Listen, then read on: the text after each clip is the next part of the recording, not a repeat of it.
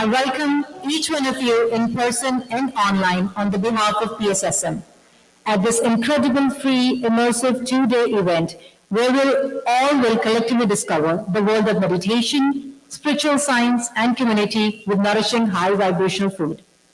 Whether you are a seasoned meditator or new to this practice, we all can join on this incredible journey to self-improvement and empowerment.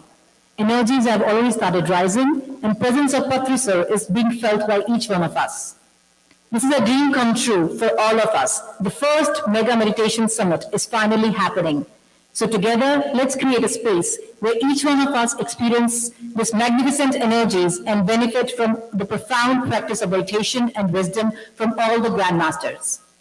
So no chit-chat, no complaints, no judgments. Let's use these 2 days qualitatively. Jai Ho Patriji, Jai Ho PSSM. Our journey toward this incredible event begins with a beautiful tradition of lighting a lamp. So are you all ready? Let's raise these energies more and set the stage for something truly spectacular. I would like to invite Pari to come on the stage.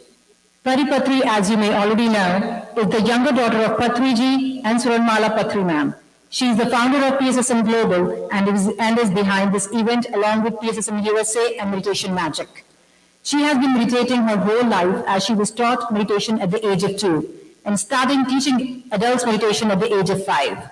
Today, she is an executive coach, certified quantum practitioner, and mother of 2.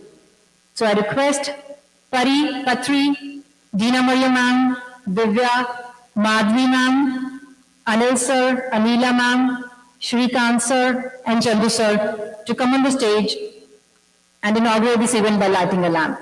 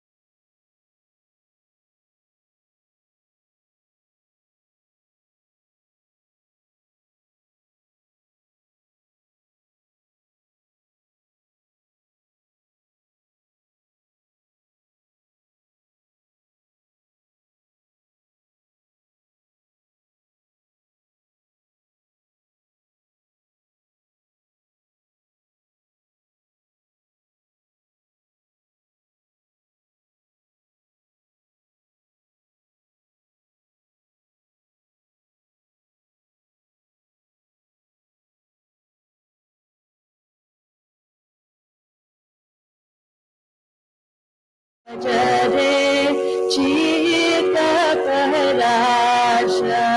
पराशक्तियुतं Shri गणनाथं भजरे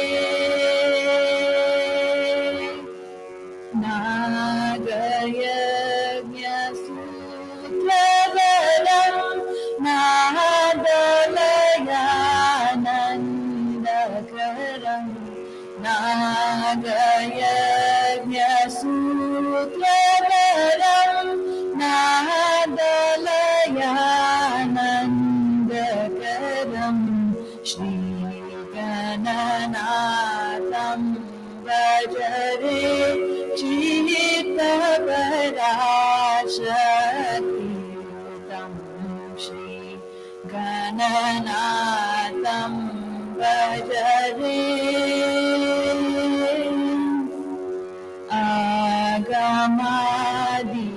आगमादिसन्नुतम् अखिलदेवपूजितं भोगिशायि भावितं भोगिशायि सेवितं रागद्वेषादिरहितरमणीयहृदयविदितम् रागद्वेषादिरहितरमणीयहृदयविदितं श्रीगुरुगुह सम्मुदितं चिन्मूलकमलस्थितं श्रीगणनाथं भजरे चित्तपराशक्तियुतम्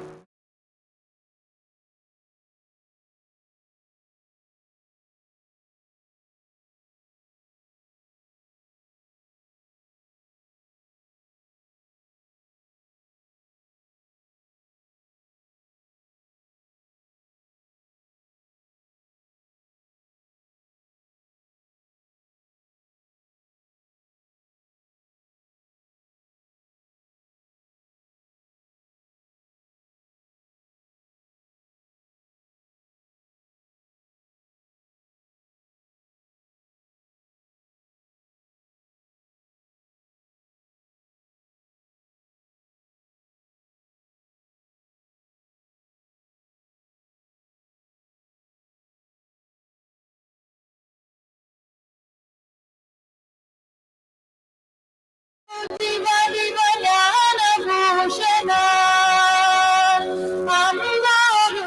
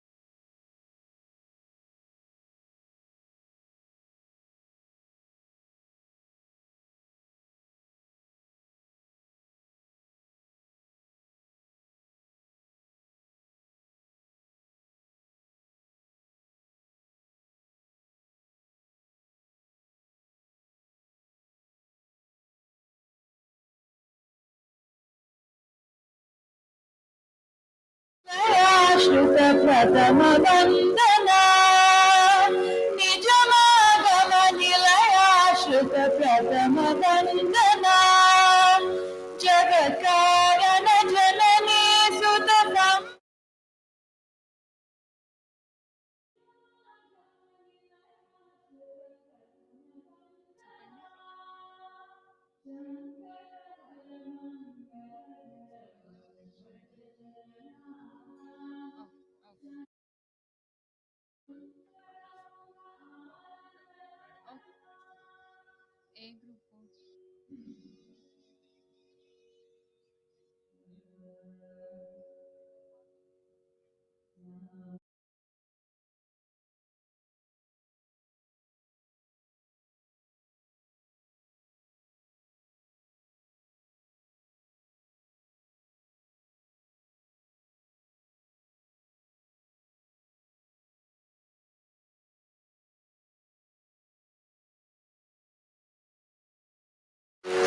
Thank you, Renika, for such a beautiful song.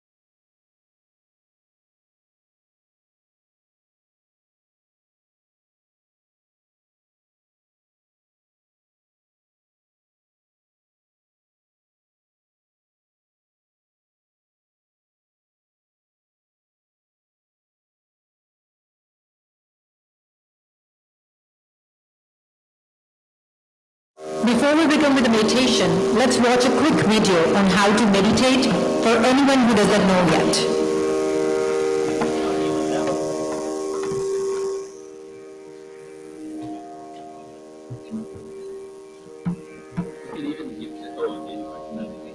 How to meditate. Let's break it down for you in 4 simple steps. Meditation means going within and connecting with our inner world. The technique we are going to share with you leading to no thought state gradually. meditation is really about mindset. If you have a mindset of excuse, how to meditate. Let's break it down for you in 4 simple steps. Meditation means going within and connecting with our inner world. The technique we are going to share with you is a Buddhist technique. In ancient Pali language, it is called Anapanasati. Ana means in-breath.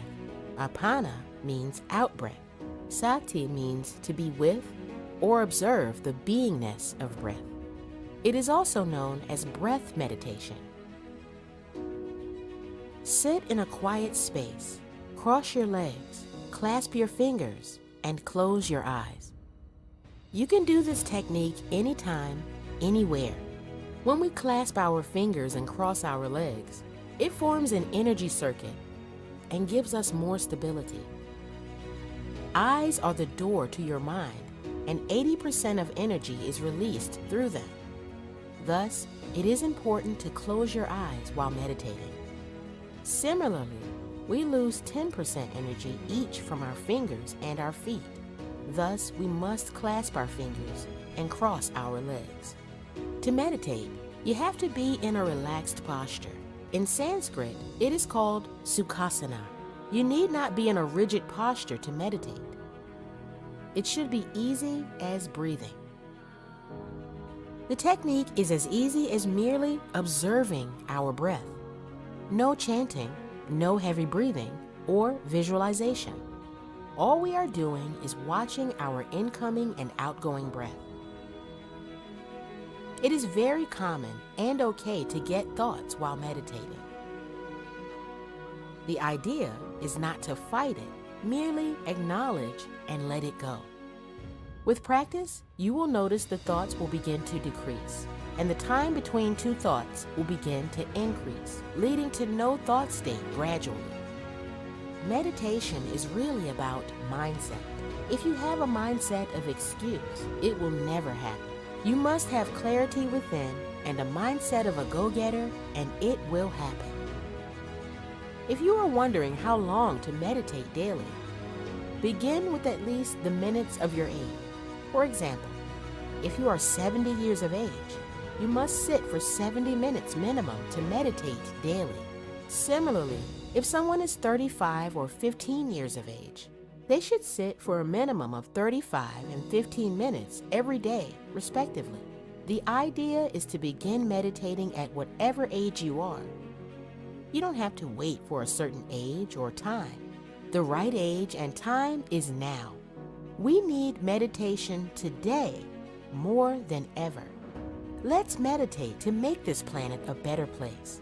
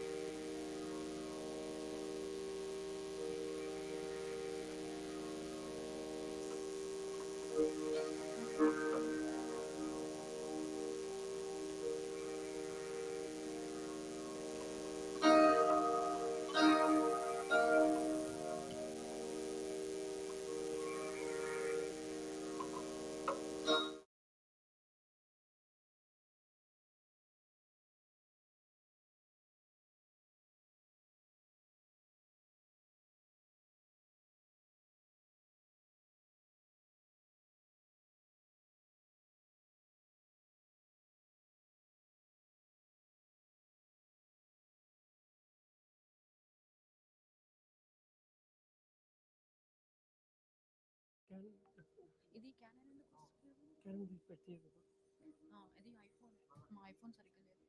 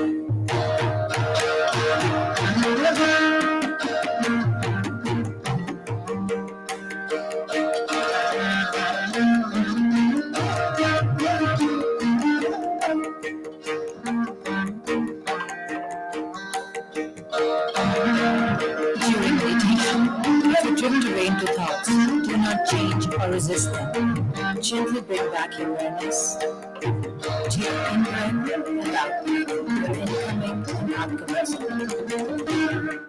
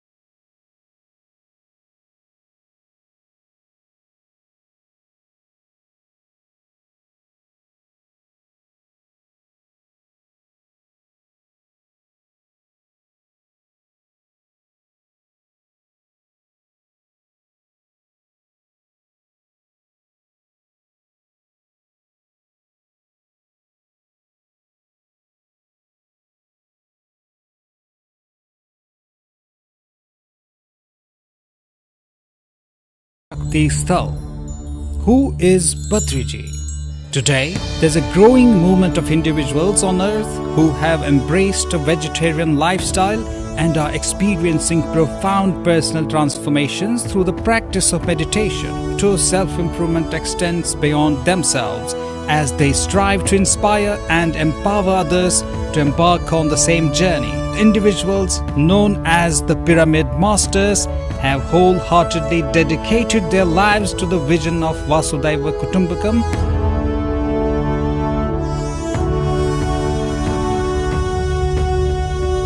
The driving force behind their passion and inspiration is none other than Brahmarshi Pitamaha Patriji.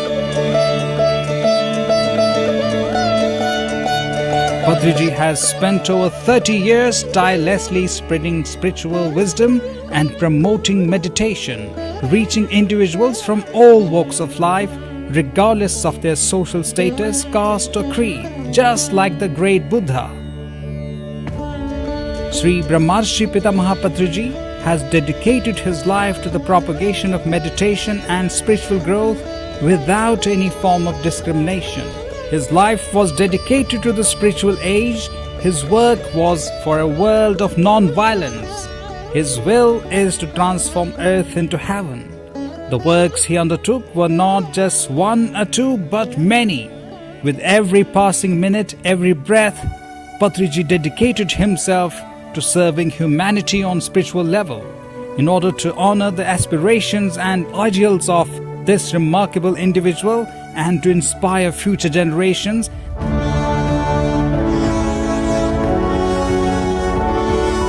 the Patriji Shakti Sthal Maha Samadhi is set to take shape as a stunning lotus with idol of Patriji at its very heart and the sacred Maha Samadhi of Patriji.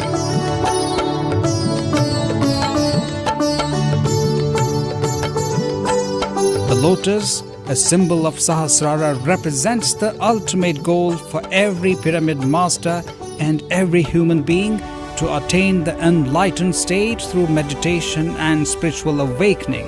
It is Patriji's profound ambition that drives the construction of the Patriji Shakti Sthal, designed in the exquisite form of a lotus, embodying his vision and purpose.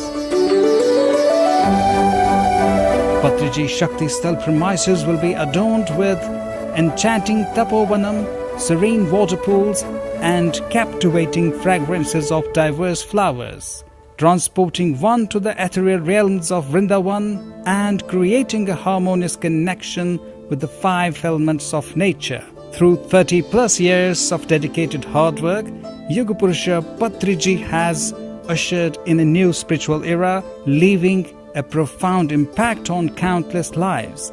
His remarkable journey serves as a beacon of inspiration to all. That is why a special photo gallery is being prepared to showcase his life and the cherished items he used. Items used by Mahayogis resonate with their powerful energy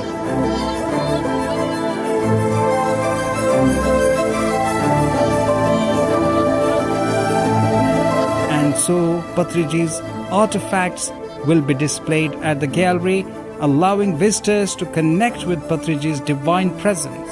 This museum is our way of showcasing how he embraced a simple yet extraordinary life. Despite his remarkable achievements, apart from that, a movie theatre will also be built at Patriji Shakti Sthal, where visitors can watch Patriji's documentary. This experience will enlighten and provide profound insights to his spiritual journey and his remarkable accomplishments.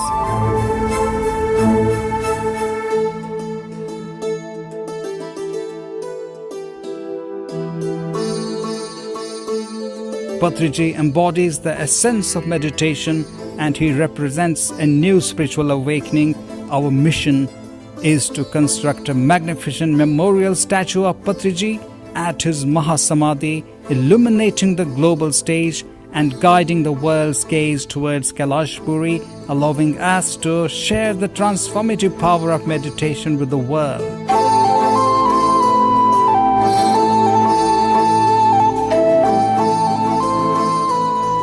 Furthermore, a state-of-art meditation place is being set up around the Shakti Sthal to sit and meditate.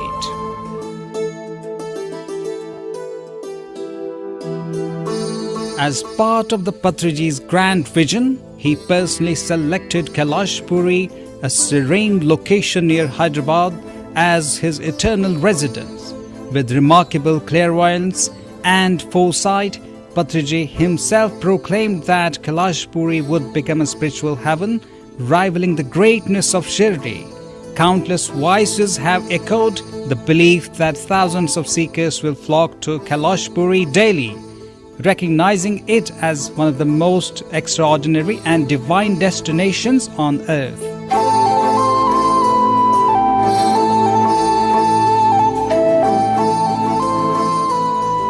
Kailashpuri is the serene hub of breathtaking meditation sanctuary nestled in the embrace of Mother Nature, and Patriji Shakti Sthal is soon to be built as an extraordinary world-class memorial. This groundbreaking project is a testament to the spiritual world's boundless pride. It is envisioned as a magnificent embodiment of meditation that will inspire and elevate all who behold it. Throughout the ages, the practice of meditation near the sacred resting places of yogis has been a cherished tradition.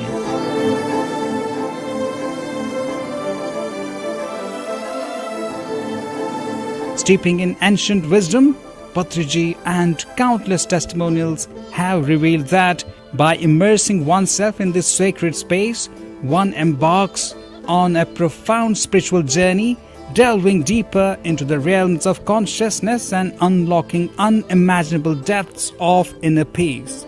Every atom within Kailashpuri resonates with an ethereal spiritual energy, for this divine sanctuary is the very place where Patriji breathed his last.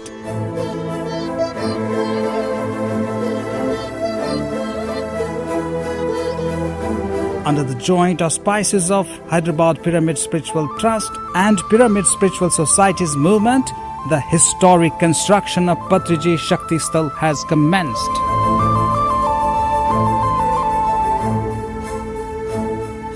Why build a memorial statue? The world was truly enlightened about the remarkable humanitarian that Ramanujacharya was. Only after the magnificent Ramanuja statue was built, it was through the construction of his memorial sculpture that this generation fully comprehended the immense service and bravery of Sardar Vallabhbhai Patel. The Indian government has ensured that Patel's indomitable spirit remains etched in the memories of future generations. Monuments paying tribute to Buddha, Jesus, and countless other extraordinary individuals have been erected all around the globe.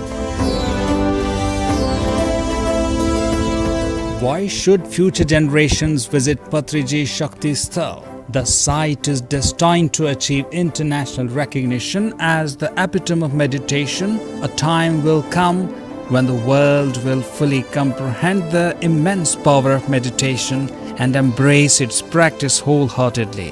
When that day dawns, people from around the world will undoubtedly flock to the magnificent Patriji monument, renowned as the awe-inspiring statue of meditation.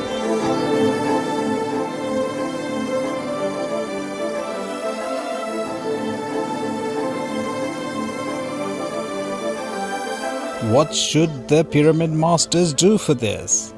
This incredible work of creating the Patriji Memorial, every master who has experienced a rebirth through his teachings, and every Dhyani who has found solace and joy in his guidance, let us unite in the construction of this sacred monument as a heartfelt tribute or Guru Dakshina to our remarkable mentor, a guiding light, a dear friend, and an exceptional teacher. Through his memorial, we have the opportunity to actively participate in the future of profound transformation through meditation and boundless knowledge. Together, let's spread the word about invaluable services provided by Patriji and strive to create a world filled with happiness and contentment. Our collective efforts can shape a reality where meditation, vegetarianism, the power of pyramids are embraced, leading us to achieve the vision that Patriji so passionately holds. It is our spiritual duty as pyramid masters to contribute to the construction of this monumental tribute, a memorial that embodies the essence of Patriji's teachings and legacy. Let's honor him by fulfilling his dreams and building a lasting symbol of gratitude and admiration. Jai Ho Patriji! Jai Ho Patriji!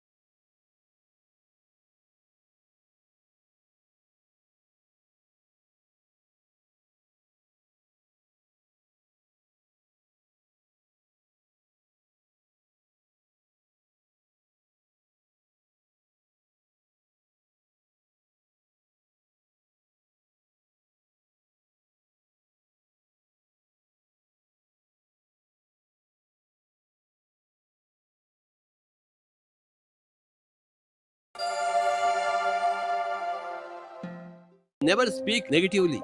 Never speak disastrously. Speak always positively and miraculously. Whenever you open your mouth, only miraculous words should come out. Only pearls should come out, not stupid stones. No interfering with any adult human being. No advice. No unsolicited advice. If they ask for advice, if you are an expert in the field, then you can give the advice. I can't do meditation.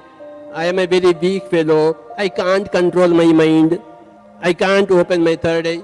If you use such words, that's what is going to happen.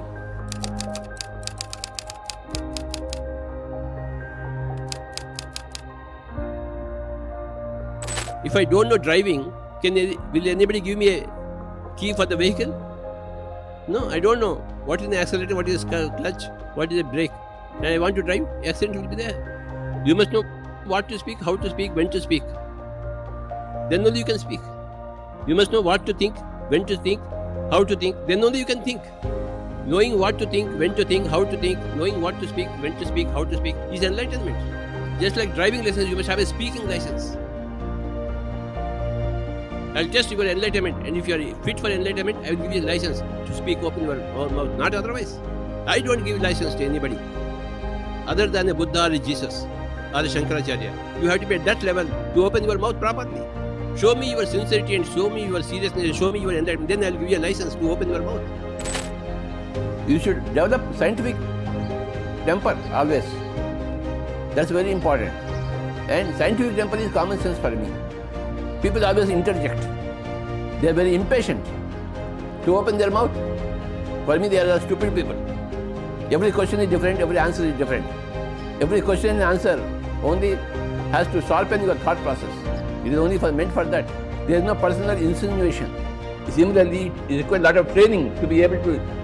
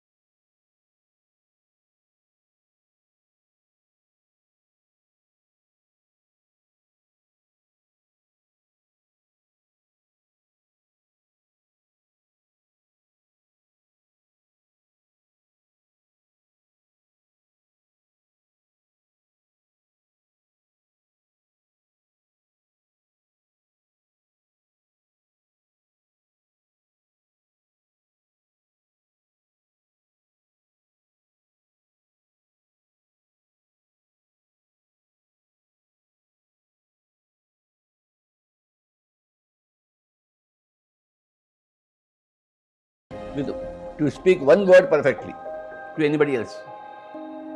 You need to be a Buddha to open your mouth. Short of being a Buddha, you don't know how to open your mouth properly. All apasvaras will come out of your mouth. All unwanted interferences come out of your mouth. Don't do that. You are accumulating bad karma, negative karma. If you argue for your own limitations, that's what is going to happen. Never allow your mouth to work against you. So you must be very, very, very careful in opening your mouth. Keep the mouth shut when you don't know what to speak, what not to speak. When you open your mouth to speak, you must speak perfectly, cogently, succinctly, briefly, to the point, never straying away from the point. In the Pyramid Spiritual Society's movement, how you speak is more important than how you do meditation. Controlling your words is more important than controlling your thoughts. Because when you have the discipline, the science, the common sense in your body, that is the shortest way to control your mind and to shape your life in proper way. Is there any difference between the attachment and interference? How they are different? Attachment is different, interference is different. Interference comes from attachment. Non-interference comes from non-attachment. My son, my husband, my home, then you are interfering. Nobody is your son, nobody is your parent, nobody is your husband, nobody is your wife. Nobody is your boss. Nobody is your subordinate. So there are no attachments. Then there is no interference. Interference comes from attachment. Attachment comes from ignorance, lack of spiritual knowledge. When you don't know what is spirituality, when you know only materialism, you are attached. You got attachment. And from that attachment comes interference. From interference comes suffering. Everybody is suffering. The Buddha said the whole world is in dukkha. That is the first noble truth. He saw the whole world, everybody is in dukkha. Everybody is in suffering. Because everybody is interfering with everybody else. And allowing interference by others. Because of attachment, because of spiritual ignorance. By eightfold path, he said, remove your spiritual ignorance. Then you will be removed from your attachment. And you will remove yourself from your interfering quality. And you are out of your suffering. First noble truth, suffering. Second noble truth is because of your trishna, which is desire to control others, which comes from ignorance, avidya, which goes away with the eightfold path. When an individual is in disagreement with the group, that individual should learn how to keep his mouth shut. Otherwise, he cannot be a member of the group. If you disagree with the group, you get out of the group, that's all. Simply. Don't criticize the group. If you are not able to flow with the group objective, you are out of the group. Only when you can flow with the group objective can you be in the group. Right? Right. If any person, an individual of a group is out of sync with the group's objectives, then he is no more in the group. If this man is starting eating fish, he will be out of the group. Or PSSM. PSSM cannot tolerate such people. I don't eat. Never eat. I don't like. You know, with everybody I put a question, how is everything, Swami? And if you express your problem, you are not in the PSSM. You must say, everything is fine, Swami. Then only you are a member of PSSM. No, आजकल problem है, आजकल ऐसा हुआ. अगर मुंह से निकलता है ना, you are out of the group. Because I don't like to listen to any complaints. This is a group consciousness where there are no complaints are entertained. The moment we express your complaint, if you have a complaint, why are you in the group? PSSM never entertains any complaint from anybody. You must learn to keep your mouth shut. If you don't flow with the group object, conflict will arise.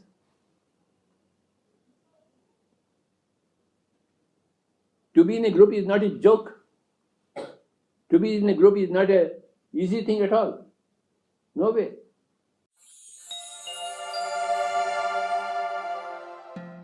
The statement that Uddhared Atmanatmanam, that is Maha Jnana Sutra in Bhagavad Gita. You have to lift yourself by your own efforts. So, my dear friends, never ever blame others. Never ever have any complaints against anybody. If you are having complaints against anybody, you are not a scientist, you are not a spiritual scientist. Don't even have complaints against yourself, your past. Rectify your present. Don't care for the past. Gatam, gataha. Even if you are an Angulimala, you can become a Buddha. In 4 years of meditation, a highway robber, Ratnakara, became Valmiki. What have we learned from Ramayana? What have we learned from Valmiki? Why can't we do meditation?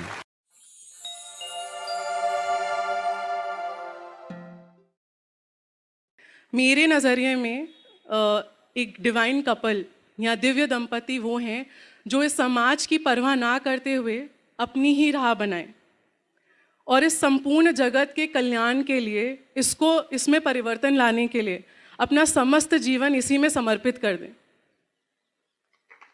चाहे कितनी ही कठिनाई आए, जैसी भी परिस्थिति हो, आंधी हो, तूफान हो, लेकिन एक अडिग मशाल जैसे हाथ में लेकर आगे बढ़ते हुए एक इस भौतिक जगत के शिव शक्ति के रूप में आकर माता पिता बन जाएं.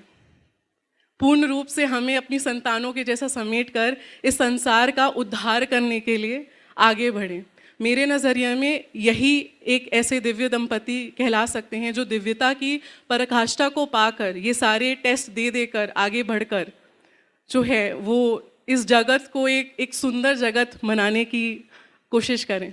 तो जब आप सर को पहली बार मिली तो ऐसी क्या चीज़ थी सर के अंदर जिसने स्टैंप लगाया कि हाँ मुझे इनसे शादी करना है? मजबूरन।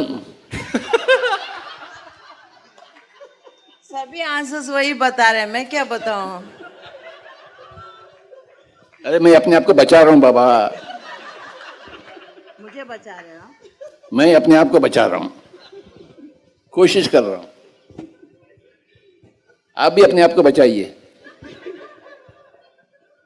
मैं बोल रही हूँ ना, मुझे पता नहीं है कि इनसे ही शादी करना चाहिए, क्योंकि इतना पीछे पड़े कि वो बोले ना मजबूरन शादी किया मैंने, वो भी सच है, correct. Ji.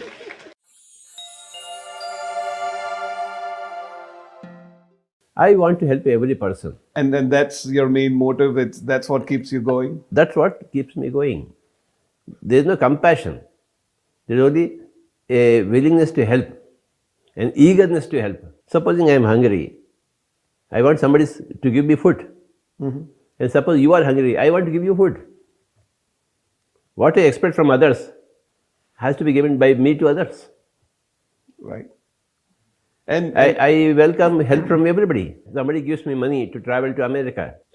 So it's a very great thing, isn't it? Somebody is helping me. I don't have any money in my pocket.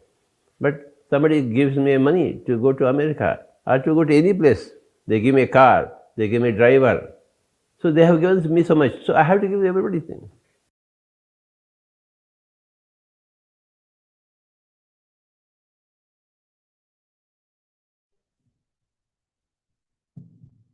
Everyone who have red dot on their badges, please go assist your kids with the food.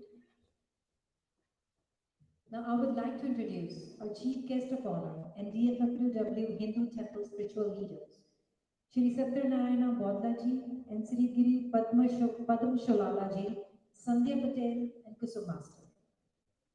We welcome Shri Satyanarayana Bodlaji, who is founding member of DFW Hindu Temple since 1983 and Board of Trustee Chair 2023.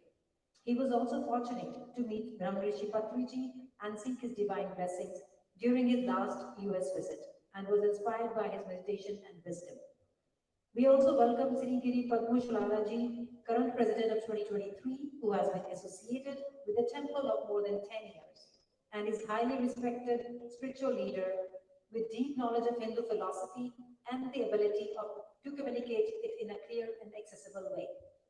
Both Shri Satyanarayana Ji and Shri Giriji are also actively involved in Vidya Vikas, the educational wing of the temple. It offers a wide range of classes for children in Hindi, Gujarati, Kannada, Telugu, Malayalam, Marathi, Tamil, Sanskrit, and more.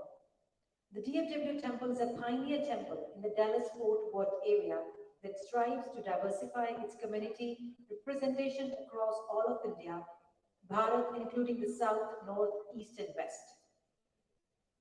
We also introduced Sandhya Patel and Kusum Master. They both are the past presidents of DFW Temple.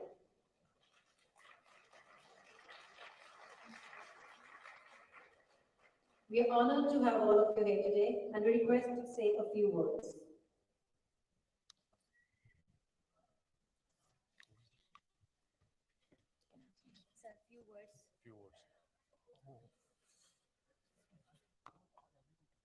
Okay. Namaste for all of you. Thank you very much, really, for inviting us to be. We also honored to have SLPS founders Surekhaben and Chandrai Patel join us at Mega Meditation Summit. Their presence is a reminder of power of meditation to bring people together from all walks of life. We would like to sincerely thank Chandrai, Surekhaben, Kuntal Bhai, Nimesh Bhai, and SLPS board and team members. On behalf of PSSM Global and Meditation Magic team, I would like to express our deepest gratitude for providing the SLPS Community Hall for the Mega Meditation Summit Your generosity and support have made this event possible, and we are truly grateful. The Mega Meditation Summit has exceeded all expectations, attracting approximately 1,000 participants, including children from various concerns of the globe. The remarkable event has brought individuals together, offering them a one-of-a-kind opportunity. So we are not only able to connect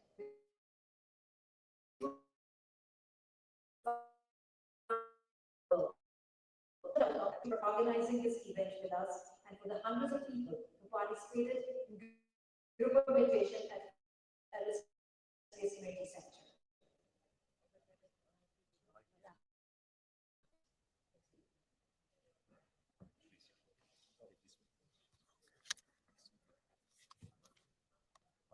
Good morning, everybody. Thank you very much, really, for inviting us to be really part of this program at the beginning. I appreciate very much, and I think this is a great program, and it's a true story, really, that I have been really listening to Swami Patriji's music, without even really knowing anything about the PSSM and all the meditation and all of those since, I would say, probably 1995, because I really got some DVDs actually from his sister, and I at that time, a few years ago, of course, so I do have that DVD in my memory. I almost listened to. I don't know.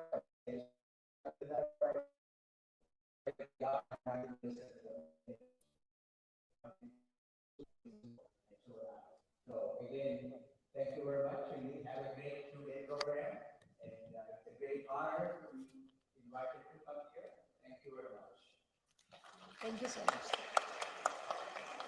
Now I would like Pari, Anil, and Shrikant sir to facilitate all of them, please.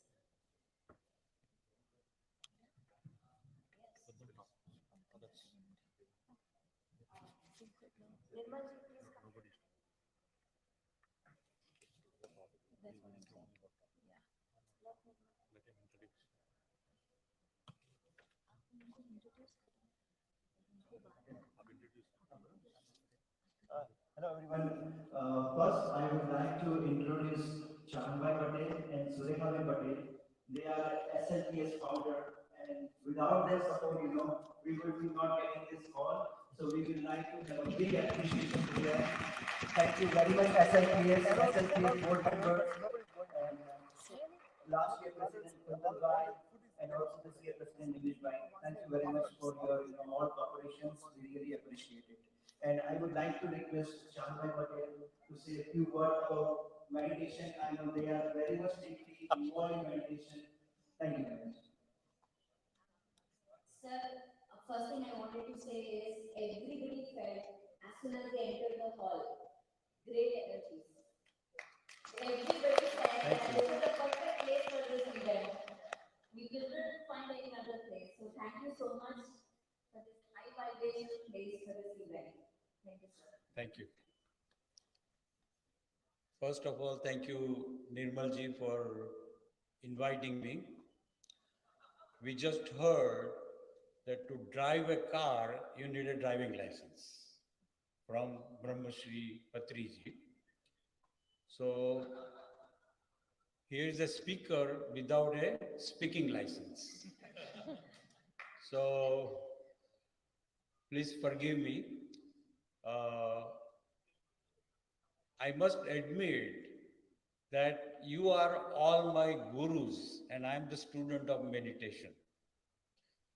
I am really very impressed with what we have today here. I want to, Padi Patriji said that she is feeling a lot of energy here in this hall. But the sole reason is you. Really. So we are blessed that you have chosen our facility for this type of unique experience.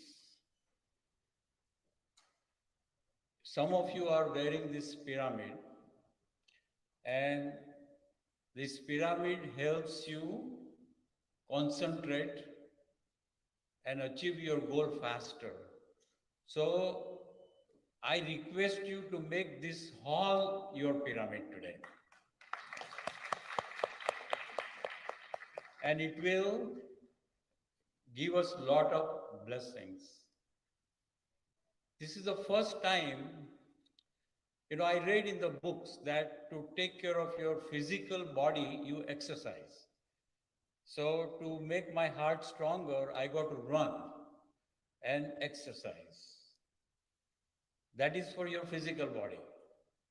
But for your mind, it's the other way around. You have to calm down your mind.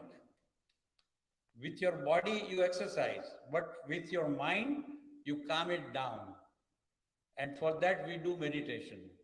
But my today's discovery is how important a role music plays in calming down your mind. It heals your heart. And today I've experienced firsthand the soothing music and its role in calming down your mind. So I'm going to go home with a lot of lessons tonight. And once again, thank you for choosing our place. Patriji identified a lot of audience from various parts of the world. But my only disappointment is that most of you are from southern part of India. And I'm a good Jew. Exactly. Yes, we will. So, most of the Gujus are businessmen. They all do all they do is money. And that's why you see this expensive place. But we need to have more Gujus, and with this calming of mind, they are going to get extra energy to find the God, who is already inside of us. I've taken too much of your time. Thank you so much. We also have a lot of Punjabis here, right here, who are from Canada. But sir, we do have PNC Gujarati, PNC Gujarat online media channels that are doing tremendous work in promoting meditation, compassion, and pyramid energy. So I would love for you to at least check it out once on YouTube, PNC Gujarat, and of course Nirmalji will help you. And thank you so much, sir. Ma'am, couple of words from you. Thank you so much for inviting us. And it's amazing experience, like music, as Chandra say. And at least I want to thank you all that you have vibrate our hall with peace and nice energy.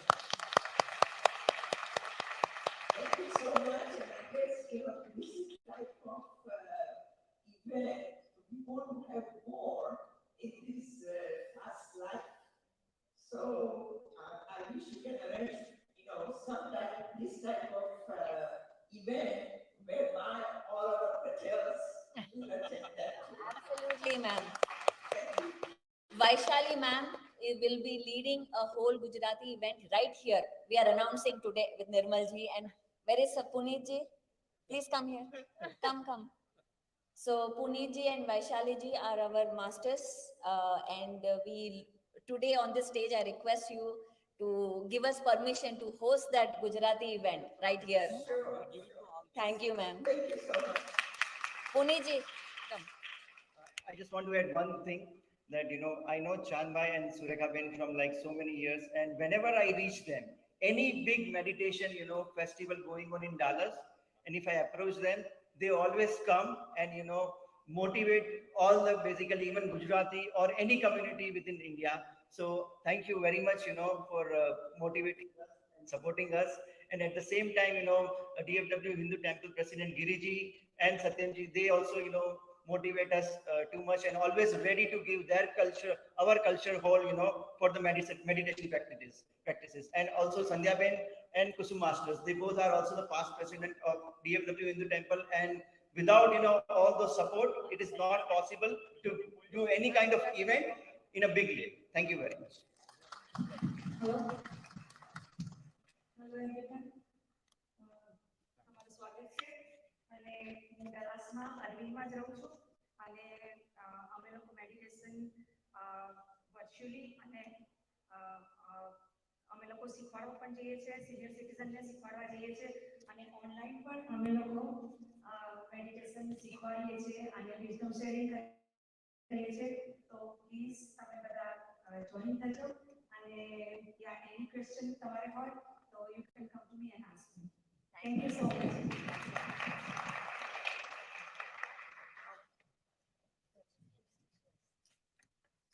So I invite.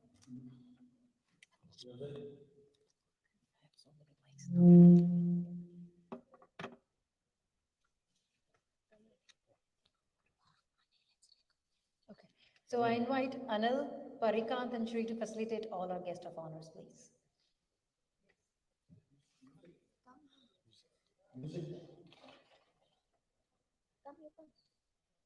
And also everyone, red dot on your badge, please go assist your kids with the food. They are hungry now.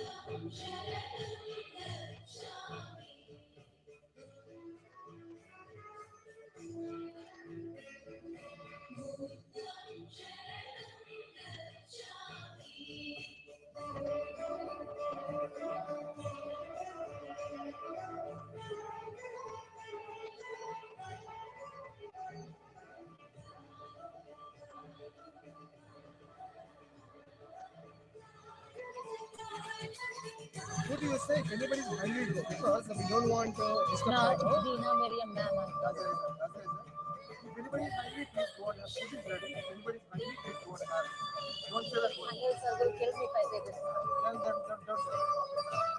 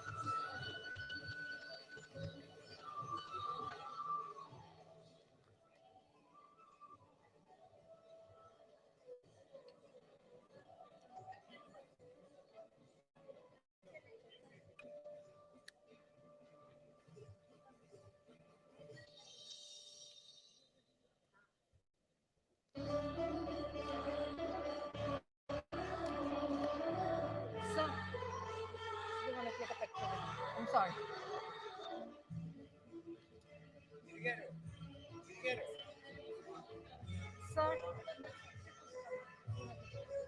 Sorry, sir.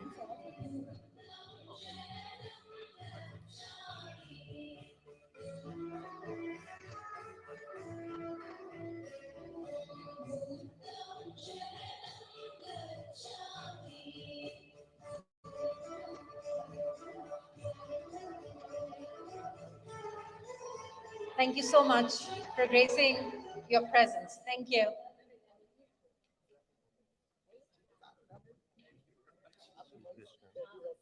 Dina,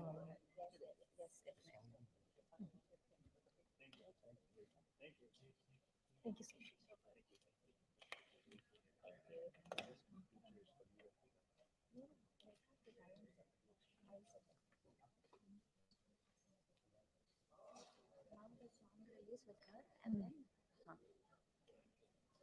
Now, it's my great pleasure and honor to introduce Dina Maria Ma'am, a highly respected spiritual author and the esteemed founder of the Global Peace Initiative of Women. Dina Ma'am has written numerous books, including Untold Story of Sita, My Journey Through Time, which have been greatly admired by Patriji. She has also actively participated in many online PSSM sessions, and we are truly honored to have her join us today. Dina Ma'am is also a long-time meditation practitioner in lineage of Kriya Yoga with Paramahansa Yogananda, who is her guru. And she has vivid memories of past lives in her books. These books help people understand the law of karmic unfolding, overcome fear of death, and comprehend cause of effect.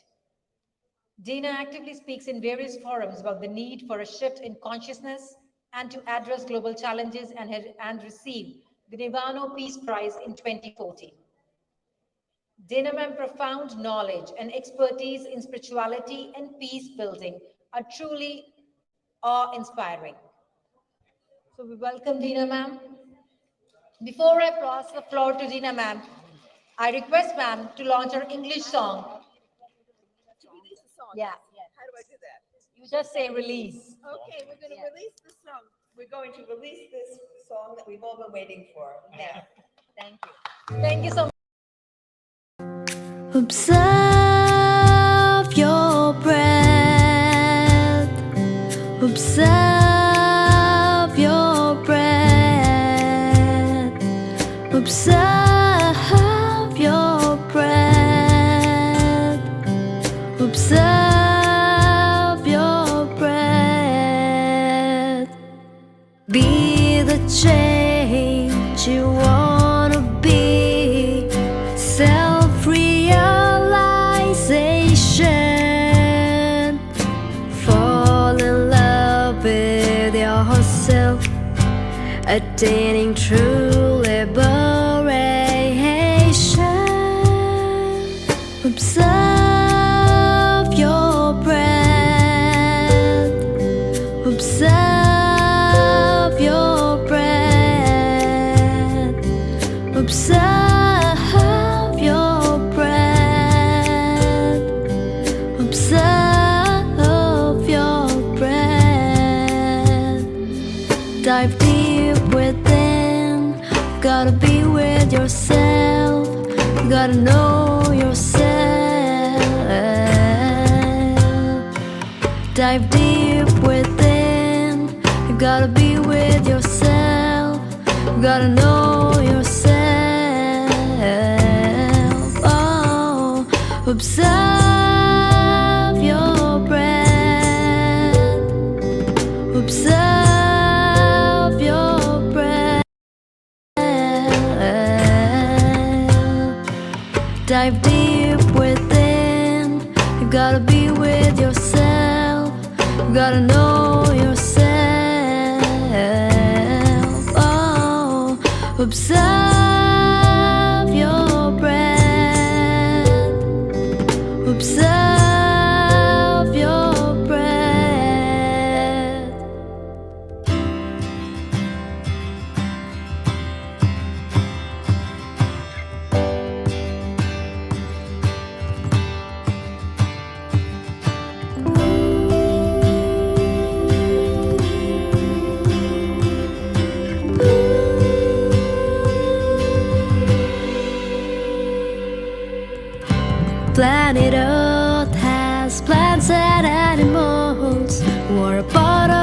creation, oh yeah. Planet Earth has plants and animals who are a part of this creation, oh yeah. It's time to celebrate, it's time to be aware, it's time to live in oneness. It's time to celebrate, it's time to be aware, it's time to live in oneness. Observe your breath. Observe your breath. Observe your breath. Observe your breath.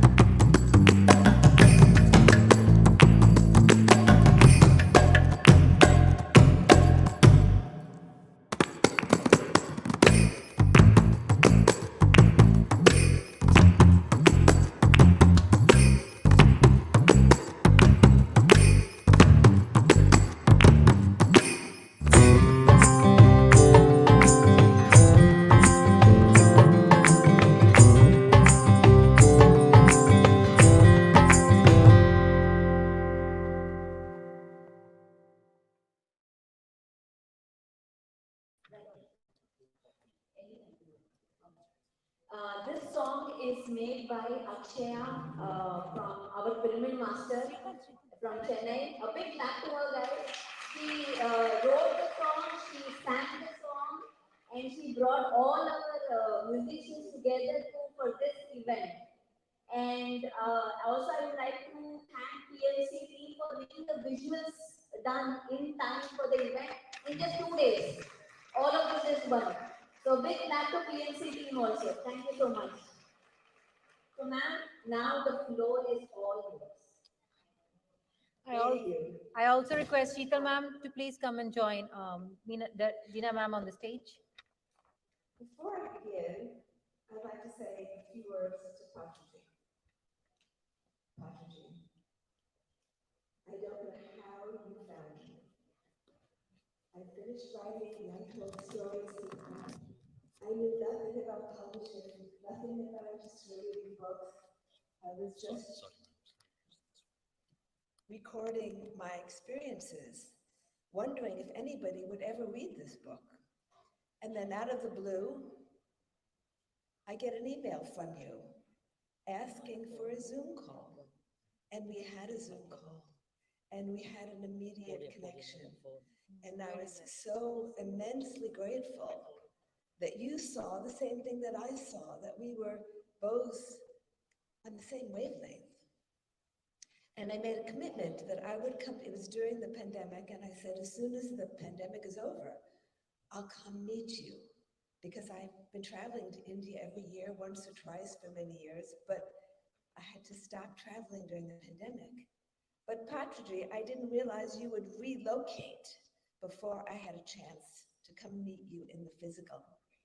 So now we will meet on the inner plane, which is where the real action takes place anyhow. So thank you, Patrick. I wouldn't be here had he not found me, had he not found the book. I'm enormously grateful for everything that he's done and for all of you. I'm grateful to be invited here to be with you. I want to thank the musicians and all of you for a beautiful meditation this morning. Really, it was just what I needed.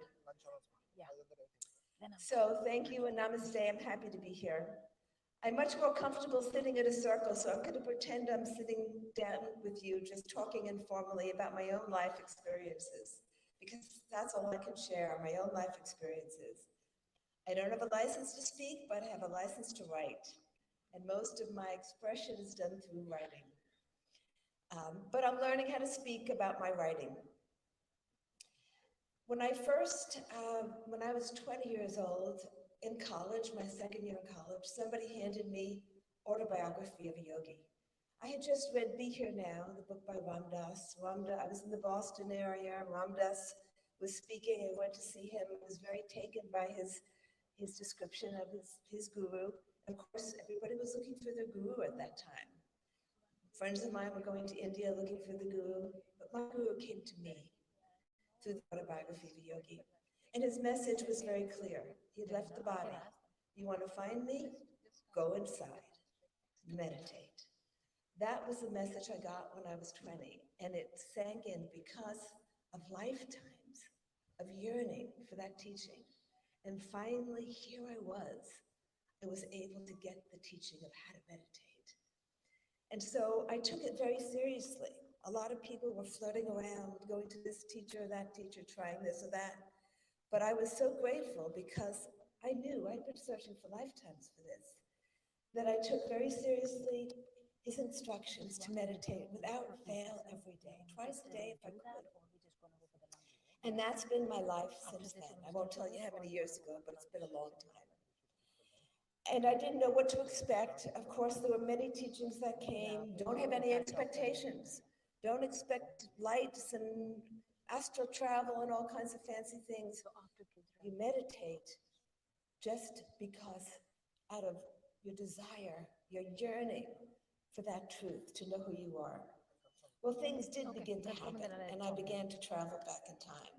And at first, it was a little unnerving because I didn't know which time period I was in. When I wrote The Untold Story of Sita, which came to me unexpectedly, as everything comes unexpectedly, I found myself back in the Treta Yuga. I was living that life of Meenakshi. And it was my second book. I had already had experiences of previous births. And it led to an identity crisis. Who was I? Was I the servant to Meenakshi? Was I the dancer from Dwarka?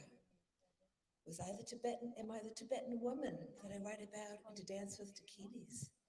Am I the poor Indian woman in that book named Devaki? Am I the poet? I write about a poet, a Taoist poet. Who am I? And this really became my meditation for quite some time. There's a story in my latest book, To Dance with Dakini, where the second part of the book takes place in India, and there are these Kashmiri Shaivites. And this woman, this Kashmiri Shaivite woman, encounters her teacher. And the teacher says to her, "Who are you?" And she says her name. The teacher shakes her head. She has a family name, her family background, where she comes from. She goes into all these details that describe her current personality. The teacher just shakes her head. The teacher says, "Go into that cabin. Don't come out until you know who you are." So she goes into that cabin, and weeks and months pass. She's in meditation, and she begins experiencing her previous births. She's this person, and that person, and this one, and that one. She goes all the way back. And then she has an experience of cosmic reality, of who she truly is. She's not a personality. She's part of the all. Okay. And then her teacher, but she still doesn't know that that's her. She has this experience. The teacher comes and says, "Okay, it's time for you to come out of the cabin now." She says, "But I still haven't found out who I am." She said, "It's okay. You're on the way. You're on the way there." And so this story came to me. It's a story in the book, but it very much related to my own experiences of knowing that all of those personalities that I've seen are part of me. I'm still that servant, and I think I'll always identify as the servant of Mata. That's very, very deep within me. Until the end of time, I will be the servant of Mata. But I'm also not that one. I'm not, here I am now, I'm Dina. In a period of time, a decade, maybe two, I won't be Dina anymore. Dina will be a memory. And so my identity with Dina has become much weaker, actually, than I've seen all my other personalities. So I've spent a lot of time in the past, but when I'm in the past, it's the present. When I was writing Untold Story of Sita, that was the present for me. I was living in that time. And as I just finished writing To Dance with Dakinis, I was living in 12th century Tibet, experiencing 12th century Tibet.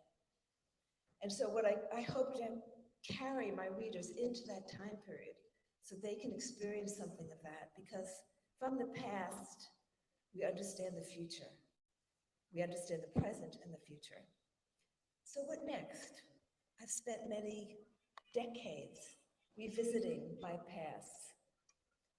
And then suddenly, because a lot of my work in the world, aside from writing, has been to try to see how we can improve conditions on the planet. I started the Global Peace Initiative Women 25 years ago, and did many peace dialogues in places of conflict, bringing spiritual meditators, spiritual teachers to those places to help resolve the karmic knots. Not too successfully, I must say. Those conflicts are still going on. So we got to Palestine and Israel, Iraq, Afghanistan, all those places, Sudan. And so I said, well, I think I've done as much as I could do in that way. Then I started going to environmental conferences, the UN conferences, climate conferences, bringing the spiritual message there. And then something shifted. I'll tell you after lunch when I'm sitting. When I realized the best thing I can do is meditate. So I began to project myself into the future. The book I'm now writing is called Memories of a Future Life, and it projects 200 years into the future. So if the past becomes the present, so does the future. There's not much difference. So I find myself now living my future life. It's very interesting. It's quite an experience, actually. But what I see looking back from 200 years in the future is that what has shifted on the planet is that the meditation community has gotten large enough that it begins to shift consciousness. So when I read or hear about all these dystopian visions for the future, I want to cry out, no, it's not that way. Why are you creating this? We are the creators of the future. Now we know we create our own personal future. My study of the past has helped me understand a little bit about the law of cause and effect. And I've tried to show that through my writings, how one life feeds into the next. Everything is our own creation. There's nobody else. We are responsible for it. And the more conscious we become, the more we can shape our future. So what I've learned from studying the past is how to shape my personal future, how to create the blueprint, because we do create the blueprint for our next birth. We create our future. So we can do it at a personal level, but how to do that collectively as a human community? That's what we have the power to do. And that's what collective meditation does. And the key to the future is meditation.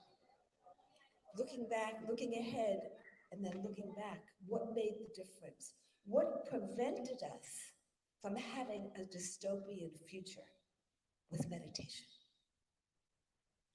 And that's the message now that I feel I need to convey, because standing in the future and looking back can help set a path for us as a human community.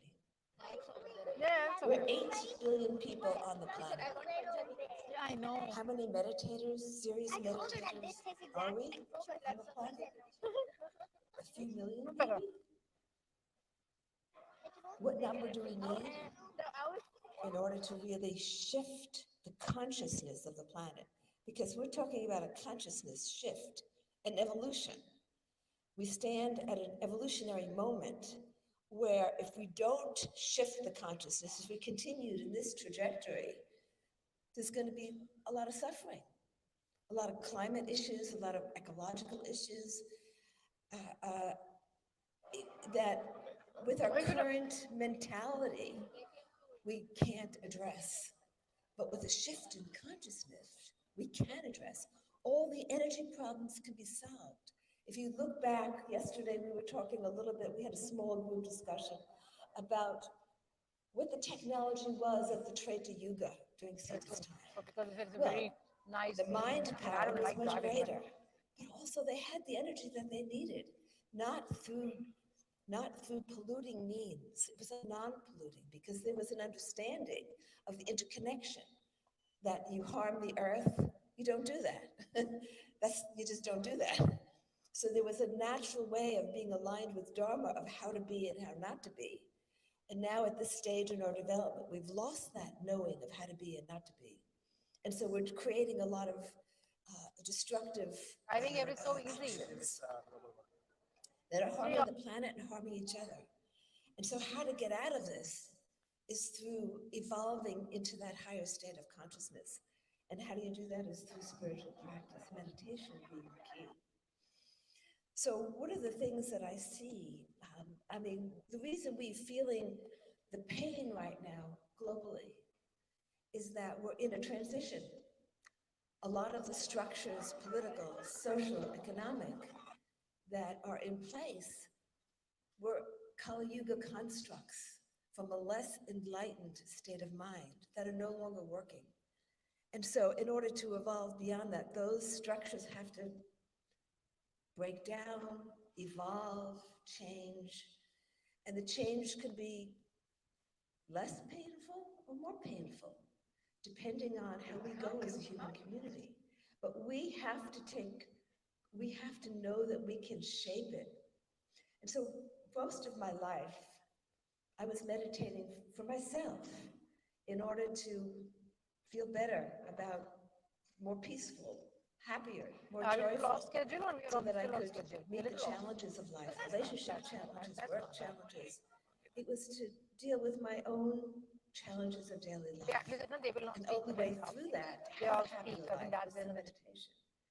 But something shifted for me as I entered this latter stage of life. We have to clean. I meditate now for the collective, because it's the collective that I feel responsible for. And it's not just the human collective, it's the life collective, all the communities of life that live with us.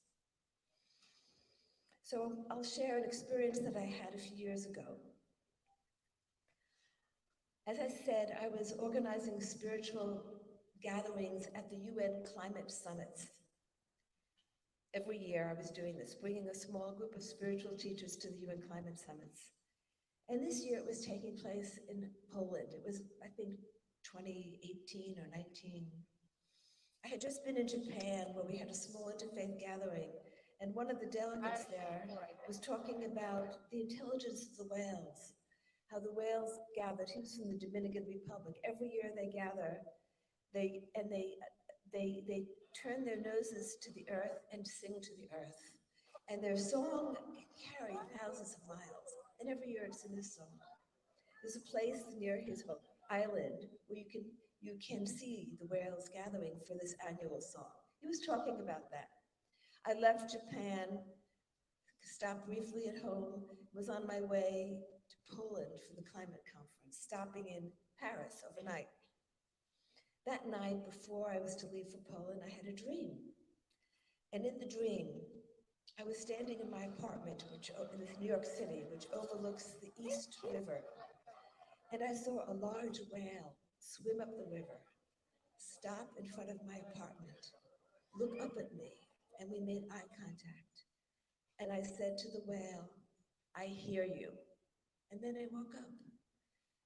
I said to myself, I've just made a commitment to represent the whales at the climate conference. And so the next day, I was at the UN conference. I went to all the sessions I could on the oceans. Not one session mentioned the animal life.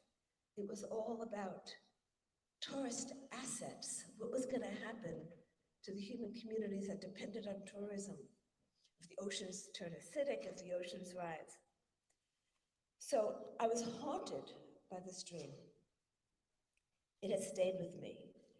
And it gave me insight of the way in Treta Yuga, if you remember, those of you who've read the untold story of Sita, how Sita is able to communicate with the animals. There's one episode in there where a lioness comes, she's living in the forest, a lioness comes, and the lioness is heartbroken. One of her cubs she had lost. Sita communicates through images with that lioness. Communication was possible at that time during the higher yugas. Well, I had the same experience with this whale. A transmission took place. And I had made a commitment of sorts. And so I now, whenever I read an article about the whales, I pay attention. Earlier this year, 45 whales in the New York area died. They didn't know why, but they just died. They found them dead. I felt that in my heart because a connection had been made. Over the summer, maybe 2 months ago, there was a story about 100 whales that beached in Australia, consciously beached. The authority, half of them died right away, and they were young whales, and they had formed a circle before they consciously beached. The authorities were able to get half of them back into the ocean and save them, but they beached again, collectively. It was like a collective suicide. And I said to myself, they're sending us a message. They're telling us something, but we're too busy with our thoughts, with our concerns, to hear what they're telling us. The oceans have become unsafe for them. So I felt that deeply in my heart. Before I had that first dream, I really didn't think about the whales very much, to be honest. But ever since that dream, the whales have been very much in my consciousness. And then I had another dream a few weeks ago. In the dream, a lot of messages come to me through dreams. In the dream, I was on a surfboard, body surfing, something I've never done. And I was drifting further and further away from the shore. And I didn't know how to get to the shore. And then I saw sharks surrounding me, surrounding the surfboard. And I said, oh my goodness, there's no way I can escape these sharks. They're gonna eat me. And I surrendered to being eaten by the sharks. And then an animal came from underneath, lifted my surfboard, and carried me to the shore. I got there and turned around, and I saw it was a whale.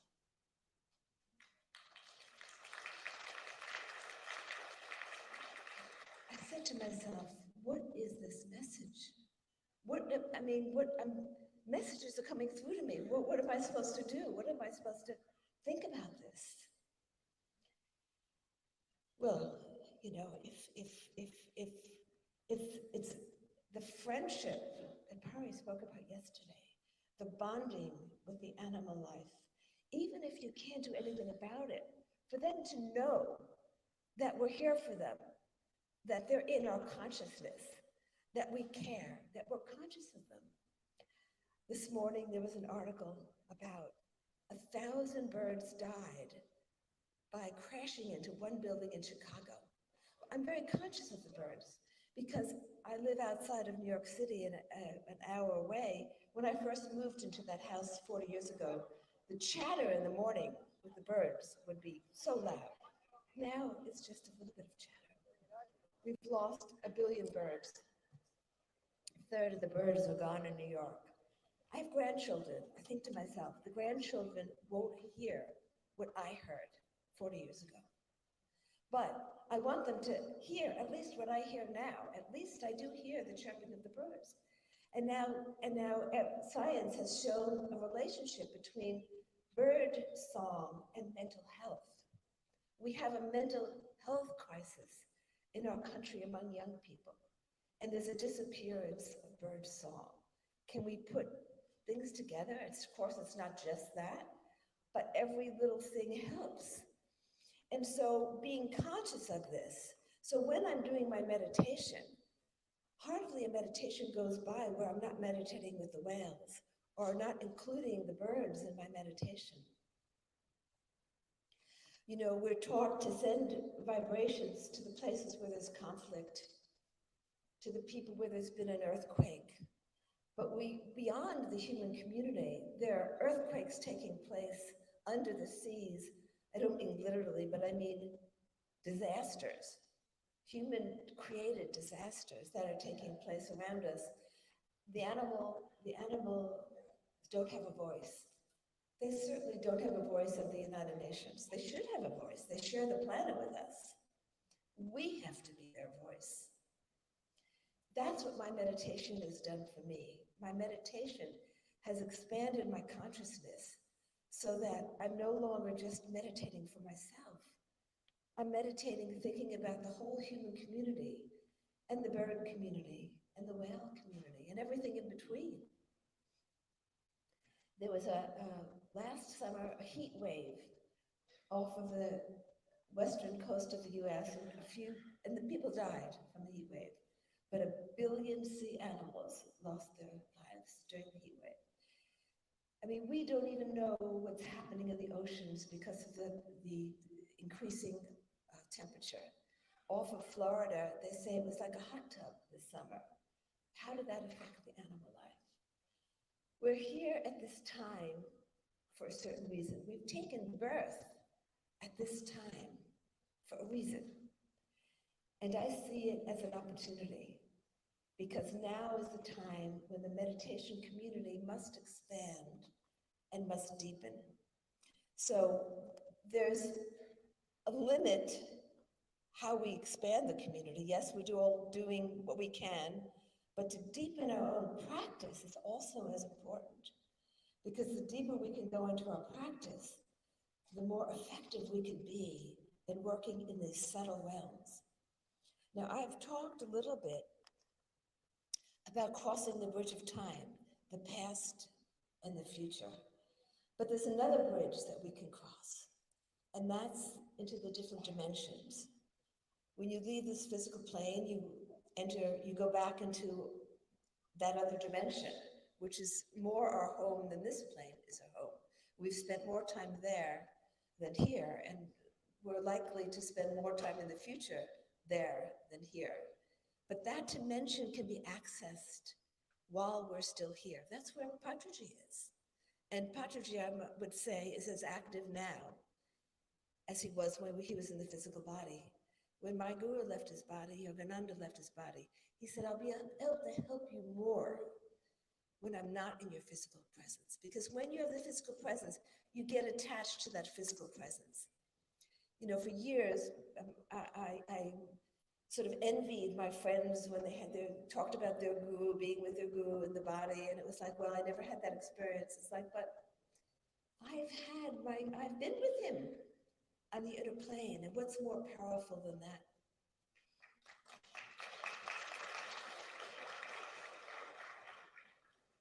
And those who are the guides and helpers never stop helping.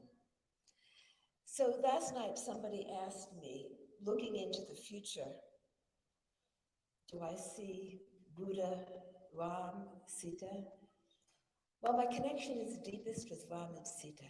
And that was a question I had when I began this journey into the future. Is Sita there? Is Ram there? And I can assure you, yes.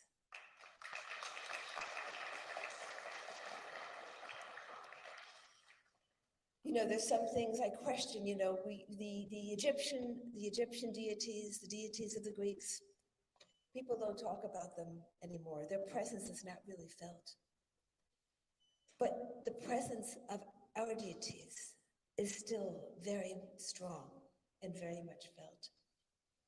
In this future book that I'm writing, for the first time, I have the experience of Ganesh.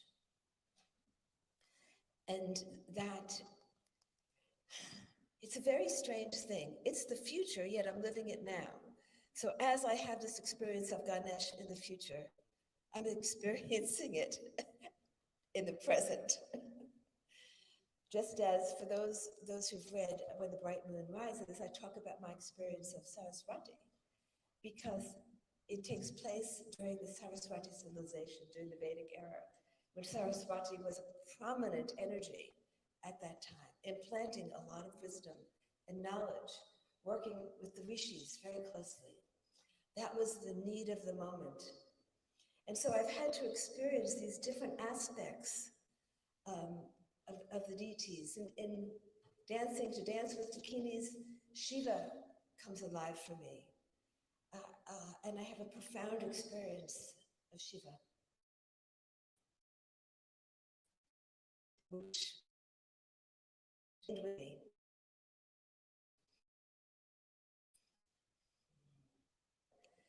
But not in the way that it was in the past, because nothing is ever repeated exactly as it was. So it's not that Ram will take birth and be a king, or that Sita will take birth as a princess.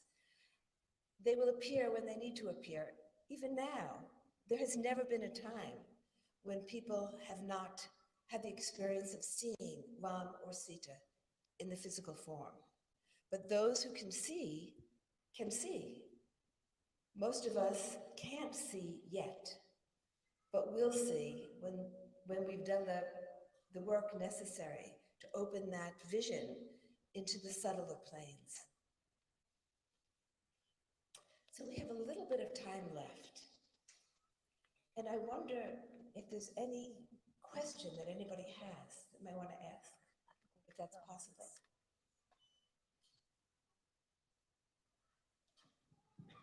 Any questions, friends? Yeah. One second. I'll get more mics later.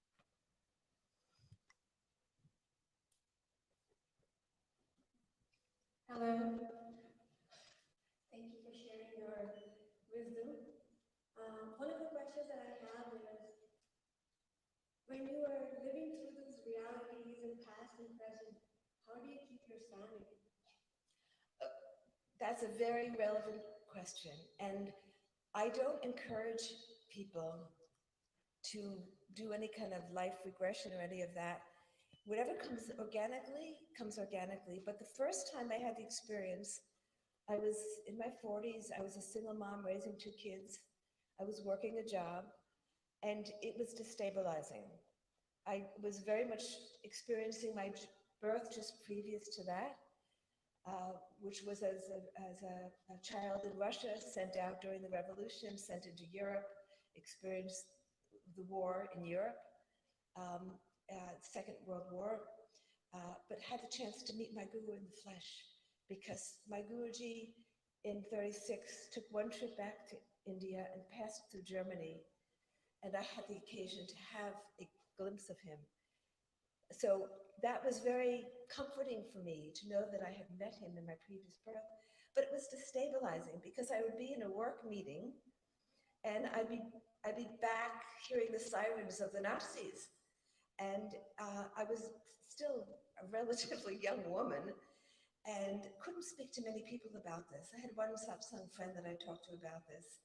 It took me about a year until I pulled myself, until I'd seen the whole life, because it came in spurts. I saw my childhood first, I saw myself being sent out of Russia, and then I didn't see anything for weeks would pass, and then I would be back in it.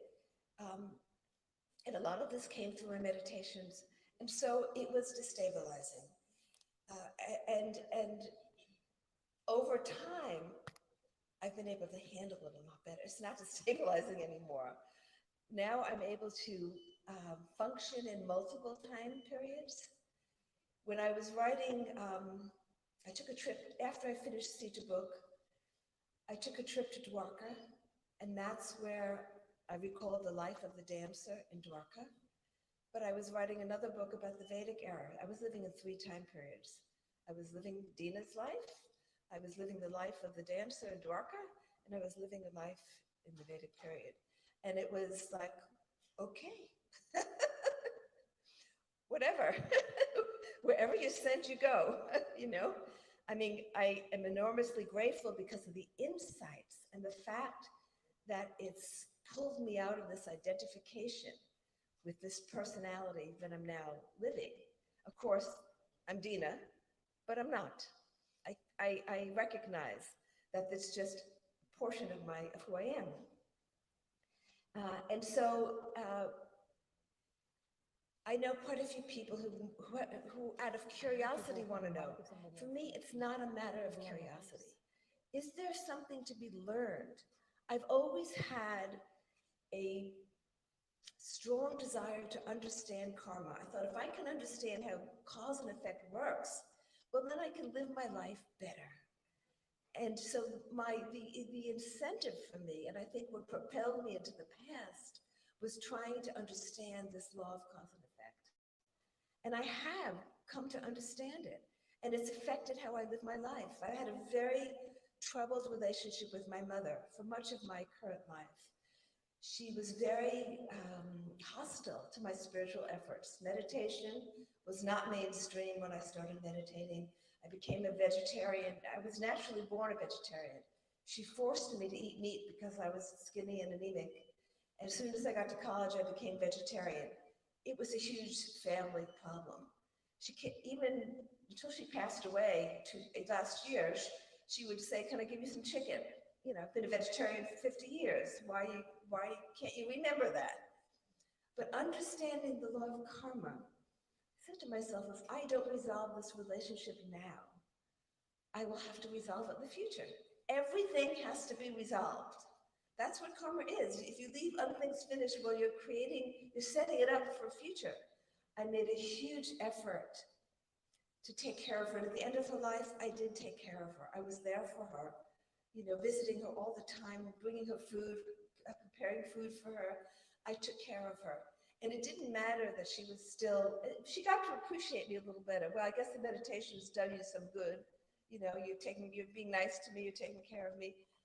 But it was my singular focus because it was the most troubled relationship in my life. It was very hurtful. I had to hide the pictures of my guru, a lot of pain in hiding my spiritual practice. But I was able to overcome it. And I know that I will encounter her once more, but it will be in a beautiful way because a lot of the tension between us has been resolved. So that's what understanding. Look around at the relationships that are problematic and make an effort to resolve them. Look around at the work issues. You know, are you doing the work that you feel you've come to do? I mean, there's so many ways, things that you have to look at in your life so that you can resolve what you came to resolve and see what's left for your future journey. Does that answer your question? We have time for maybe one more? Two more. Okay.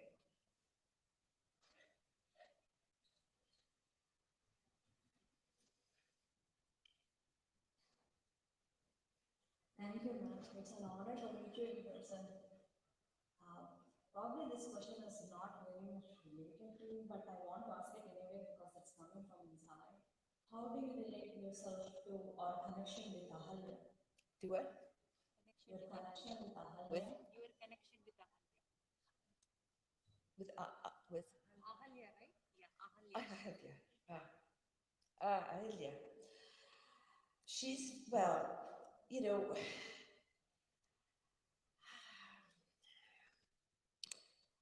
my work in this life through the Global Peace Initiative of Women was to help elevate the voices of women. I had no intention of getting into the interfaith work. 25 years ago, I sort of found myself in it, and I saw that there were no women and no representatives from the Dharma tradition. So I said, well, here are two things that I can do. Bring the voices of women and balance out the Abrahamic with the Dharma traditions, the Hindu and Buddhist. As I began to do that, and as I began to write, I realized that this is a culmination of a work of many lifetimes for me, where I felt my voice as a woman has been suppressed, where I had no voice. And it's something I struggled with for many lifetimes, as a lot of women do. And in this life, I've been able to bring that to conclusion, not only to find my voice, but to correct a lot of the misperceptions And so in writing the book about Sita, which is probably the book that's closest to my heart, I read Valmiki when I was in my early 20s, and I didn't understand the last part about Sita being banished, so I said, well, just discount that, I just won't think about that. But although I loved it because it connected me to Ram and Sita, there was a lot. I was very young at that time and didn't have my own voice as a woman, and so didn't have my memories. So I moved beyond that. What it gave me was my relationship with Ram and Sita. But when my memories returned and I saw, wow, that has been distorted. The whole story has been distorted. Not only the story about Sita, but the story about the women. Why are the women not called sages? They're just called wives of. Not only wives of, the chaste and devoted wife of. That's how they're referred to, these great sages, Ahilya being one of them, Anasuya being another. And so I saw that's not the way it was at that time, because the Treta Yuga was pre-patriarchal. Patriarchy came in much later, when women got assigned, when a lot of social things changed. Hierarchies came into place. Certain groups were oppressed, women got put in a certain position in society, and all the recording got done through the men. The women's voices were not heard. And yet we know that there were women rishis. Women were writers of the Vedas, and that's what I try to show in When the Bright Moon Rises. That whole Satya Yuga, because the Vedas came during the Satya Yuga, before the Treta Yuga. So during the Satya Yuga and the Treta Yuga, the women had their voice. It was only as we moved into Dwapara Yuga and Kali Yuga that women lost the voice, to the detriment of society. Society suffers when half the human society loses its voice. Society's going to suffer. So now it's time to reclaim that voice. So what does it mean to reclaim that voice? It means reclaiming the narratives, and Ahilya is part of that narrative. She was not unfaithful to her husband.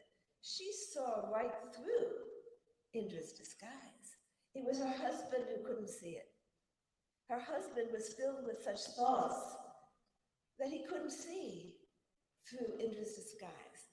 And he couldn't see his wife's intelligence that she knew all along what was going on. And he just came to test. And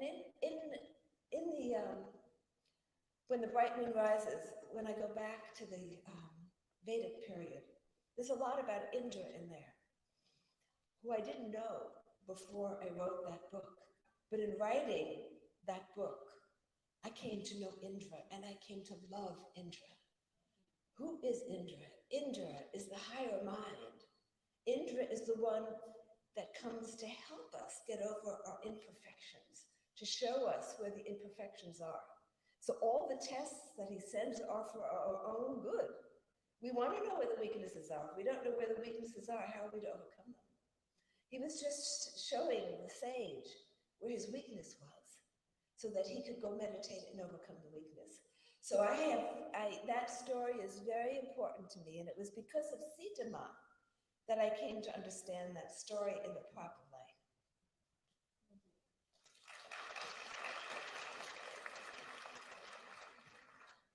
Oh, lots of questions. Okay. Go here. Thank you very much.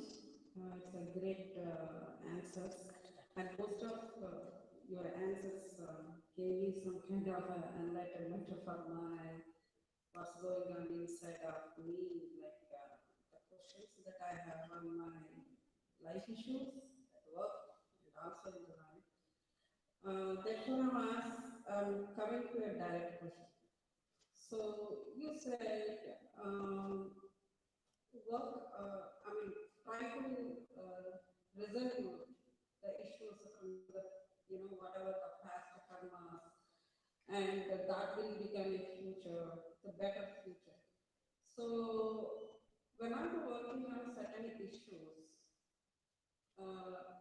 towards the resolution, it looks like it is coming to the place for some time, And after some time, again, they are raising the same, coming back like a circuit.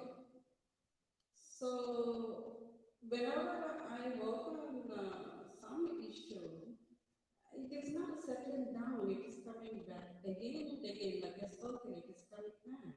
So if that is the thing, the whole life looks like a struggle. Looks like a what? Struggle. Struggle. So when do you resolve the things and you construct a better future, either in the same life or in the next life?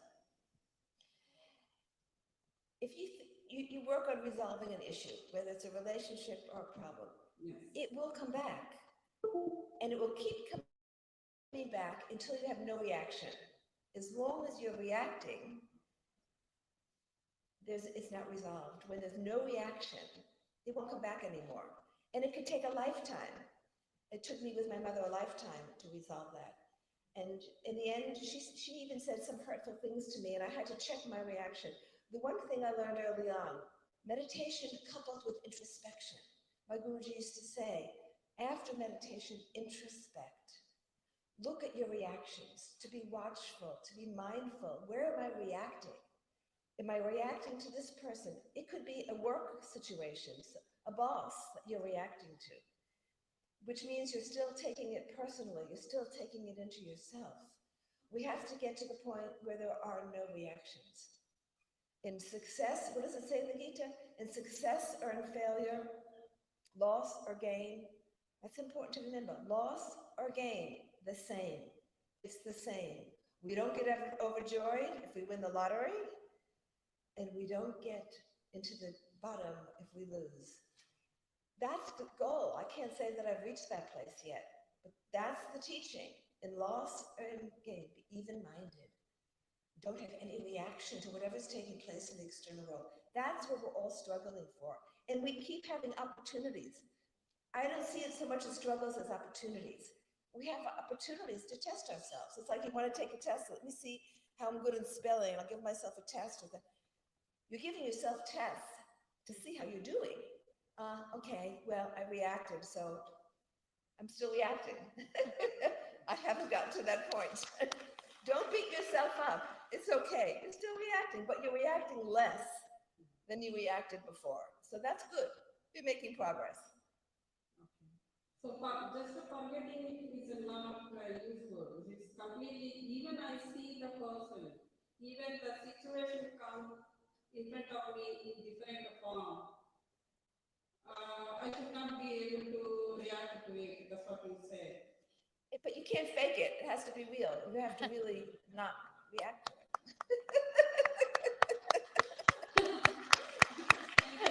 See, it's part of the cosmic drama. I mean, you know, for a while, a lot of my friends were getting so tossed around by the political situation in the US, as we all do. I had to say, okay, I'm reacting. Step back. It's a cosmic show. I mean, sometimes the cosmic show is weird and strange, and you just shake your head. It's a cosmic show. In the world, but not of it. That's what we are. We're in the world, we have to play our part. We can't partake in it at the deepest level. Thank you so much. I like this word, cosmic show. Are we taking one more question? Or are we done? One more question? You were first, right?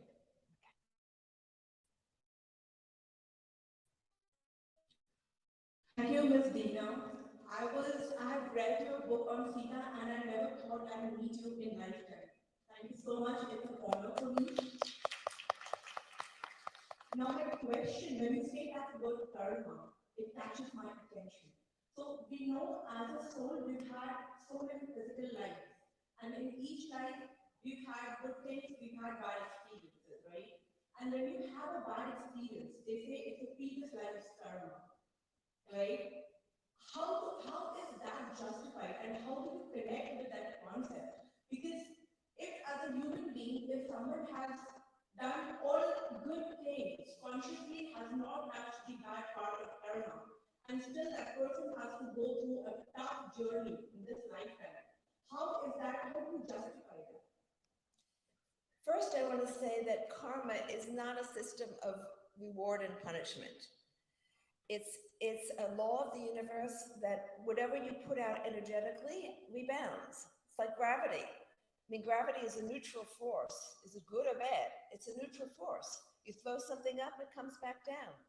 Thought is energy. And one thing I'm sort of trying to understand now, you know, actions create a reaction. What about thought? What is the karma from thought? You have negative thoughts, but what does that lead to? I'm sort of exploring that in my current book.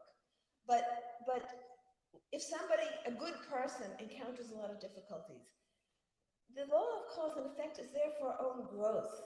We all going to encounter difficulties because we all have to detach from identification with this body. I mean, if you identify with this body, you're going to suffer because the body is not meant to be permanent. The body is only meant to be temporary. You inhabit this body for a blink of an eye. That's how long you identify this body. You inhabit this body. As long as you identify with the body, there's going to be suffering. That's what the Buddha said, the causes of suffering. You have to, that's what meditation helps you identify with your deeper self that is beyond the body. That's the value in meditation. One of the things that came to me through all my writings is it completely changed my relationship with what we call death. It's not death. You can call it birth, actually. When you go from there to here, that's a death too. That's a death. You know, you're leaving your astral reality, entering the physical realm. Well, is that death? We call it birth. You leave here and go back there, we call it death. They were waiting for you, celebrating, you've come. It's changed my relationship. Any struggles we go through is for our own growth that we have, at a soul level, have chosen. There's no dictator up there. There's nobody punishing us. You did this, therefore you're going to be punished. That's a falsity. That's a very much part of like the Abrahamic concept of God who judges and punishes. That's not the way it is. We ourselves, at a soul level, not at a personality, at a soul level, create our own course for our own growth. And everything that comes to us can be used as an opportunity for growth. I don't know how many of you know of Ram Dass. Okay, many of you do. Well, he suffered a stroke and lived for 20 years with a stroke. He was very handicapped. It took him a long time to speak again. He had to be cared for. He considered that to be the greatest lesson of his life, that stroke. You know, I have a lot of respect for him because, what did he call it? Something like something grace. There's even a movie called Something Grace about how it knocked him out of the reality of identifying with his body. Now, most of us who suffered human ailments don't have that experience. We're not at that stage in the journey where you can see it as, aha, this is a gift. Because I'm not the body. I just have to detach myself from the body. But everything that comes to us, whether it's a bad relationship, a troubled work situation, is for our own growth. If we aren't given opportunities to learn non-reaction, how are we going to grow? We're never given opportunities. So based on what we've done in the past, it's helped create the situation for, you can't help that. You can't undo that, but you can create your future. Not that you can, you do create your future. So do it consciously. Most of us create the future unconsciously. You know, I could have said, like, I have a sister who you know, discounts my mother. She had a bad relationship too. I'll say, okay, well, you don't want to resolve that relationship. Do it in the future. It's okay. Do it in the future when you're better able to resolve it.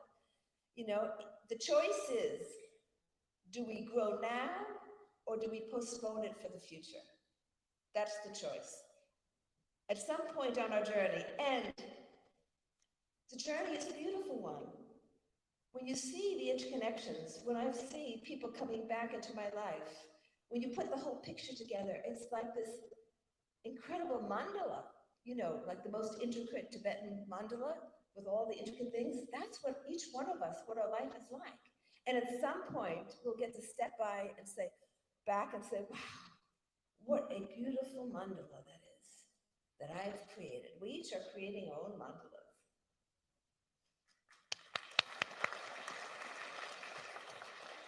I think there was one more question over here. She had. So my question was, all these experiences that you had, were you always a woman? Did you? No, in Rukmini and the Turning of Time, I talk about an incarnation as a man, and there have been others. I would say majority of my incarnations have been as a woman. That's how I express myself, and it's been part of my life's work to raise the voices of women. But I talk about an incarnation in that book as a man. As somebody who worked on the temple for Krishna, the grand temple for Krishna, I was a stone carver. I think we have to end, but I want to just leave with two thoughts, really. The importance of meditation, not just for your own future, but for our collective future. Collectively, we are creating the human future. Let it be a good one. And the other thing I want to say is the importance of introspection. To introspect on your life and to see where you need to focus to resolve things, and to watch the mind, look at your reactions. What are you still reacting to? I know what I'm still reacting to. I still react to quite a few things, and I still have work to do, which is why I know I have a future. At least 2 more lives. So I'm happy to talk with any of you at lunchtime. I'm here for a little bit longer. Thank you.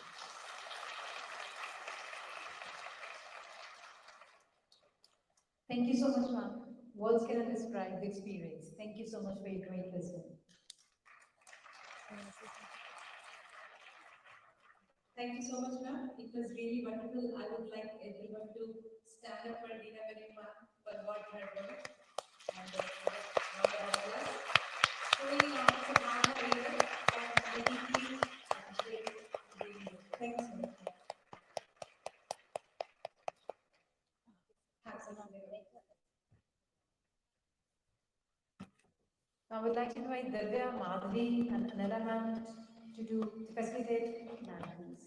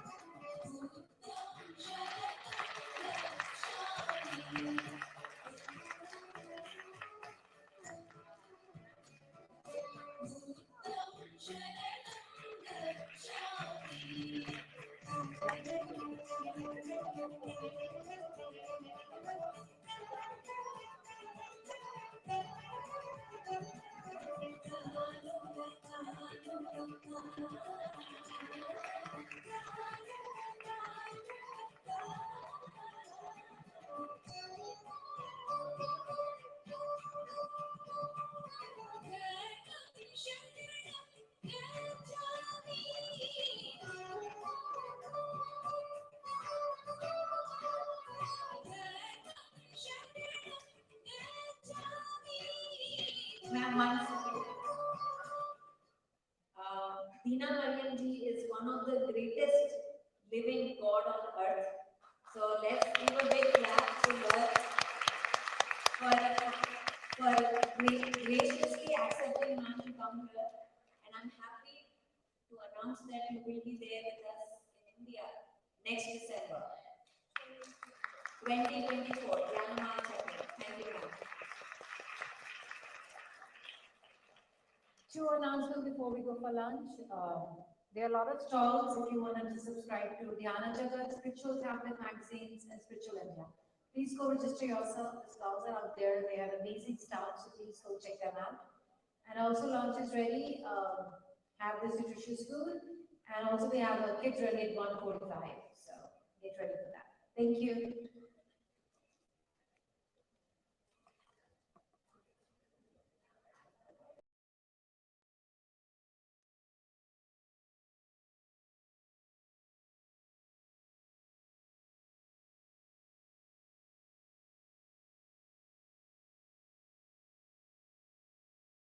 Recording in the room, so please, whenever you guys have time, please go record if experiences in other room. Thank you so much.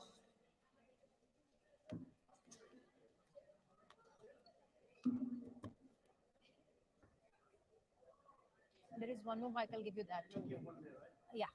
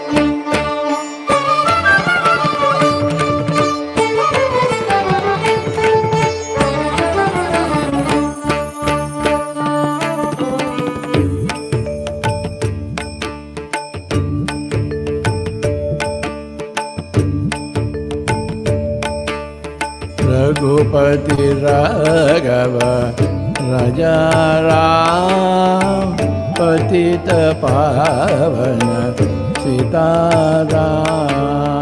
Raghupati Raghav राजा राम पतित पावन सीताराम।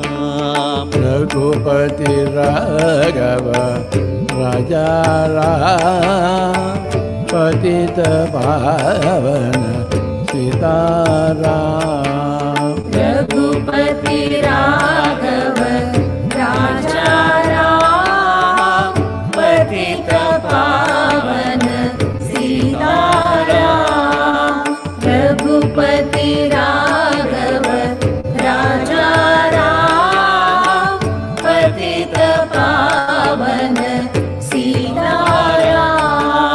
सीताराम सीताराम भज प्यारे मन सीताराम। सीताराम सीताराम भज प्यारे मन सीताराम। रघुपति राघव राजा राम पतित पावन सीताराम। रघुपति राघव राजा राम पतित पावन सीताराम। रघुपति राघव राजा राम पतित पावन सीताराम। रघुपति राघव राजा राम पतित पावन सीताराम। रघुपति राघव राजा राम पतित पावन सीताराम।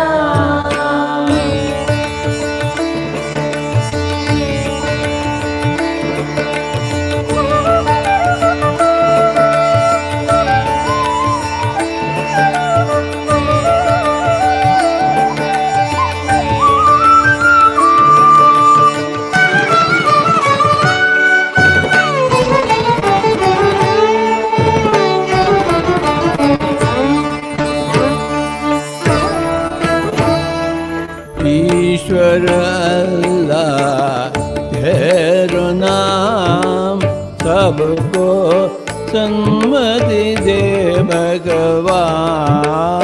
ईश्वर अल्लाह तेरो नाम सबको सम्मति दे भगवान।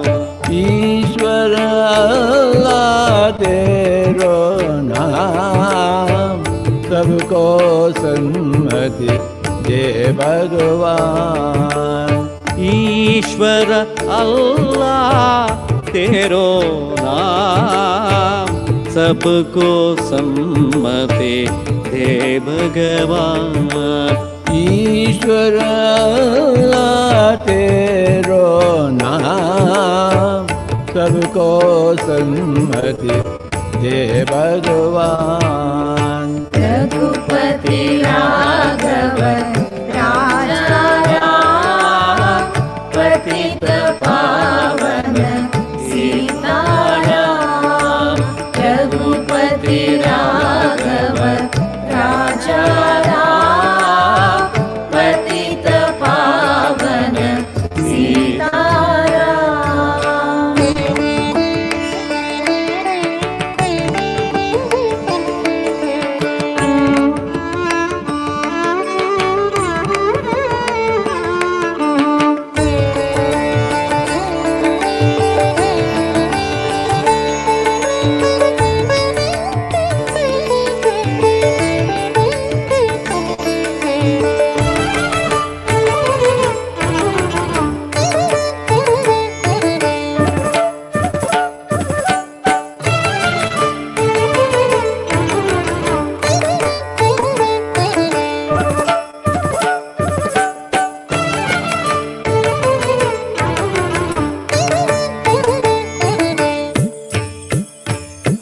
हाथों से करे घर का काम, मुख से बोलो सीताराम।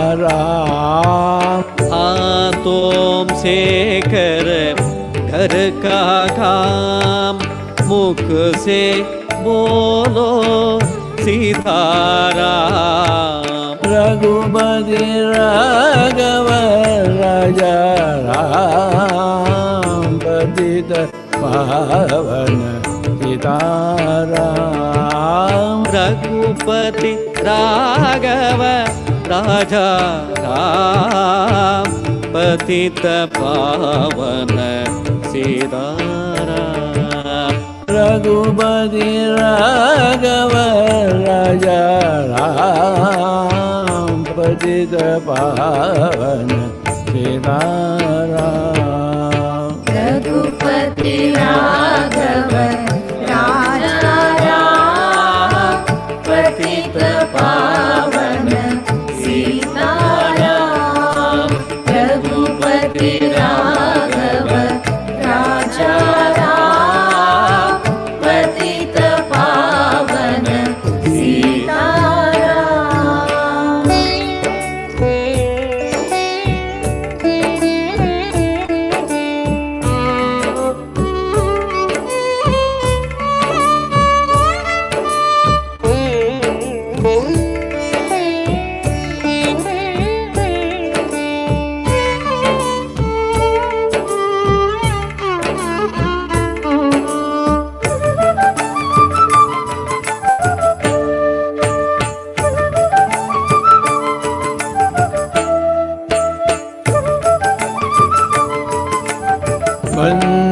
बंसीवाला हे घनश्याम, धनुष्यधारी सीताराम। बंसीवाला हे घनश्याम, धनुषधारी सीताराम। रघुपति राघव राजा राम, पतित पावन सीताराम। रघुपति राघव राजा राम, पतित पावन सीताराम। राम राम राम राम सीताराम, रघुपति राघव राजा राम। राम राम राम राम सीताराम, रघुपति राघव राजा राम। रघुपति राघव राजा राम, पतित पावन सीताराम।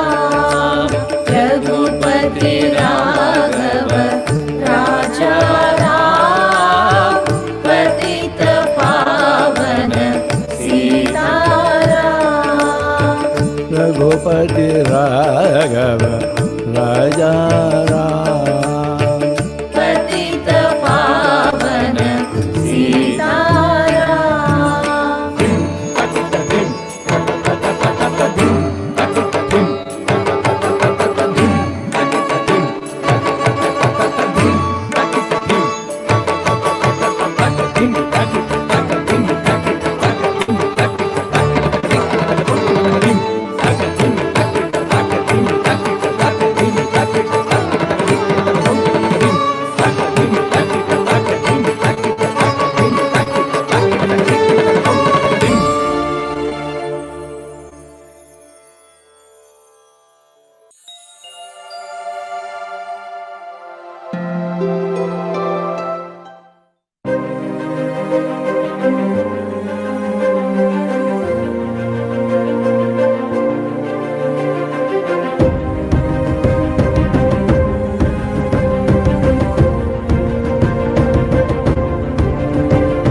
అనంతమైన ఓ శక్తి భూమిపైకి దిగి వచ్చి మానవాళి కందించెను యోగం.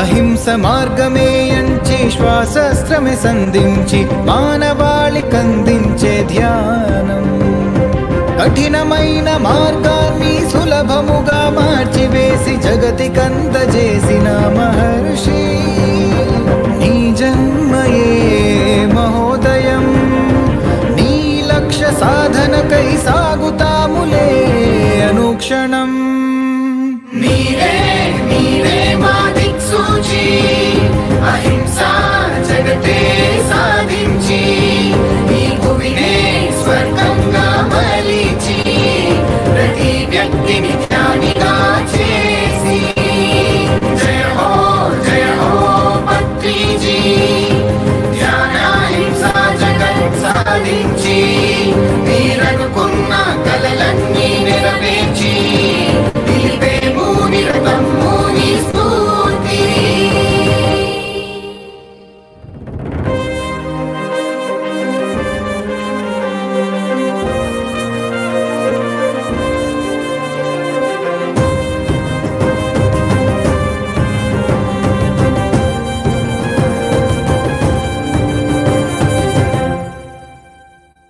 మాదాక ధ్యానాన్ని చేర్చావుగా శ్వాసే గురువన్నావుగా వేవేల హృదయాల్ని తడిమావుగా గ్రామాలు దేశాలు తిరిగావుగా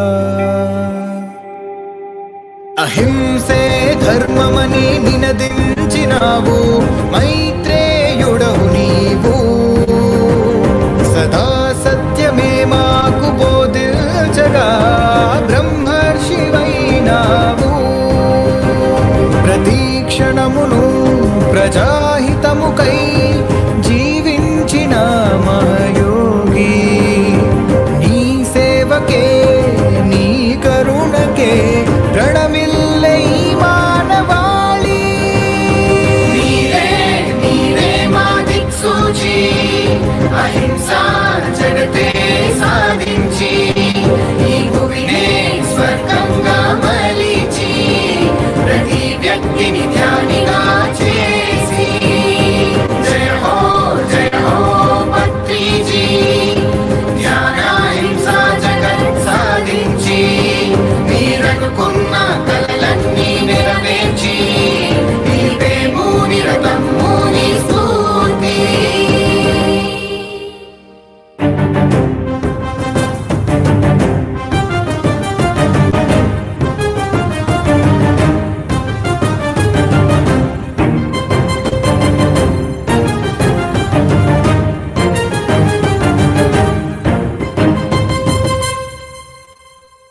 మరణం మధురం అని తెలిపావు ప్రతి ప్రాణి ఆత్మరూపమన్నావు ఆత్మజ్ఞానమే శాస్త్రంగా చెప్పావు జ్ఞానమనే వెలుగులనే పంచావు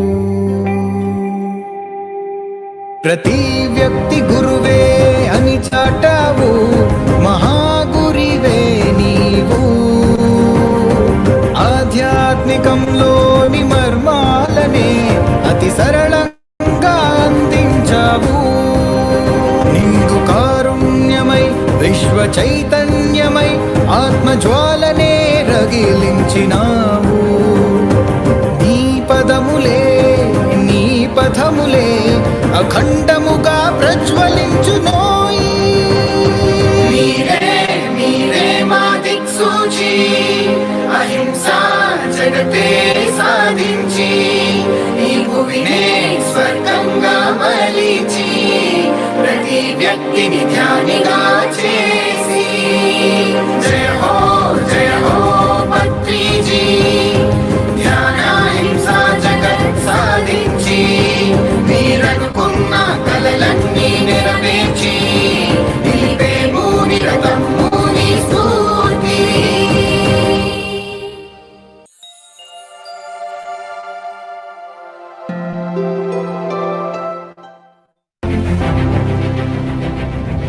The story we are narrating today is the story of a young man.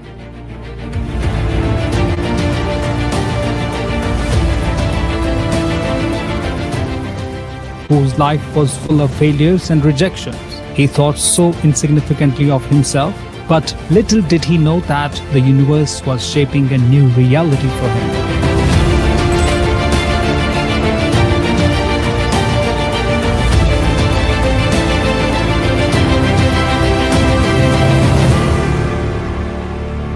Facing yet another failure of losing the MBBS entrance exam just with 1 mark, he felt his world collapsed, feeling depressed. However, in the end, we wonder now, what could be the reason? Bigger purpose in life?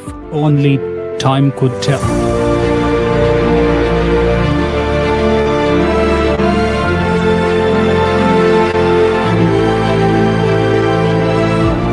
Being the younger child in the family, his success was always compared with that of his elder brother, who was not only intelligent but also quite successful in his endeavors. After all the struggles he went through academically, through his practice and strong-headedness, he bagged a seat at a reputed agriculture university, and later he got a high-paying, well-respected job. Everything was finally falling into place and his life was now all flowers. Or was it? Though this young man looked like everyone else, he wasn't the same. He was an ardent cricket lover. That's huge. That is a biggie. It's out of here. Who never missed an opportunity to get on the grounds whenever he got a chance. He was also learning flute at a young age with his brother, and it was said that he was able to catch up much faster with him, though he had joined late.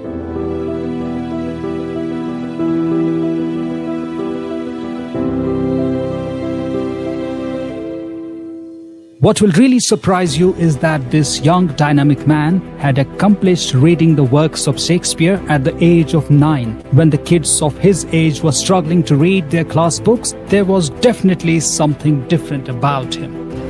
A common man about to begin his journey that was not to be forgotten for eras to come. Now that you've got a background about his early life, let's fast forward a little bit more into his life. After getting a job, he also got married to the love of his life.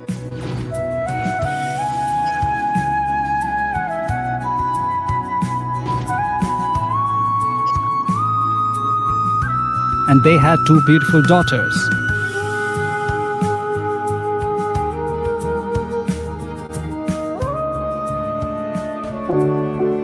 He also got introduced to Anapanasati meditation, and he continued to read various authors, always quenching his thirst to know not only this world but the world beyond. Meanwhile, with his passion for reading, he often traveled to the local markets looking for second-hand books. One fine day, while leisurely walking around in the market with nothing particular on his mind, he came across a book that completely changed his life and later would change the face of the world. The Power of Pyramids by Bill Schul and Ed Petit. I first read about the pyramids in the year 1982 through a book titled Secret Power of the Pyramids, authored by Bill Schul and Ed Petit. The book caught not only his interest, but his approach towards spirituality took a spiritual turn. He started reading about pyramid energy and experimenting with it, creating his own pyramids with cardboards, and his experiments continued.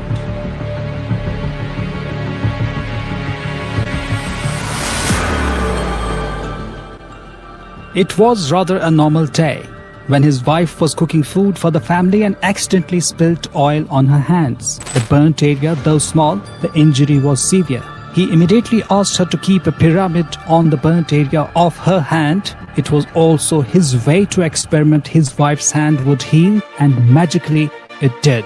This was a big incident for the young man and probably the seed that planted the whole of PSSM. This young man was none other than the founder of the Pyramid Spiritual Society's movement, Subhash Patri, the New Age Pyramid Man, who has been given several titles from Pitamaha to Brahmarshi and Grand Master to Doctor. He did not only find the great movement, but his spiritual scientific approach led to his unique invention of combining the pyramid energy with Anapanasati meditation. He is truly the living legend of pyramidology. This is not a mere story, but the life of a common man with an uncommon life journey. Let's now take a leap of years and fast forward the day when he was in Kurnool Township, teaching a bunch of people on his terrace, telling them that there will come a day when there will be pyramids all over the world, which will be followed by lakhs of pyramid masters transforming the face of the globe. All people present, including his family members, were both in utter awe of his divine confidence and confused at the same time on his far-fetched yet firm belief.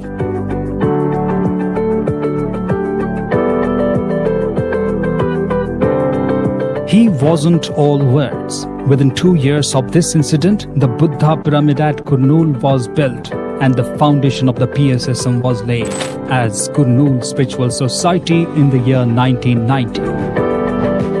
This was his sign from the universe, and he finally quit his well-paying job and all other comforts to begin his quest of life by design and not by choice.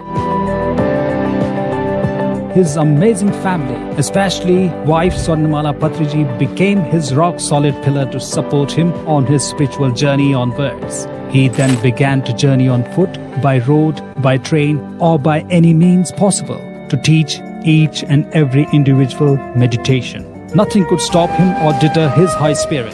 He traveled to the nearby towns and villages, and the word slowly spread about the power of pyramids. People had now started building pyramids themselves. Soon many cities and towns had pyramids of their own. As the word spread far and wide, so did his travel. Patriji was once visiting the Kabadodi village of the Ramanagara town in Bengaluru.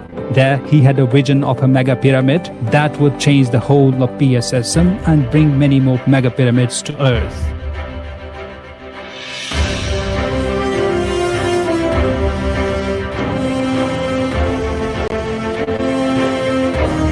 In the year 2008, his vision became a reality and Maitreya Buddha Pyramid was built to house 5,000 people together with a high vibrational king's chamber. This place today is famous as Pyramid Valley International and crowned as one of the 7 wonders of Bengaluru. In the same year, the seeds for Maheshwara Maha Pyramid were planted, and in the year 2012, the mega pyramid at Kartal was born, which has the capacity to house almost 10,000 people together. Through the years, more than 25,000 pyramid centers have been built, and lakhs of pyramid masters are now teaching about pyramid meditation, spreading the movement forward, not only in India, but across the globe. Patriji's vision was, is and will continue to see the pyramids being built in every village, town, city, state, country, across continents, and one day perhaps every home will have a pyramid of its own. And finally, every individual will lead a conscious plant-based life and will become a meditator. For almost 32 years now, he has been traveling relentlessly 365 days without being exhausted or tired, simply to achieve his one selfless goal of creating a heaven on earth. Today, we had the honor of narrating to you the story of a wonder pyramid man. We leave you with a question to ponder. Is it now finally time for all the pyramid masters to travel across the globe to meet Patriji wherever he is and take this movement forward?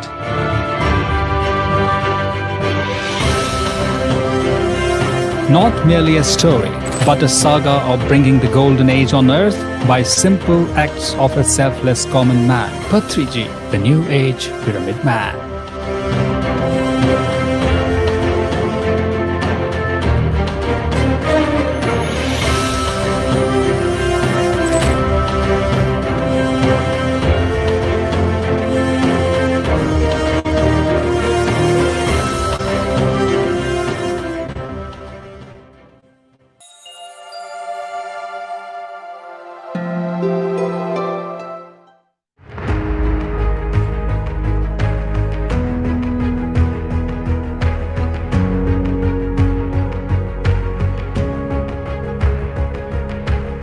Rajita Vani.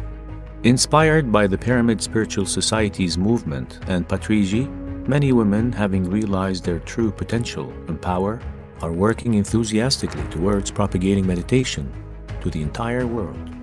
The Pyramid Spiritual Society's movement, PSSM, crowns a spiritual empire to its women meditators. One such great woman who must be introduced is Rajita Vani.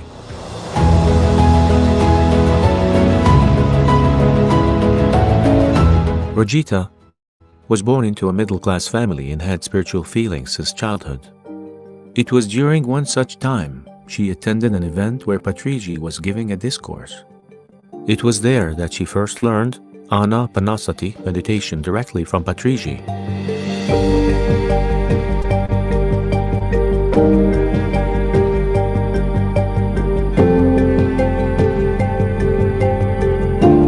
Wanting to find answers to her spiritual questions, she went to ask Patriji questions, but he scolded her, saying, "Go meditate." She felt angry upon hearing his response, but with her own intense practice of meditation and spiritual understanding, she quickly understood her life's purpose, Patriji's ideals, and the power of spreading meditation. After understanding the essence of spirituality and Patriji, she became unstoppable in propagating meditation. She left her job as a school teacher and dedicated her life to propagating meditation, plant-based living, and pyramid power. She even contested as an MLA, member of the Legislative Assembly, in 2014 on behalf of the Pyramid Party of India.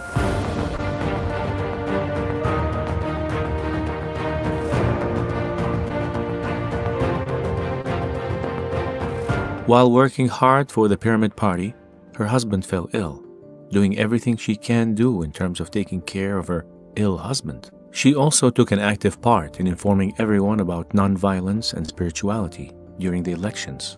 One day, while being immersed in her role of propagating meditation, she came to know of her husband's death. A husband is a very important person in a woman's life, and Rajita was so dedicated to the purpose of propagating meditation that she only left to see her husband's body after completing the meditation campaign. Moreover, having realized the truth through spiritual knowledge provided by Patriji, she did not perform any rituals commonly done after a husband's passing. She bravely faced the passing away of her husband and gave a new exemplary message to all women. Rajita's children stood by her and offered great support.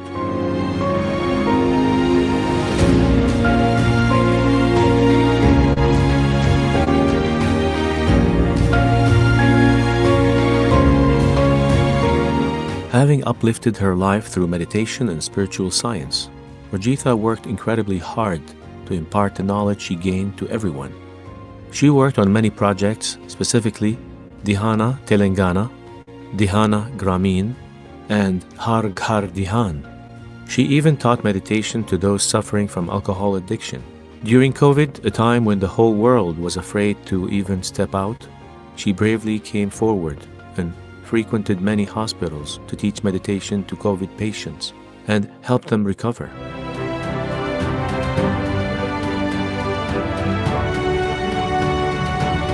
Rajita's countless efforts and her selfless service are simply indescribable.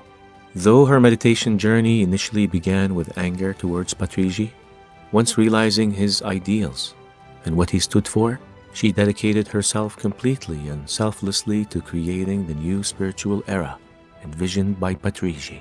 She declared that she will work till her last breath to achieve Patriji's goals. Let's come together and transform and uplift our lives through meditation, as Rajita did. Let's create a new spiritual era.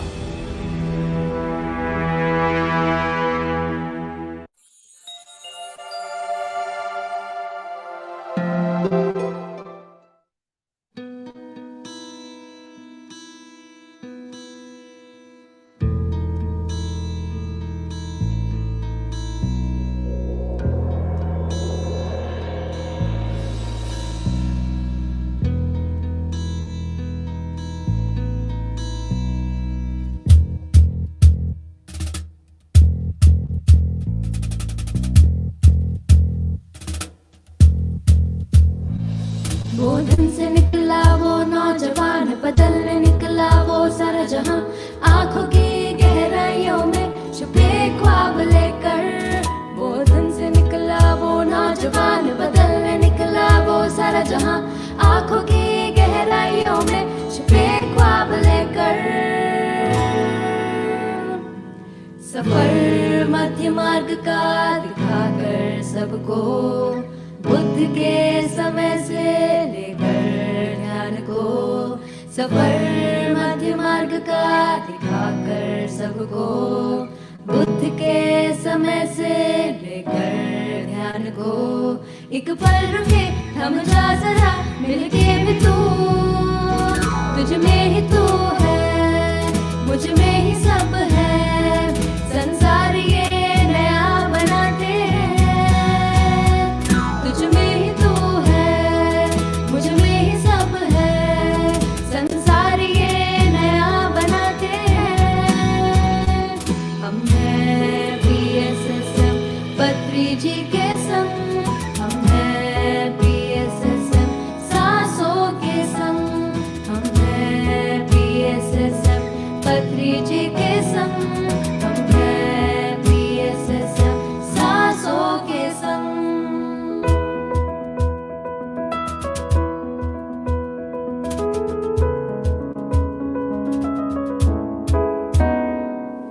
बांटते सुनते हुए संसार को जोड़कर, जीवन के त्योहार में आनंद में झूमकर।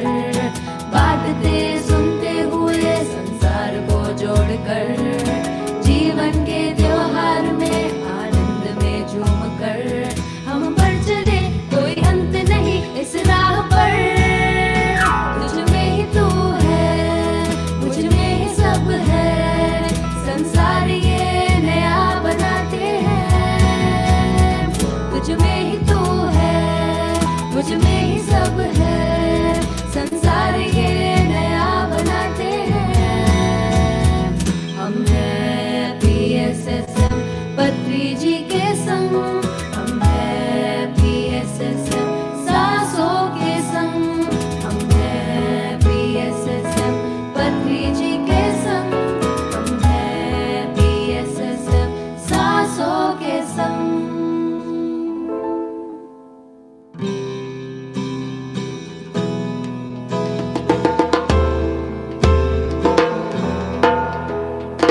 शक्ति का वो रूप है, मैत्री का स्वरूप है। ज्ञान का भंडार तू, करुणा का प्रतीक तू।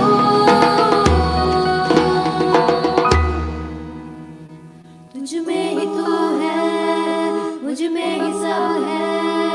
संसार ये नया बनाते हैं, तुझ में ही तू है, मुझ में ही सब है। संसार ये नया बनाते हैं, तुझ में ही तू है, मुझ में ही सब है। संसार ये नया बनाते हैं, तुझ में ही तू है, मुझ में ही सब है। संसार ये नया बनाते हैं। We are PSSM, truth and joy forever. We are PSSM, through it all together. We are PSSM, truth and joy forever. We are PSSM, through it all together.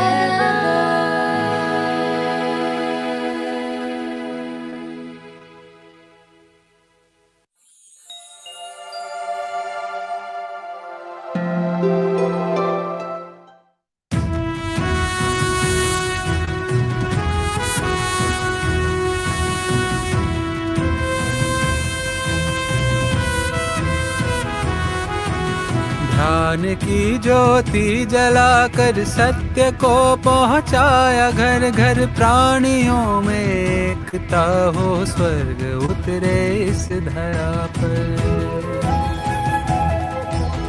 विश्व में ध्यानी बने सब, बोध से ज्ञानी बने सब। ध्यान ही है परम क्रांति, अज्ञानता है दुख का कारण ध्यान है, इसका निवारण ये बताने आए योगी। ब्रह्मर्षि पितामह पत्री जी, ब्रह्मर्षि पितामह पत्री जी, ब्रह्मर्षि पितामह पत्री जी, ब्रह्मर्षि पितामह पत्री जी।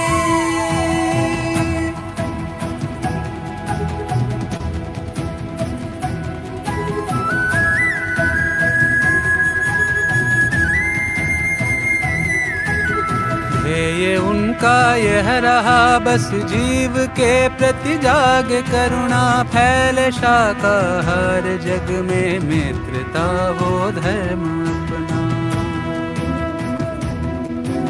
समय है बदलाव का, अब जीव हिंसा छोड़ दें, सब मित्र बनकर यह बताया, मार्ग मुक्ति का दिखाया। ब्रह्मर्षि पितामह पत्री जी, ब्रह्मर्षि पितामह पत्री जी।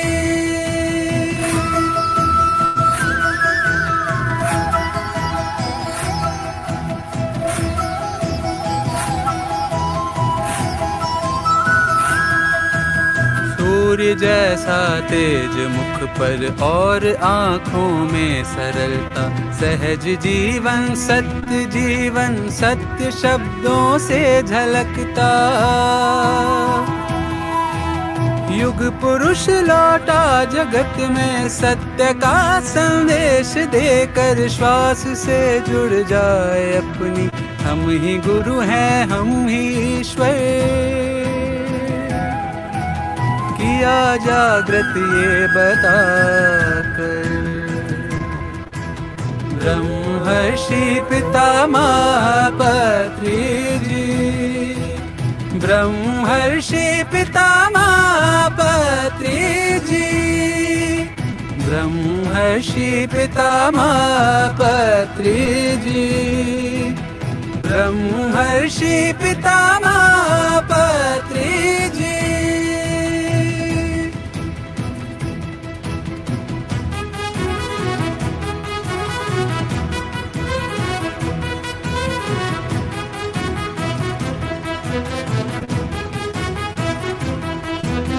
ध्यान युग धरती पे लाकर और जन जन को जगाकर, धन्य धरती है पिरामिड ध्यान का उपहार पाकर। कहा अपनी श्वास देखो, सत्य को पहचानना है, देह से मन से अलग है, सत्य केवल आत्मा है, सत्य केवल आत्मा है।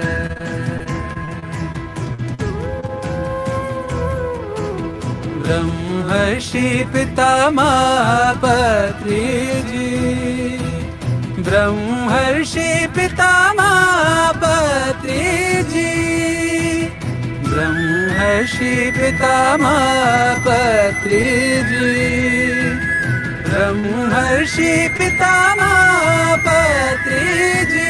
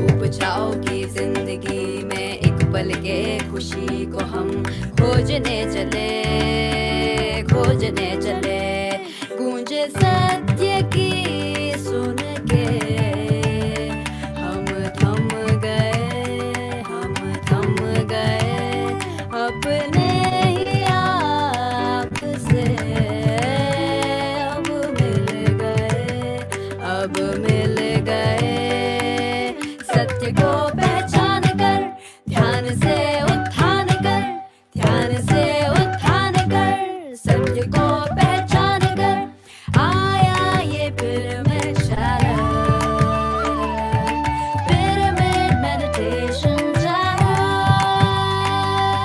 पिरामिड मेडिटेशन चैनल हम सबका चैनल पिरामिड मेडिटेशन चैनल हम सबका channel pyramid meditation channel pyramid meditation channel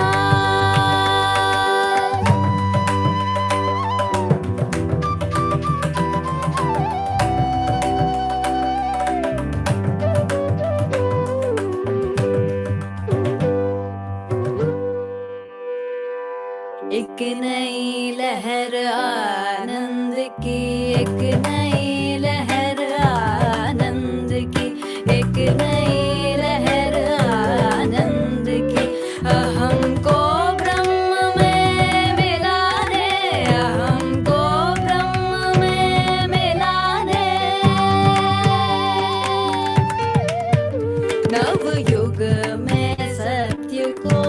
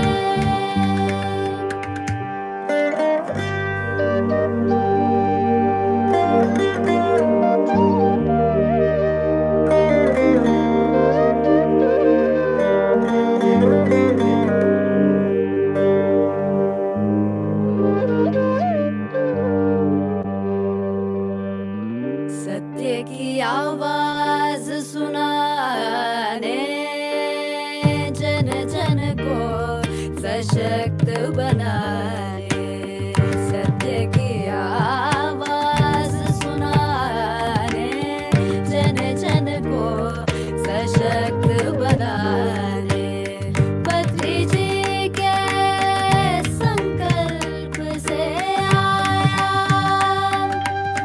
विश्व शांति को लक्ष्य बनाया प्रकाश को सब तक पहुंचाने प्रकाश को सब तक पहुंचाने धरती पे स्वर्ग को लाने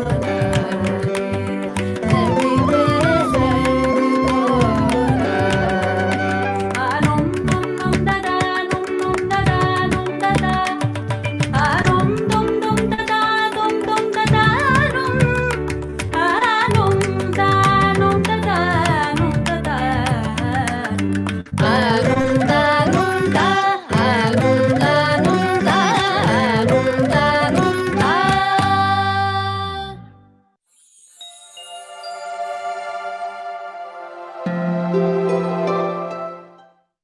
For this selfless service, Patriji has been awarded with many awards and he has been given many titles.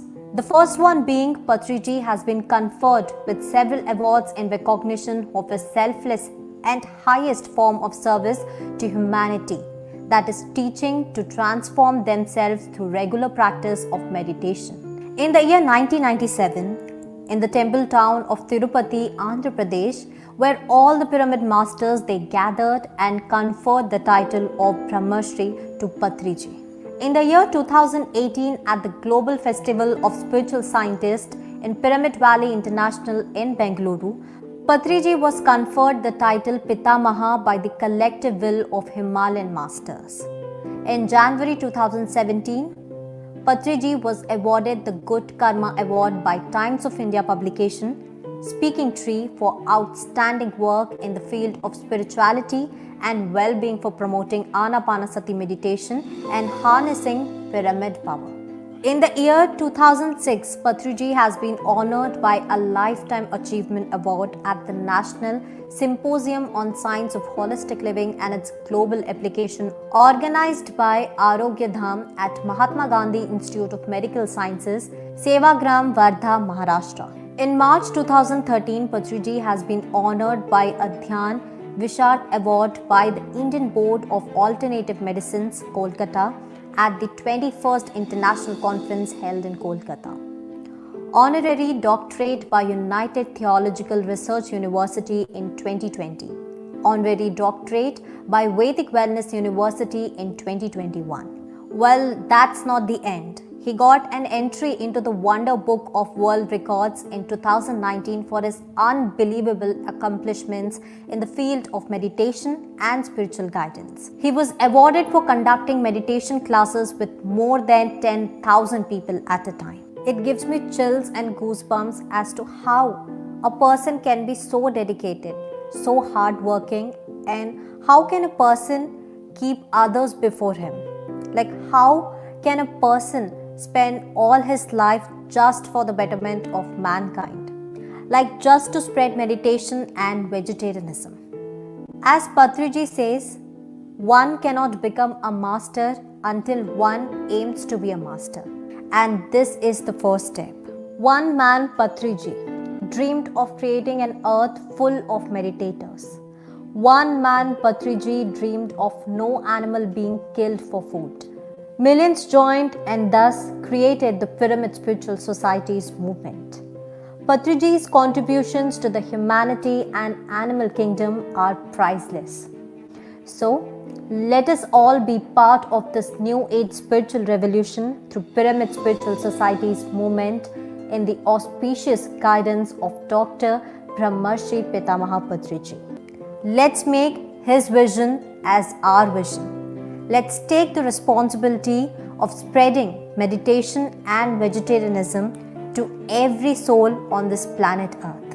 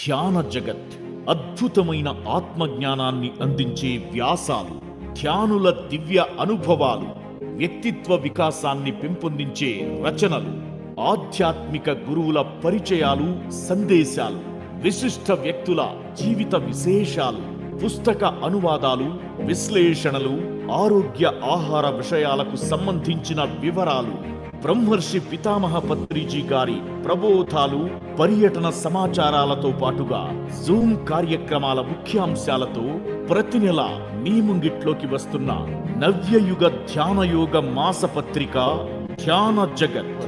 ధ్యాన జగత్ చదివి తీరాలి. మన ధ్యాన జగత్ టీం ఎంతో కష్టపడి ఈ మ్యాగజైన్ ప్రతి నెల తయారు చేస్తోంది. ప్రతి ఇంట్లో ధ్యాన జగత్ మ్యాగజైన్ తప్పనిసరిగా ఉండి తీరాలి. ఈ మ్యాగజైన్ లేకపోతే ఆ తెలుగువాడే కాదు, ఆ ధ్యానే కాదు, ఎన్ని తెలుగు కుటుంబాలు ఉన్నాయో ప్రపంచం అంతా కూడాను అందరూ ఈ మ్యాగజైన్ తెప్పించుకోవాలి. అందరూ ధ్యాన జగత్ మ్యాగజైన్కి ఇతోధికంగా కాంట్రిబ్యూషన్ ఇవ్వాలని కోరుకుంటున్నాను, విరాళాలు ఇవ్వాలని కోరుకుంటున్నాను.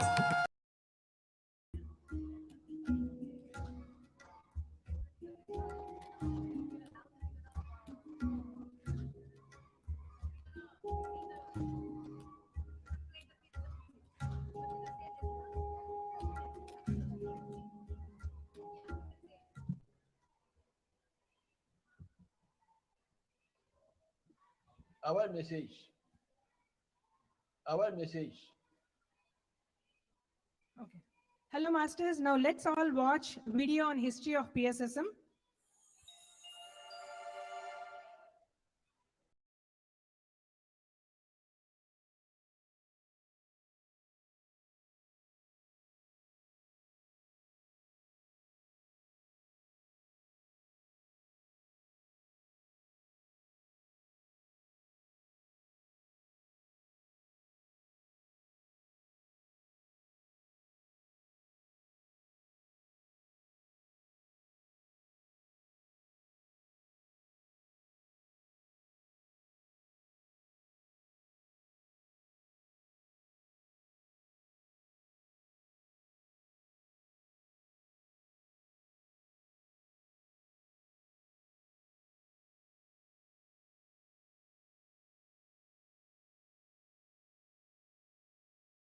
Buddha, but everybody can become a Buddha, enlightened, in their own way, in their own fashion, in their own fragrance, in their own uniqueness.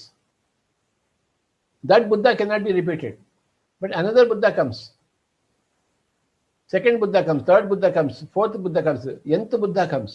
All are Buddhas in different varieties, different shapes.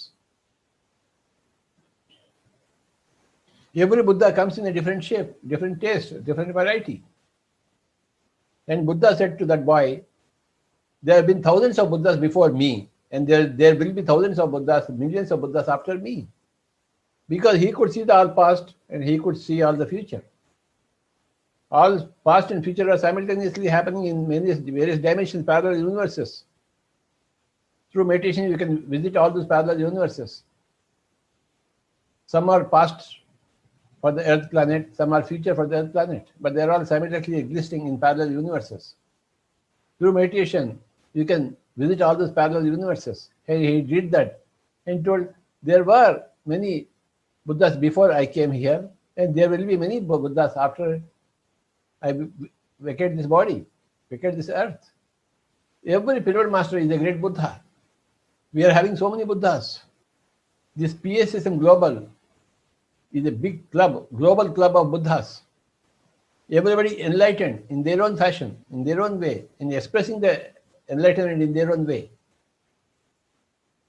in their own language, in their own mannerisms, in their own purposes. Welcome to all the Buddhas, all the masters. I'm so happy to be there in this PSSM Global. The Pyramid Spiritual Society's movement, that is PSSM, has been founded by Dr. Brahmarshi Pitamaha Patriji.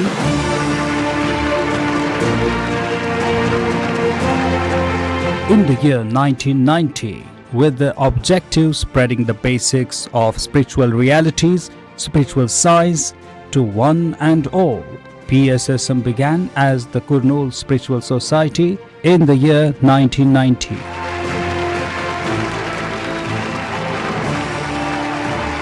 Today, PSSM comprises of more than a couple of thousands of independent and autonomous pyramid spiritual societies involving millions of active members and volunteers across all the states in India.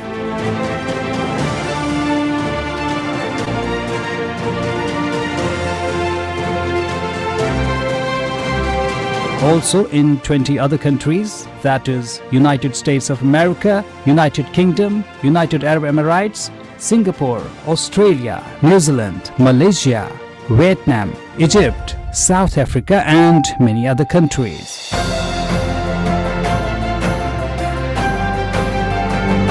PSSM is a non-religious, non-cult, non-profit, spiritual scientific organization or movement with an ever-growing expanse of genuine seekers. The core message to everyone is that we are not just physical entities experiencing random existence. Instead, we are eternal energy consciousness, wisdom, constantly choosing and creating our respective ongoing essential reality.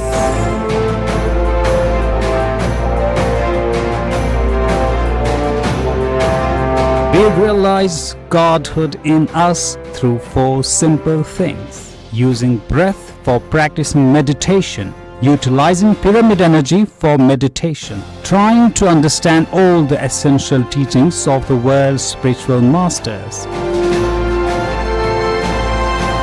being vegetarian and being compassionate to all our younger brothers, that is members of the animal kingdom. Activities of PSSM.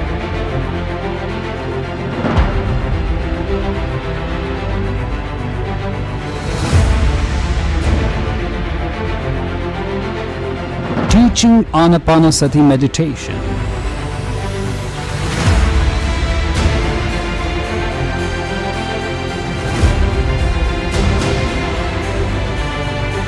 PSSM constantly carries out many activities towards creating awareness about Anapanasati meditation.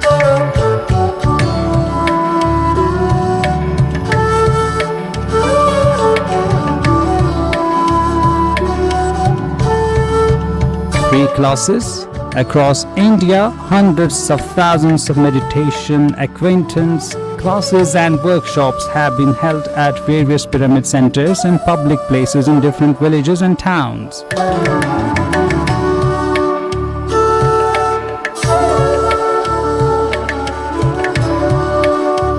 No money is being charged for activities of PSSM.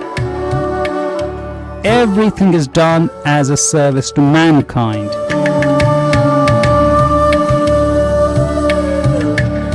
PSSM believes in free and compulsory exchange of knowledge and wisdom. Mega camps. PSSM continuously organizes large-scale multi-day meditation camps. Till date, hundreds of meditation camps have been held in over 75 major cities of India and hundreds of other district-level towns.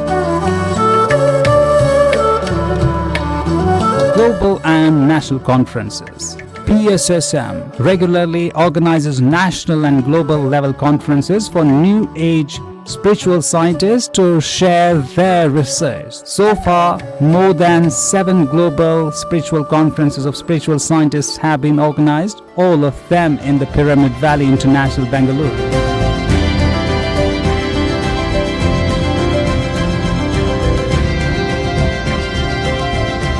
Dhyana Maha Chakrams. Every year in the month of December, PSSM organizes a mega spiritual congregation called Dhyana Maha Chakram, attended by hundreds of thousands of meditators.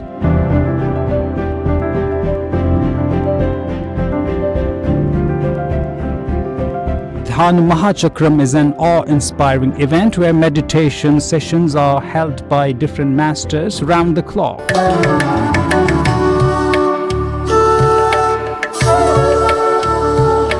The soul of the event is the 3-hour-long music meditation sessions under the guidance of Brahmarshi Pitamaha Patriji, accompanied by his flute renditions along with music by other maestros.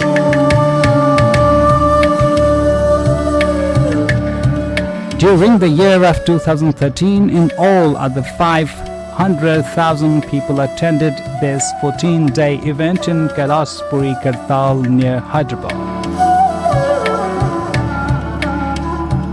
Vegetarian rallies. PSSM has conducted in numerous vegetarian rallies to create awareness on Sattvic food.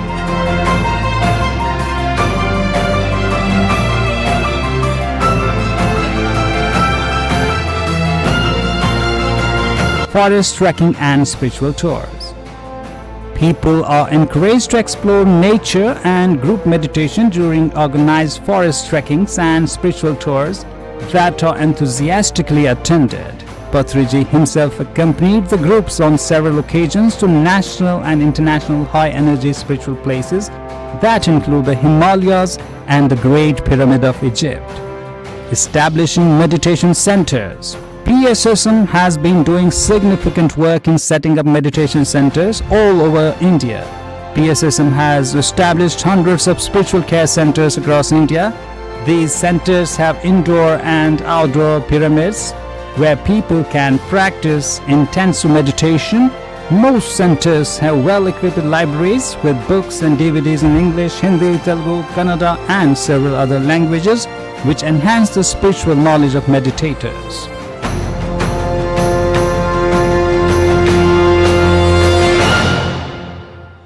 Many large-sized pyramids have been constructed in different towns where each pyramid with a capacity of 100 people or more for group meditation sessions. These are useful especially on high-energy days like full moon days. Near Bengaluru in Kabadodi village, Karnataka state, the Mega Maitreya Buddha Pyramid in Pyramid Valley International Campus can facilitate 5,000 people to do meditation at a time.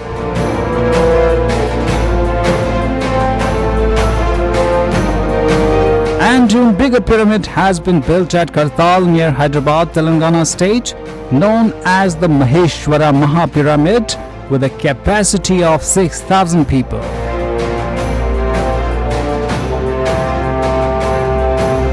PSSM runs an exclusive TV channel for meditation called Pyramid Meditation Channel.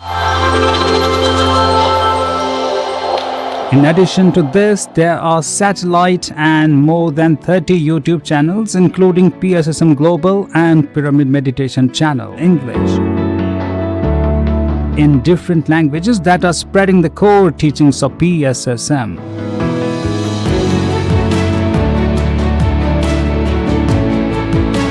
PSSM is a committed and dedicated New Age spiritual science movement whose mission is to promote Anapanasati meditation, vegetarianism, pyramid energy and spiritual science to one and all. Thousands and thousands of pyramid masters are doing this sincere work all over India and the world under the leadership of Brahmarshi Pitamaha Patriji. The count of pyramid masters are increasing day by day all over the world. For all those yearning for spiritual truth, PSSM is extending a great helping hand. Join hands with us and together let us establish spiritual science, wisdom and spiritual harmony all over the world in coming days.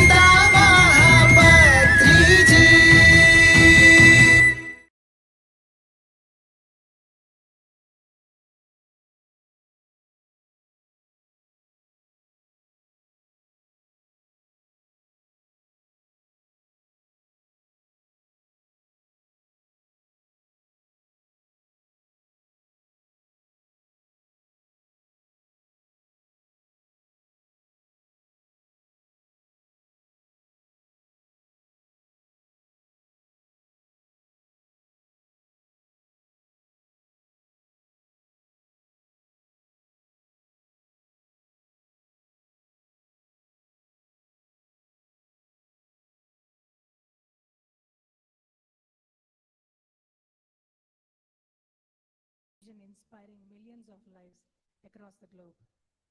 Namaste, Masters. I'm Swapna and I'm from Austin, Texas. I would like to first thank Harleen for setting up the stage for this event and taking us through various programs. I'm excited to take over and guide you all into the next programs. We have many wisdom sharing sessions and experience sharing, meditation and cultural programs. So let's get started with our next session on the basics of PSSM, pyramid energy and 18 principles. I would like to invite Pari onto the stage and share her wisdom on pyramid energy.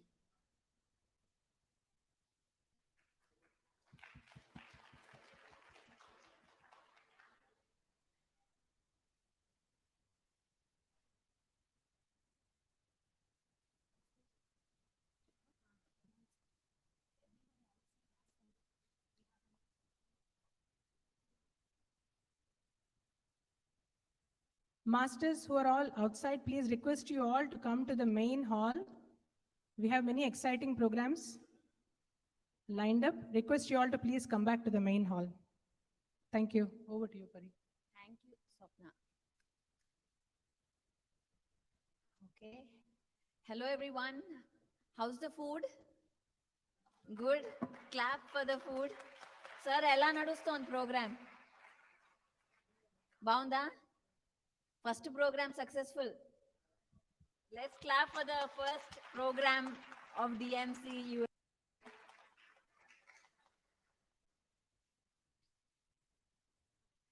Now, I'm here to share about meditation and pyramids.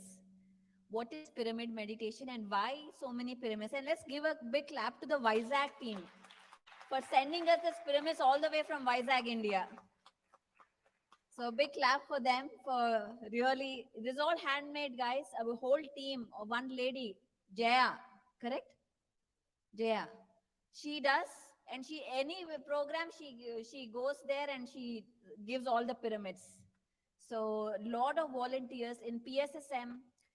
It is, the force is the volunteers. Even today, for these two days, 200 volunteers, guys, for this event. 200 volunteers giving their time. They are not getting paid.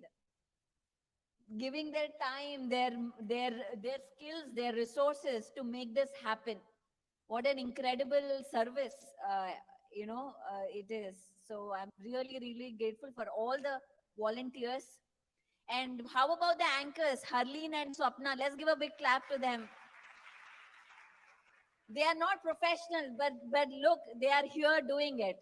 So it's truly amazing how everybody is coming together to create such an amazing event. So let's begin without any delay. Meditation and pyramids. Next slide, please. So I'm gonna be first introducing myself. Those of you who do not know me, maybe you just heard my name. My name is Pari Patri. I currently live in California, Irvine. I just moved there from Maryland. I lived in East Coast for about 16 years, and I said I want some sun, water, and sand. So I said, I just packed my bags and I said, I won't go into Irvine. That's it. And I told my husband, find a job there. We are going to Irvine. It's like, why Irvine? I don't know. We're just going to Irvine. So he got a job there, and today all our family we live there. I'm originally from India, from Hyderabad. I grew up there. I did my studies there, and I moved to US in 2004 for masters in Chicago. And of course, I won't be sharing my story here because there's a lot to share. But then I got into the corporate, the success ladder. I want money, house, beautiful house, marriage, all of that. I got into that and forgot who I was. And suddenly, I guess in 2012, my father came. He planted some seed in my head. I don't know where. And he woke me up from my own sleep, from my dreams of this success, what I thought to be success. And today I'm here doing this work full time, taking the PSSM principles of Patriji all over the world. not just me, with the whole army of team, walking strongly together. And also, I'm an entrepreneur. I love teaching stuff. I love science and spirituality. So being a engineer, I guess a logical, left-minded brain, I started working. When I started with spirituality, I started bringing understanding science and spirituality together, and that's what I teach in my courses. And I'm a mother of two. Those are my two beautiful children. My husband is taking care, so big clap to him for doing that so that I can be here today with you all. Uh, yeah, so now enough of me. I'm going to share his story, Patriji's story. So he is a ordinary guy from a Hindu Brahmin family, middle class family, very ordinary, nothing special about that. And he was in he did his agriculture MSc BSc, and then he did that because he failed in engineering. He failed his exam in medicine by 1 mark, 2 marks, and finally he could, okay, I'll just do agriculture. And then he did that, and he was in a very good position, in a marketing position, a marketing officer there. And then through his life, he was since the beginning, he was a voracious reader. He used to read. At the age of 9, he was apparently reading Shakespeare. So he was big into reading and big into asking the big questions. Why am I here? What is this? So, and his exploration started as a kid. In 1970s, he was introduced to meditation, Anapanasati, by his friend called Ramchandra Reddy. And when he found that, he instantly knew that this is the thing. Of course, he experimented. He had a lot of astral traveling experiences that he shared. And he knew that, okay, this is it. This is the truth after he learned about it. In 1979, he had a walk-in experience. Walk-in experience, of course, I'm not going to go into it. Is something that there are, and not just him, there are, in PSSM, there are walk-ins everywhere. Every master you might encounter is a walk-in here. There are a lot of walk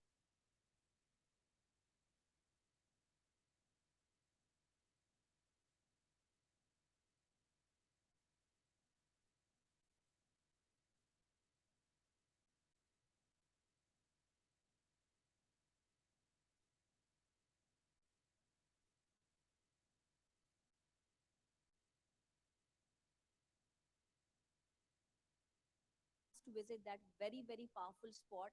Today, I'm going to introduce a lot of stuff, a lot of different cities' names, and don't feel like you have to go everywhere. We'll get a pyramid here. I'll talk about that. Who of you do not know of PSSM? Please raise your hand. Or Patriji. Anyone new here? Okay, very good. Okay, there are a few hands there. There. Okay, good. You're in a treat. You'll know a lot of stories here. And then he realized his purpose, that he has to teach meditation to the masses. So his purpose in life was to go to the masses, to go to the places where money can't reach. So, and then teach meditation. And that's what his mission, and he dedicated his mission until his last breath, traveling the entire world on bus, by car, by road, by foot, everywhere he could. He leaned into his mission in 1992. This is when he completely leaned in the sense he quit his job and he said, this is what I'm going to do. So in 1992, that's when the 1990, the first Pyramid Spiritual Society came into play in Kurnool. Who is from Kurnool? Please raise your hand. I know there are some guys from Kurnool. Okay, I see. So I studied in Kurnool as well. I did my schooling there for a bit. So this is where he realized that his mission is this, and the first society formed in 1992. The movement has begun. The Pyramid Spiritual Society's movement has started because it was no longer a society. It was a movement because of how it started spreading to nearby cities and towns. Next slide, please. So his turning point, however, was this Secret Power of Pyramids by Bill Schul and Ed Petit. When he read this book, he knew the power of meditation, but when he read this book, he understood the power of pyramids. You know, interestingly, me reading so many books now because of my own research on pyramids, in every pyramid they write about meditation. One page will be there about pyramids meditation.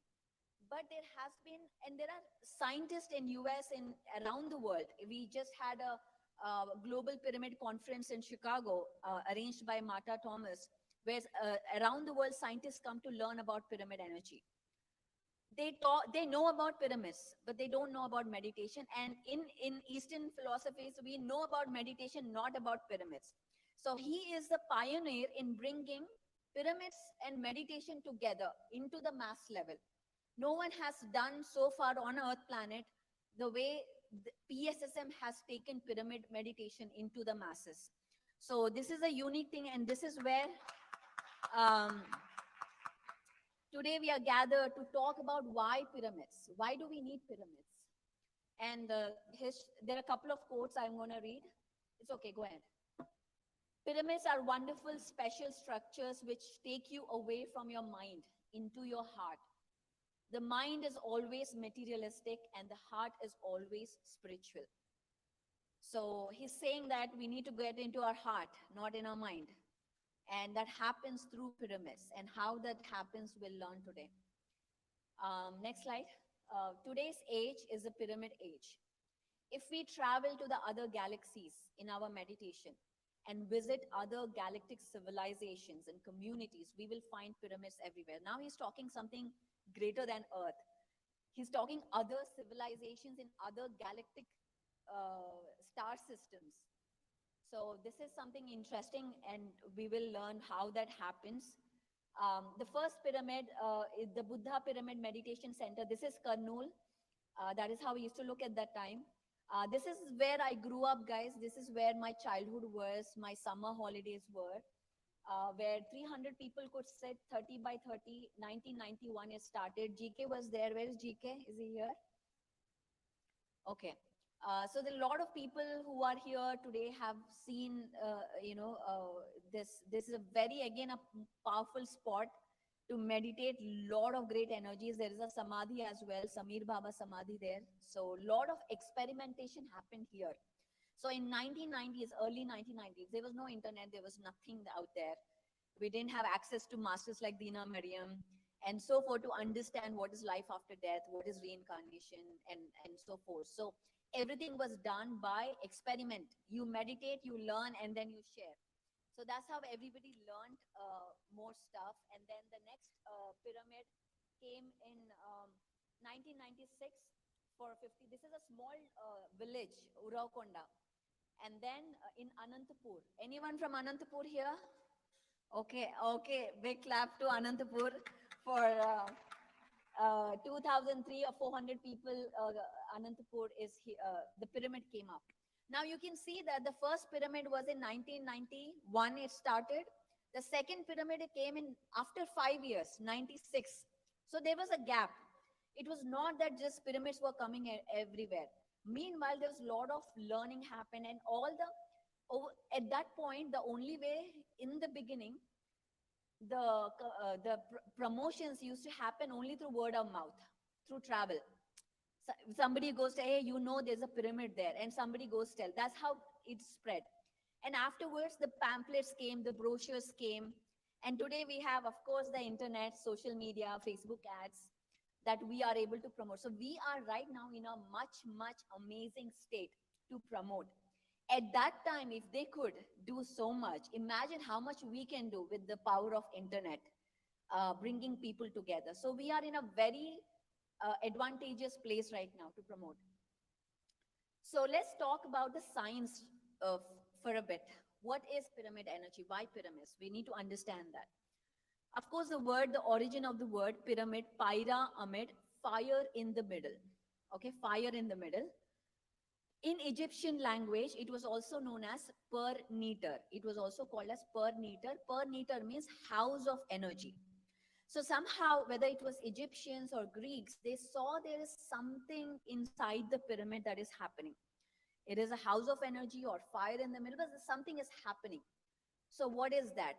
And there's a lot of research. By the way, in early, the research, the intrigue of pyramids started in early 1900s, and then it died down in the 1950s and again came back in 70s. So a lot of books were written in the 1970s.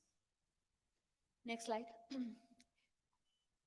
Did you know that there are pyramids around the world? Who knew that there are pyramids around the world, not just Egypt? And yet I don't see any more hands not raising, because we have pyramids in every part of the world. This is the pyramids in Sudan. They are called, by the way, Nubian pyramids. They have a different angle. 240 pyramids were built. Today, there are 220 still standing in Sudan. This is in Egypt. So this is in Africa. So Egypt is not the only place we have pyramids. That is, of course, that is Bosnia, the pyramid, which was discovered by Sam Osmaganic. He's a friend of PSSM. He met Patriji. Lot of great research is happening right there. Lot of healing experiences. This is Cambodia, Indonesia, Egypt, and Mexico. That's our last trip from Mexico, the picture at the Pyramid of the Sun. So pyramids are in America. Pyramids are in fact, St. Louis. Ramesh, where are you? Okay. In St. Louis, there are mounds of pyramids. In Ohio, there are underground pyramids. In Alaska, Seattle, in South America, we have pyramids everywhere. In Mexico, every city has a pyramid. Every city, sir, every city has a pyramid in Mexico, South America. It is so amazing. And we have pyramids in Australia, in Tibet, in China. Everywhere there are pyramids. Who are building these pyramids and why? And these are all ancient pyramids. They are not pyramids even when there was no travel. Thousands of years back. There was no travel, no trade, nothing. So how did they know about the same angle? How did they know? How did that information come to China and Mexico? How did that information come that, and all these pyramids are aligned to the north, true north? How is that aligned? How are they getting all this information? It is for us to think. Now, how is that happening? Next slide. This is something that I took from Facebook or Instagram. Somebody did a great job putting all of this together. There are pyramids in Middle East, Iran, Iraq. How amazing is that? So this is some information that is there everywhere. Now, I don't have a slide. I didn't put it. There are pyramids on Mars. There are pyramids on Jupiter. There are pyramids on the moon. There are pyramids on the dwarf planet series, which are taken, the pictures are taken from the NASA website. Now, who is going around the world and building these pyramids on the planets in the solar system? And why pyramid? Why not a Markaba? Why not a icosahedron? Why not a Sri Yantra, but a pyramid? So again, something to think about. Next slide. So something interesting. This is the Giza pyramid. This is how it used to look like back in the day. It had white limestone and it had a gold capstone. So it used, even if you see from Israel, you would see the beautiful pyramid glowing under the sun. That's how amazing it was.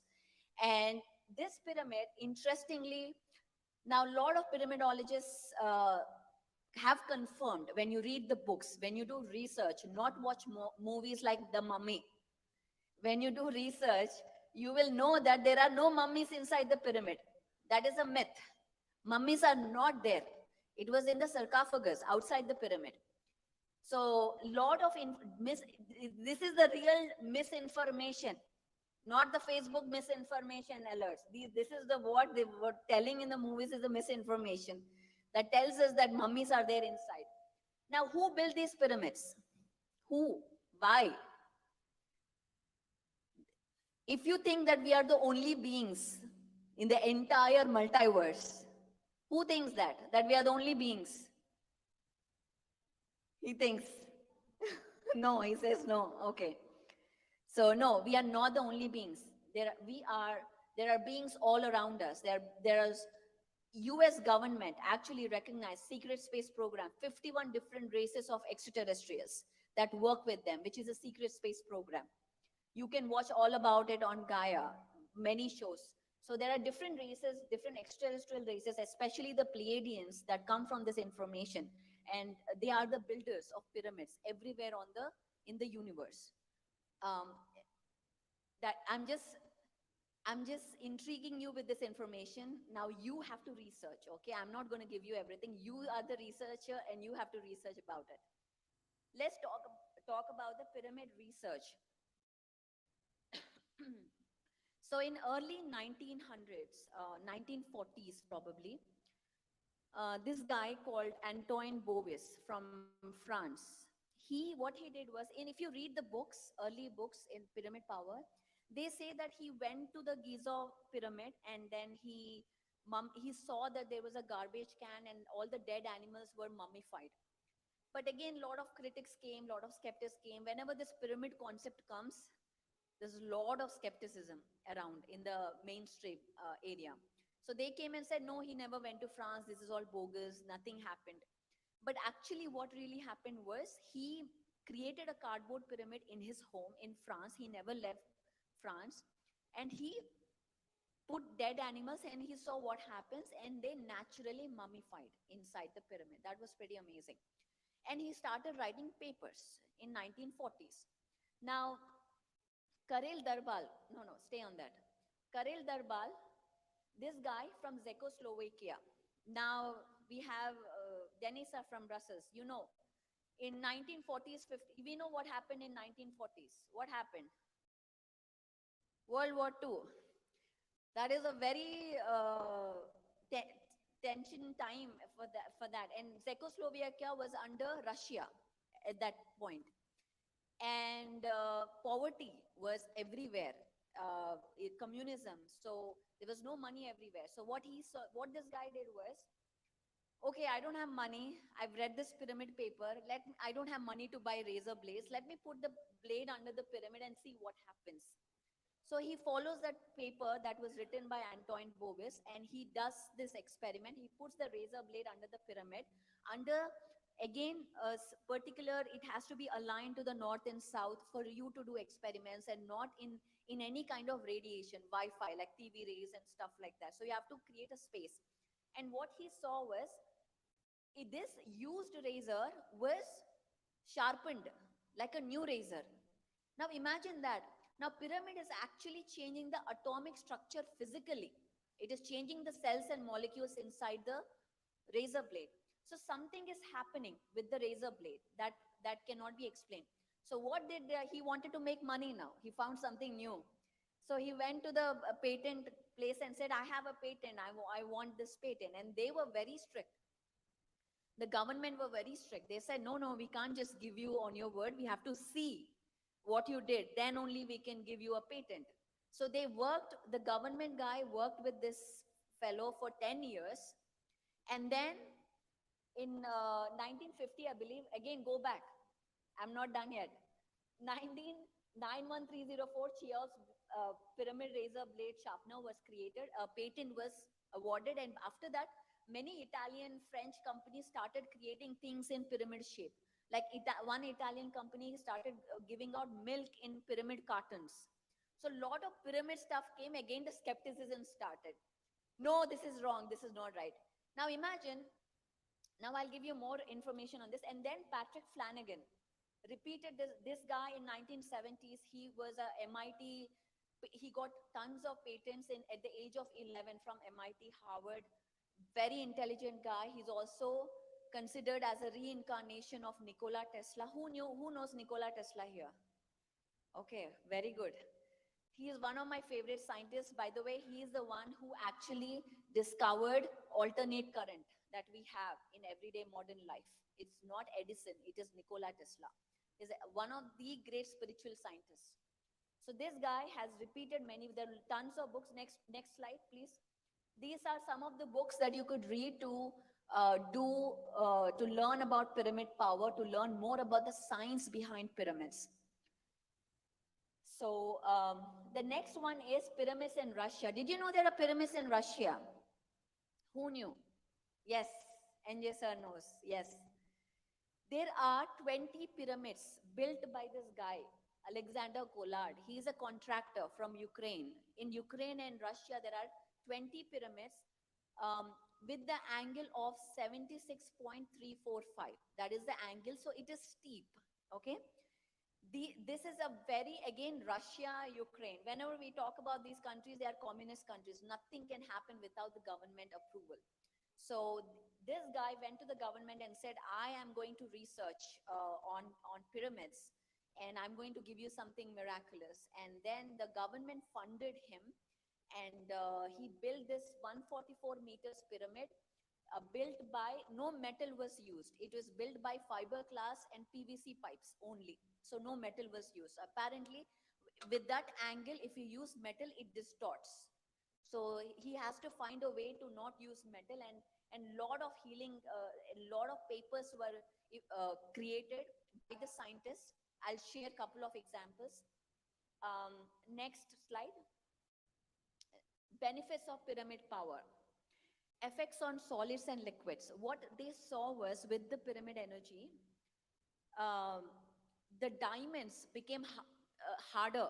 The diamonds were harder, and also the oil becomes less intense when you mine it out. So there was effects on solids, as we saw already on razor blade. The atomic structure started changing. And I'll share one example from the research that they have done in Russia. They have created two groups. Okay, in one of the hospital there, the premature babies were dying. So okay, there was some tumor or something happening.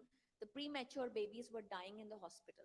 So they were doing this research on pyramids. So what they did was they took water, pyramid charged water. What is pyramid charged water?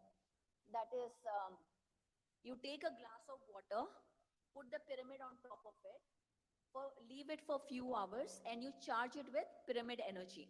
That is pyramid water. So that water, they took the water and they injected in the glucose. Okay, two groups were created. One group got pyramid water with glucose, the other group got just glucose. And what they saw was incredible.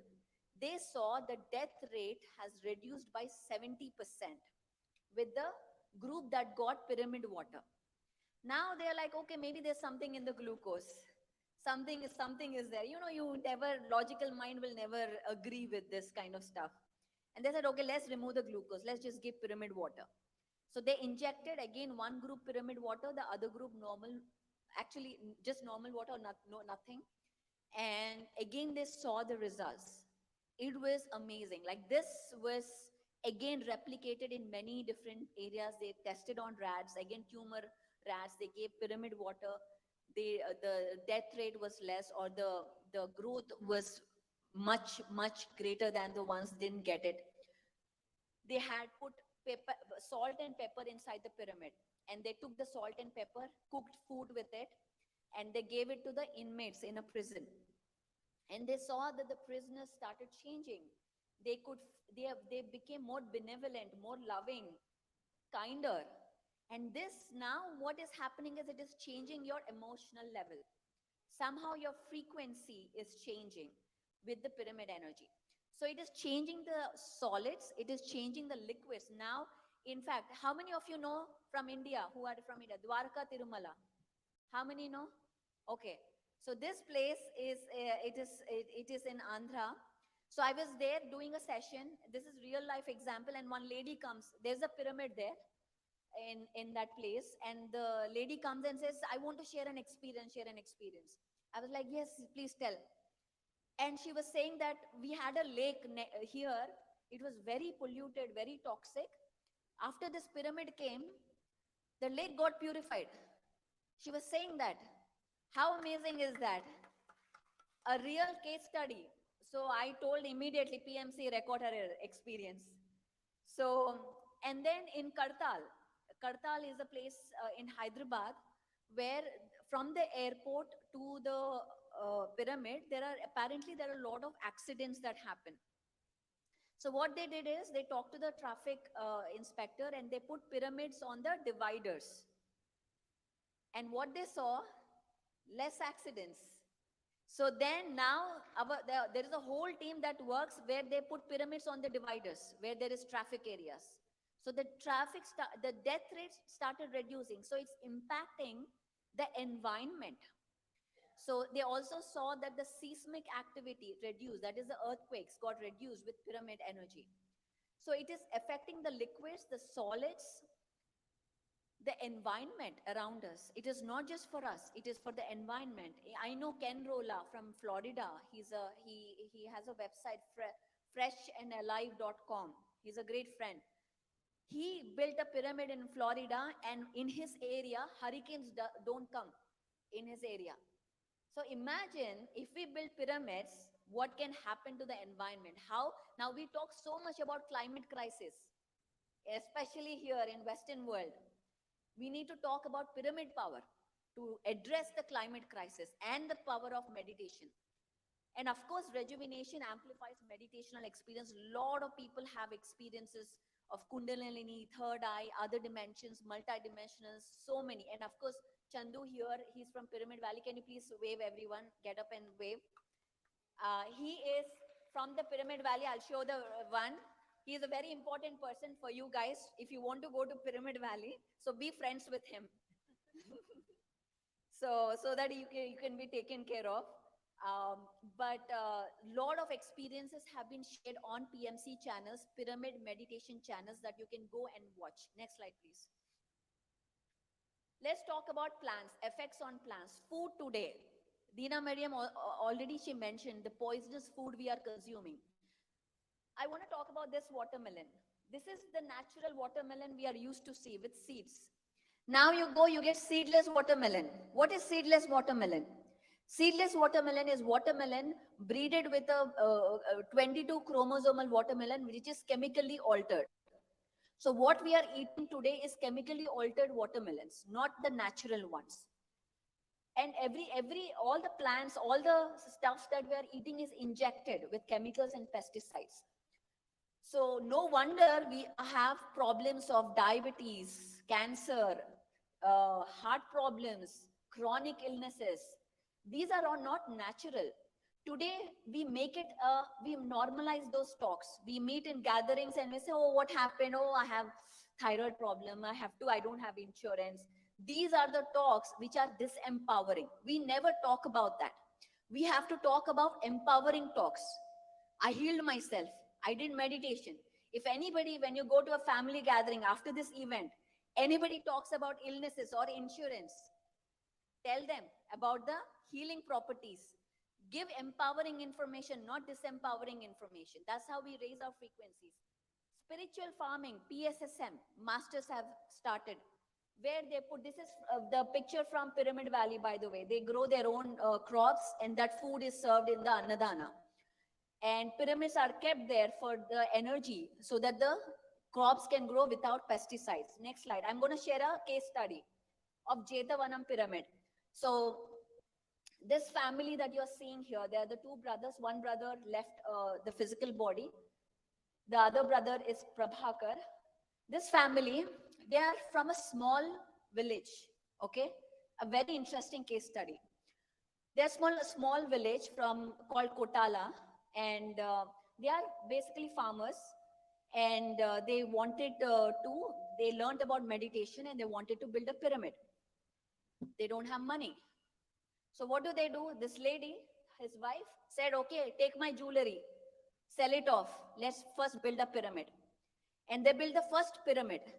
And today they have 85 pyramids there in Jetavanam. 85 pyramids. You see the farmers wearing pyramid caps and meditating and doing farming there.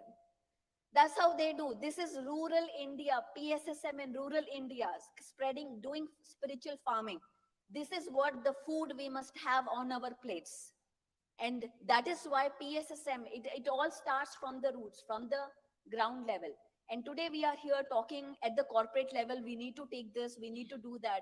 But the groundwork was done by Patriji, going to the farmers and spreading this information. So, and go back.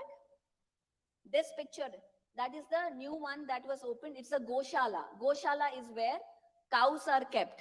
So each cow gets a pyramid. How amazing is that? So each cow gets a pyramid and that milk is given to everyone. So high vibrational. So it's beautiful. I wanted to share this. Everybody must go there to Jetavanam. So next slide, please. And now meditation in prisons, pyramids in prisons. Masters have gone in various cities in India, have gone to prisons, central jails, local jails, juvenile jails to teach meditation. And look at that, this guy sitting in the cell and meditating. How beautiful is that? So it is really heartwarming, and the experiences in prostitutes. Our master Swarnalata from Pune, she goes to prostitute area and teaches meditation to the sex workers to tell them to take their own power. So the meditation is not just for the educated or the retired or the monks. It is for every person on earth. It is for every one of us. That tells us that we are the creators of our reality. There is no savior out there to come and help us. No, we don't have to wait for a Ram or a Buddha to come appear on earth and save our lives. We need to save our lives. And that is the message of Patriji. And that is what each master is doing out there. Next slide, please. Okay, let's come to Pyramid Valley International. Go back to the story. 2003, Anantapur came, and meanwhile, now he wanted not 300 people, Baba. I want 5,000 people. So there's a guy called Shrans Daga in India from Bombay. He said, I want we don't have money, but we have big dreams. So he said, I want 5,000 people pyramid. Now everybody like, how can we build 5,000? One for 300 only, we struggled so much to collect money. Now we build 5,000. But of course it happened. It is standing there today in Bengaluru, in Pyramid Valley International. Next slide. Let's watch a small video right now.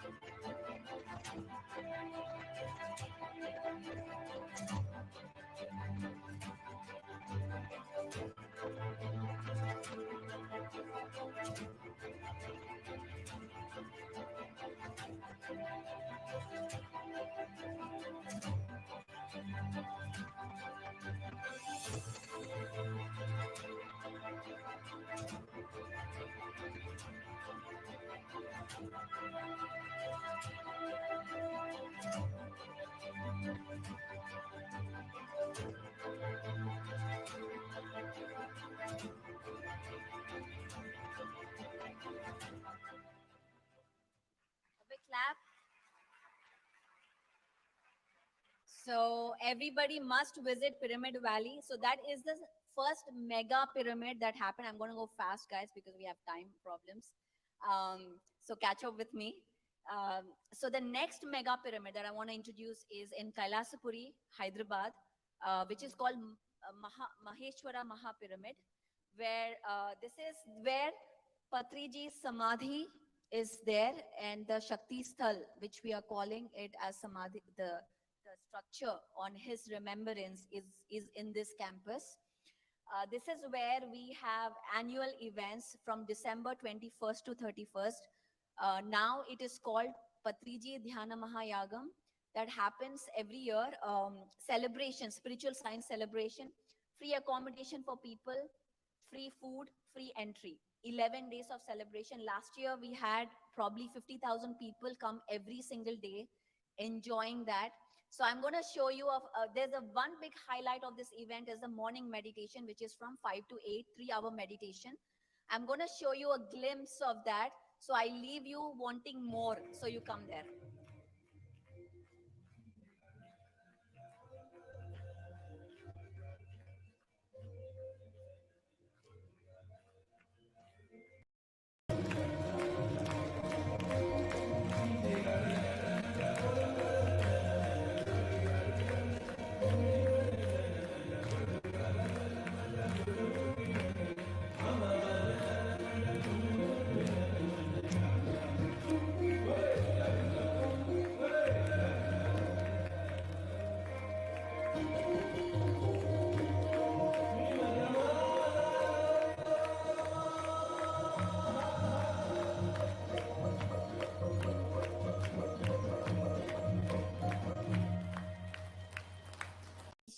Each one of you to come to India and be a part of the celebration this year. And next mega project we have is from Rajamandri, near Rajamandri, Peravaram.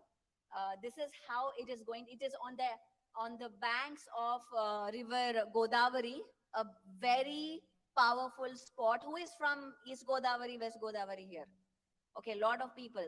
You guys, you must support this project. This is in your land. Support this project to bring this beautiful pyramid. So the work is happening there. You can see that is the present state of this pyramid. This is called Vasishta Gautami Pyramid. 8,000 people can sit in there. 8,000 on the banks of the river Godavari. It is one of the most beautiful. So Carmen, you have to come here. Okay, you have to come here to Vasishta Gautami.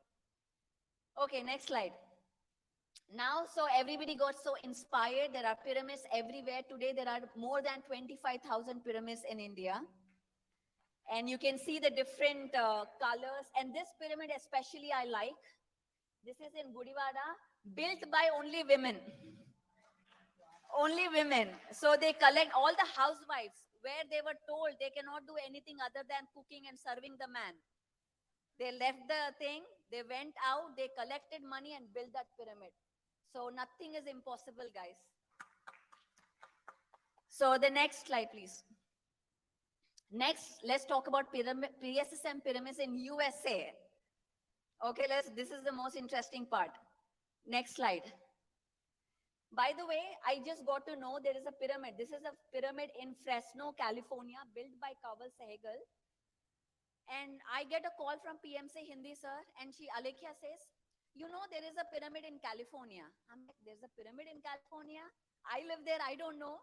This guy is teaching meditation. He's going everywhere, he's giving pamphlets to do PSSM meditation. And I'm like, I have to call this person immediately. And this person is this guy. He is doing tremendous. We don't even know. There are people we don't know who are doing great work. So this is the first pyramid there built by people from Chandigarh. Built the first pyramid. Now the second pyramid. Next pyramid is in Raleigh, North Carolina. I would like to invite NJ sir. Please come onto the stage. So, and by the way, guys, the next mega meditation summit, Dhyana Maha Chakram 2.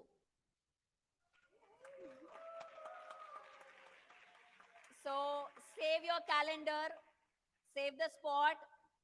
You all have to come back. The fun is yet to begin. Okay. So, sir, will share some information about the project and how it all started. Thank you, Pari. Thank you, everybody, coming for this event. Yes, we are promised Patri sir when he visited us in 2018. It's a promise made to Patri sir about 108 pyramids in Raleigh area. So we have the land already donated by one of our PSSM master. And then we are in the process of getting the permissions, and then we are going to definitely build the pyramid there. So we need all your support, intentions, and then, we all want you guys to visit the pyramid in the Raleigh. And then it's an open invitation to everybody here. Please come and visit next mega pyramid meditation in Raleigh. Thank you. Thank you, sir. So, please invite everyone for the summit. Yeah. Please come for the summit without fail for the, Raleigh area. We love to, see you all there, and then come and meditate in the pyramid. We are hoping that is like we'll make some progress there. Definitely we'll have try to, build the pyramid by next year. Just come and visit us and then make a great success of as today. It's going to be like, I heard 3 days, not 2 days.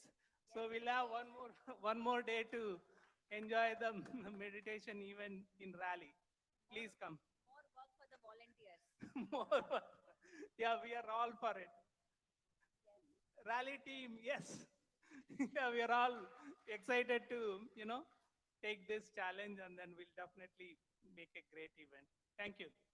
I also want to give a shout out to Ravi here. Where is Ravi? Please raise your hand so that he's also a key instrument for this project to happen. So a big, and of course the Atlanta team, the backbone team for any project in USA.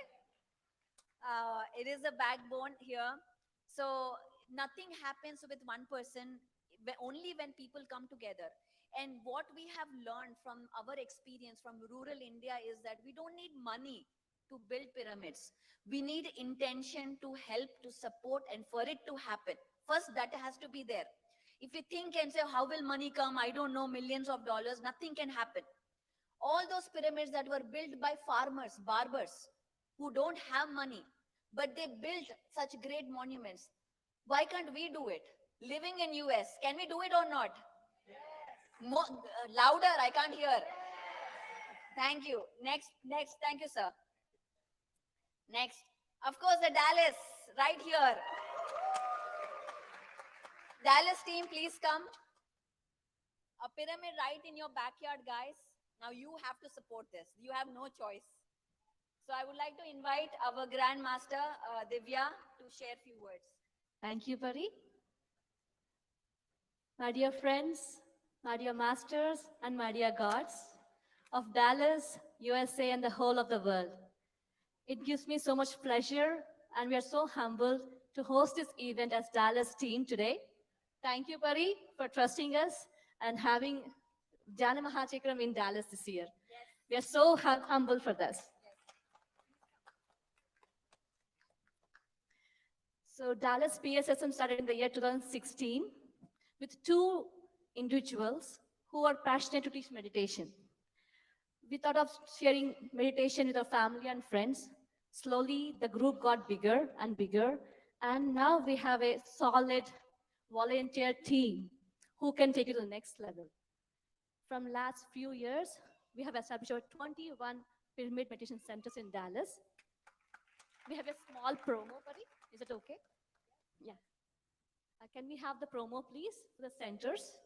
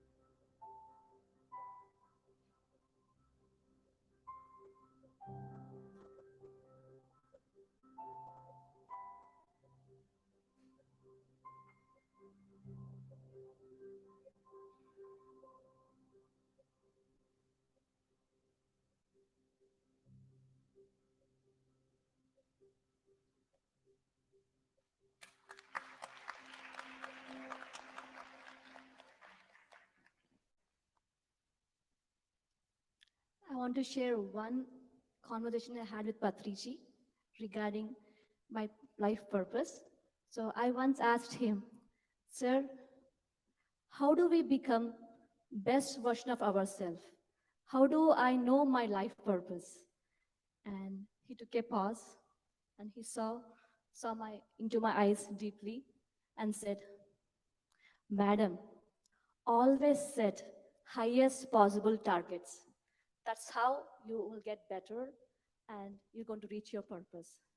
So now, as Dallas team, with all the support, we are trying to set highest target and build a mega meditation center in Dallas. So we have a team who is taking this forward, and I would like to invite Ram, Sharma sir, Praveen, Srini, and Puneet. Ram, thank you. Thank you, Divya. I know Pari was asking all of you to visit India and see the pyramids. I'm here to do the opposite. I want all the Indian masters and all the US masters to give your energy and your support to build a very similar mega pyramid in US. Now, idea here is not just the pyramid, because we have been looking at this pyramid for about a year now. Various options we looked at, some options did not work, some options we are still exploring. What we want to build is a spiritual pyramid village. It's not just a pyramid. For that reason, what we have done is we have looked for a land. We have actually under contract now about 380 acres of land, of which we are planning to buy 75 acres for pyramid alone.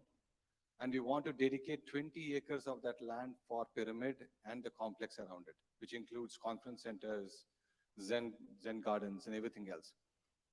At 55 acres that we want it to build it as a community or as a village for meditators. And you will be asking why that community, right? One, we all talk, we all live, segregate separately, but we want to make sure we can bring and live the life with the principle in one place. Not just for now, for the future generations as well, as a role model to say, how do you should live? Like in old days, if you see, we used to have temple communities. There'll be a temple and there's community around it. That's how the spiritual community in India grew so strong. We want to build a pyramid communities in US. That is a pyramid and there's a community around. Everybody has to grow with it. Second, there are always reasons that, there's always a veto. City will come, council will come and say, no pyramid here, no meditation center there and all that. If you build your own community in a village, there is no veto because it's all you. You live, you stay there, right? And two, whatever Pariji just showed in the farming, we want to take care of the animals. 20 acres is a lot of land. We want to make sure we just live with the meditation, with the spirituality, along with taking care of the earth and the animals with it. That's the goal. We have a booth outside. We can give you more details as to how and what we are planning to do. We are looking for all our pyramid masters here and meditation masters to come join us and make this as a grand, big, mega village, which can be replicated to other cities in the US. Anything else? Yeah. Thank you so much, Ram. I believe we all can do it. Kindly support us. Thank you. Thank you, Divya. What an amazing project. Everyone from Dallas have thought free event will go, but now we locked you into the grander vision of getting a pyramid. And you know what pyramid is for. Pyramid is for global peace. Pyramid, every topic that we talk, I just saw on TV today, Israel declared war on Hamas. Wars are happening everywhere. Crime rate, violence, destruction, manipulation. And what is the answer? The answer is not just talking about it and feeling sad. The answer is doing something, taking action, is creating this environment, raising consciousness. We all can do it. And we all destined for greatness. What can I do? I have nothing. No. We are all, each one of us are destined for great things. We just have to lean into it, lean into our purpose. So with this, I want to introduce PSSM Global Headquarters also today. Biksham ji, please come. In California. So we have a lot of projects coming in US. It's really exciting time for all of us. So yes, Biksham ji is from San Diego, California, and he'll talk about this. 2 minutes. Namaste, namaste everyone. I'm from San Diego, California. So we are taking a bigger project, PSSM Global. And our project is, we want to build a headquarter in California. So it is going to be a global headquarter for PSSM. It's a bigger project. With all your support, we definitely going to build a bigger project, PSSM Global. And we are looking for a land. And definitely, we will hear very soon the good news. I hope it will happen very soon.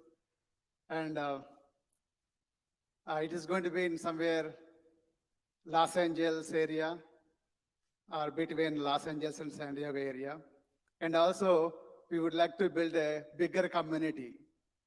PSSM Global community will be there. So that is what our dream project. So it is going to happen. Yes, thank you. So one thing I want to mention, thank you Biksham ji for sharing that. PSSM is not centralized. It is a decentralized organization, which is the physical manifestation of free will.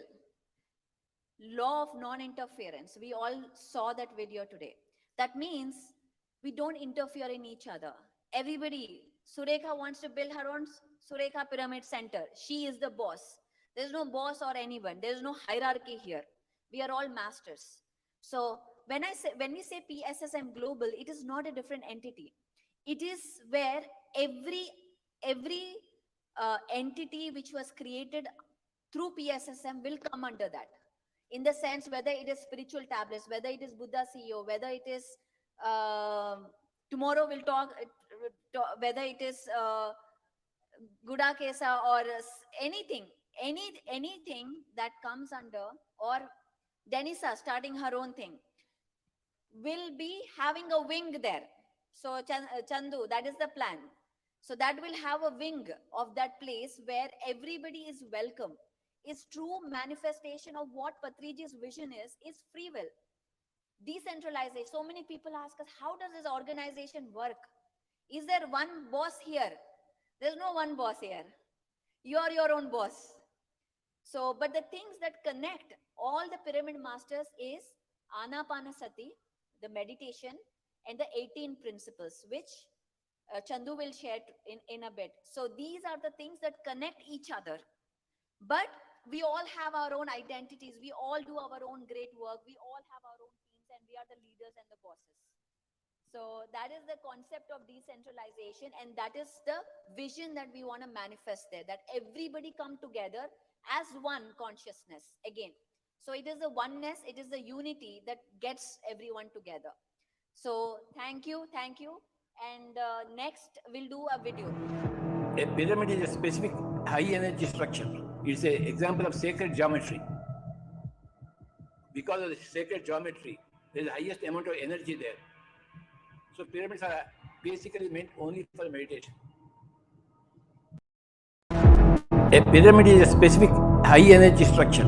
It's an example of sacred geometry. Because of the sacred geometry, there is the highest amount of energy there. So pyramids are basically meant only for meditation. So all meditation centers are being built only in the form of pyramids.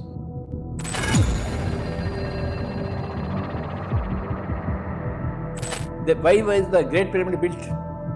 By whom? It was built by Pleiadians from other star systems to introduce meditation onto the Earth planet. The purpose of the Great Pyramid in Egypt was only for meditation. Meditation done inside a pyramid is thrice more powerful. Temples are good community places, but they are not places for meditation. Pyramids are for meditation. I first read about the pyramids in the year 1982 through a book titled Secret Power of the Pyramids, authored by Bill Shull and Ed Pettit. Whatever you do inside a pyramid energy field, then that gets enhanced. We are now currently in a great pyramid energy era. So, especially for meditation, it's absolutely recommended. And if you are constructing some meditation center, it should be constructed in the form of a pyramid. What are the dimensions of a pyramid? It's a square base with the 4 walls angled at the same angle as the Great Pyramid in Egypt. So, when you follow the same angle, and also the pyramid should be oriented towards the north and south, the magnetic north and south. Then what happens? We have a small replica of the Great Pyramid in Egypt. That's what we hear from those people who know the science of meditation. Those people who have done a lot of meditation, who have got cosmic information. Pyramids are very, very mysterious structures. How that such kind of energy is generated, that depends upon Earth's gravitational or any gravitational field of any Earth, any planet. So each Earth has got its own unique angle, and in the physical creation there are n number of Earths, n number of planets revolving around n number of suns. So everywhere there is this pyramid technology, and when you construct a pyramid, even 4 poles are enough to get that energy field.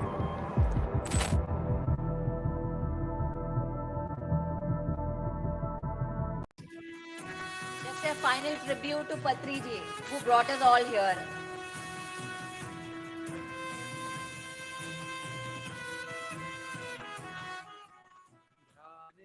ज्योति जलाकर सत्य को पहुंचाया घर घर प्राणियों में।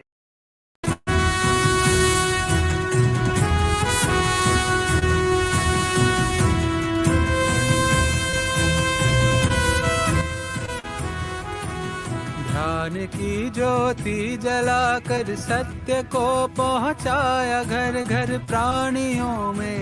एकता हो स्वर्ग उतरे इस धरा पर।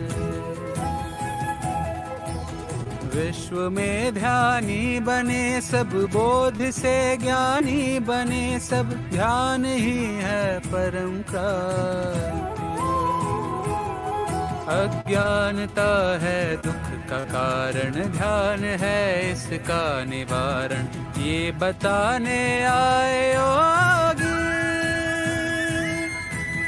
ब्रह्मर्षि पितामह पत्री जी। ब्रह्मर्षि पितामह पत्री जी। ब्रह्मर्षि पितामह पत्री जी। ब्रह्मर्षि पितामह पत्री जी।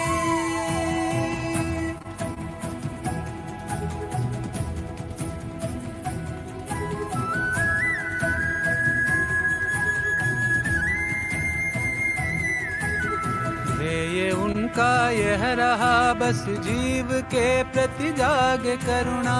फैले शाकाहार जग में, मित्रता हो धर्म अपना। समय है बदलाव का अब, जीव हिंसा छोड़ दें सब। मित्र बनकर यह बताया, मार्ग मुक्ति का दिखाया। ब्रह्मर्षि पितामह पत्री जी। ब्रह्मर्षि पितामह पत्री जी।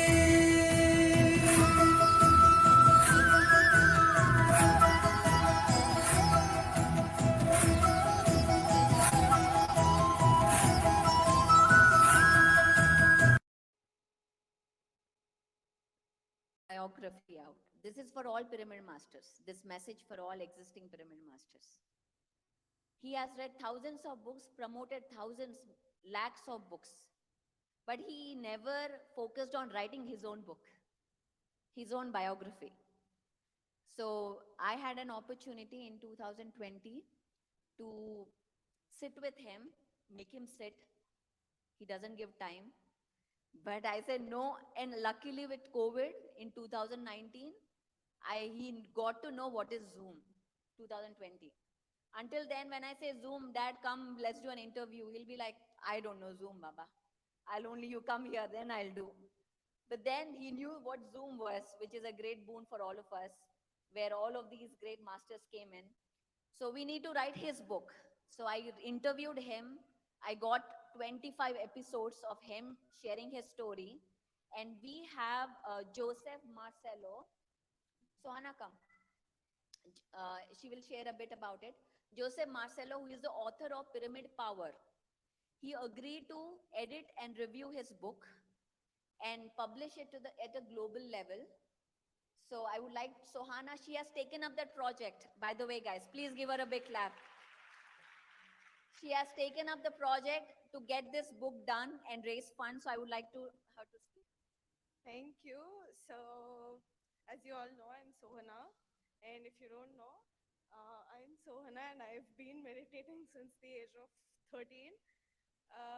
So I'm from California, basically. So all of this journey actually started like since so long, but as we all know today, like for the, since the start of the day, you all guys have been watching so much, listening so much about a great human being here. Like, you could see the title, how interesting it is. It's like the uncommon journey of a common man. So this is something beautiful that is about to be get into this reality, to be delivered soon. So for making this happen, like very soon, I request and I ask you all for one small favor to actually, volunteer yourselves.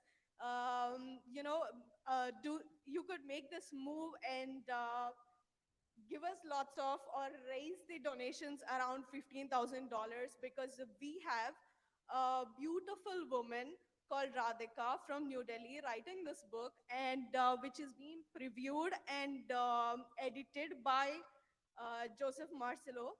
So he's the author of many books, the books that he had written about pyramids and the power of pyramids. So you all guys can, make this happen and raise the funds because we want this to happen like very soon by end of this year. Like for, we want to release this in Dhyana Maha Chakram, India. So, Patri ji, he had shared so much, like each one of us, we have witnessed and experienced it in all our lives.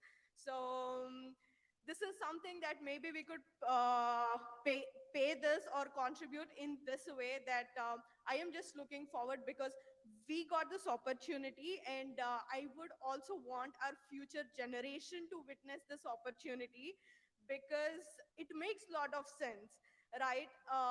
Every person, at some point, they will start reading books or, like me, I was a person that I've never even touched a book. But the time changed and I read lots of books and this is a history which has to be stored and we are looking forward for this greatest scripture and trust me, Radhika has skilled it in a way that you will see once the book has been delivered out into this world and I request you all to make this move and at least please do something that is possible. I want to say something about this girl. So I met her in 2019 in Florida and she was doing masters. I know I'm running late, extremely late. I hope it's okay if you guys miss your dinner. Stay here because a lot of information being shared. This girl was like in masters and she's like trying to figure out her purpose and stuff. Fast forward 3 years, I met her. I knew that Bikshamji messaged me and I'm looking I just moved to Irvine, right? So I'm looking for masters who are there in California. I have to meet them. And then he messaged me, you know what? There's a great core master right next door to you. I'm like, who is that? He sends her a message. Oh, I know this girl, Sohana. I met her in Florida. And I said, Sohana, I'm right next to you. Come home. And she came immediately that night for dinner. And she's like a powerhouse. I'm like, I'm amazed with her transformation. This girl is going to transform millions of lives. And I talked about the book to her and she said, Pari, I have $3,000. I will give right now. So your goal will be fulfilled. That's what this girl has given me so much confidence. So at that point, I told Soumya, it's okay. We don't have to pay Joseph Marcelo. It's okay. Let's just release the book. We don't have money right now. And this girl came and gave me confidence saying, Pari, we will do it. I will get the money. And today she is here. So a big clap to her.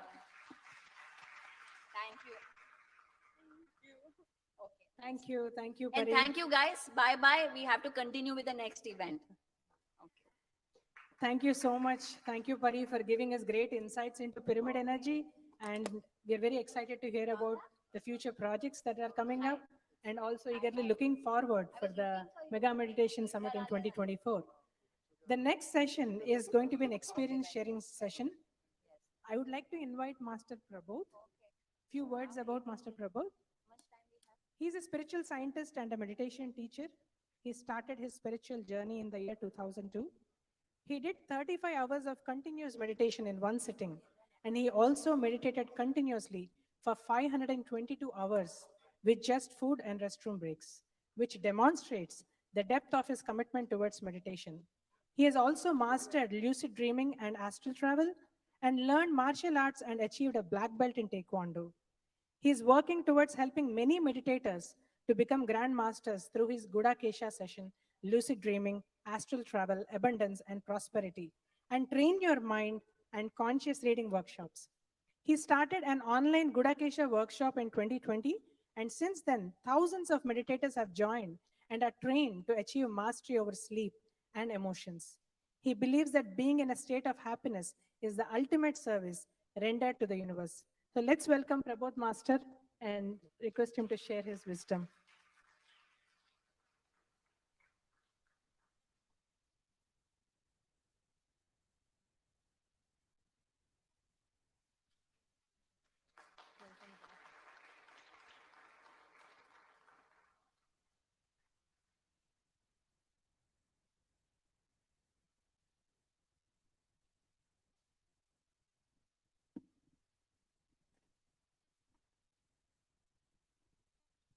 Hi everyone.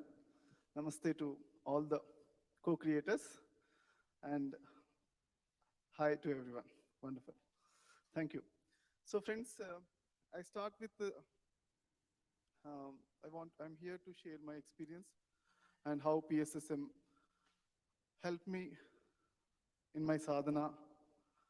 Let me share my experience. So I started my meditation in 2002 when I was in teens. So afterwards, the starting point also I learned through Dhyana Andhra Pradesh book magazine. I read that magazine when I went to a library. I got fascinated by it and immediately got, okay, let me note it down nearest my center. I learned meditation from the teacher, Vijay Kumari auntie. And I'm showing a lot of gratitude here in front of you all for Vijay Kumari madam. And of course, she's part of the PSSM movement. And then onwards, within 1 year, I mastered my anger. And second year, I mastered my fears. And down the 6 years, I mastered my emotions, like sadness, frustration, everything. So how many of you already mastered the anger here? Raise your hands. Raise your hand, come on. Some of you are there, 1, 2, 3, 4, 5, 6. So many people. Claps to all of the masters. How many of the masters who master the fears? That means rational fears are okay, irrational fears, asamanja samayana fears. How many of you mastered fears? So many masters. Claps to the masters who master the fears. How many of you mastered the sadness? Sadness. Wow. So many masters. Claps to these masters. So meditation helped me for that one. I decided one day that let me be happy always. And on the day onwards, I'm observing many situations are making me unhappy, my mind. Every single situation. Devastated. Sometimes earthquake is coming sometimes, but I know earthquake is only coming for me because everybody is calm. That kind of situations were there. So in this journey, I learned few amazing things from Patriji. Do you know how Patriji learned meditation? Anybody know? Who Miss Patriji's friend, through his friend, Patriji came to meditation. What is his friend's name? Ramachandra Reddy. Yeah. How Ramachandra Reddy came to the meditation? How many of you know? 2 people? Okay. Yeah.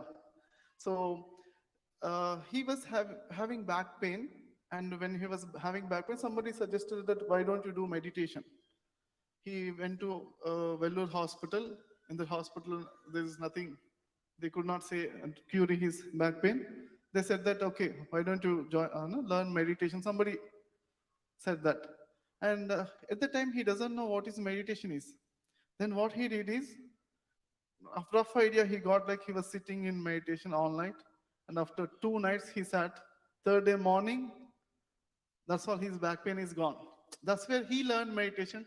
Through him, Patriji learned meditation. Patriji is also doing all-night meditation. Then, when Patriji met Sadananda Yogi gave one more tip, that added one more point, that while sitting in the night time, also observe the breath. That's where Patriji reinvented this meditation, Anapanasati, Buddha Prabodhita, and all the masters, yogis, Shiva, including many masters told this meditation, Anapanasati. That's why we're all here. Let's clap, lot of claps to Patriji and Sadananda Yogi and Ramachandra Reddy garu. So, in my journey, initially, I was meditating on and off. First 2 years, every day half an hour meditation.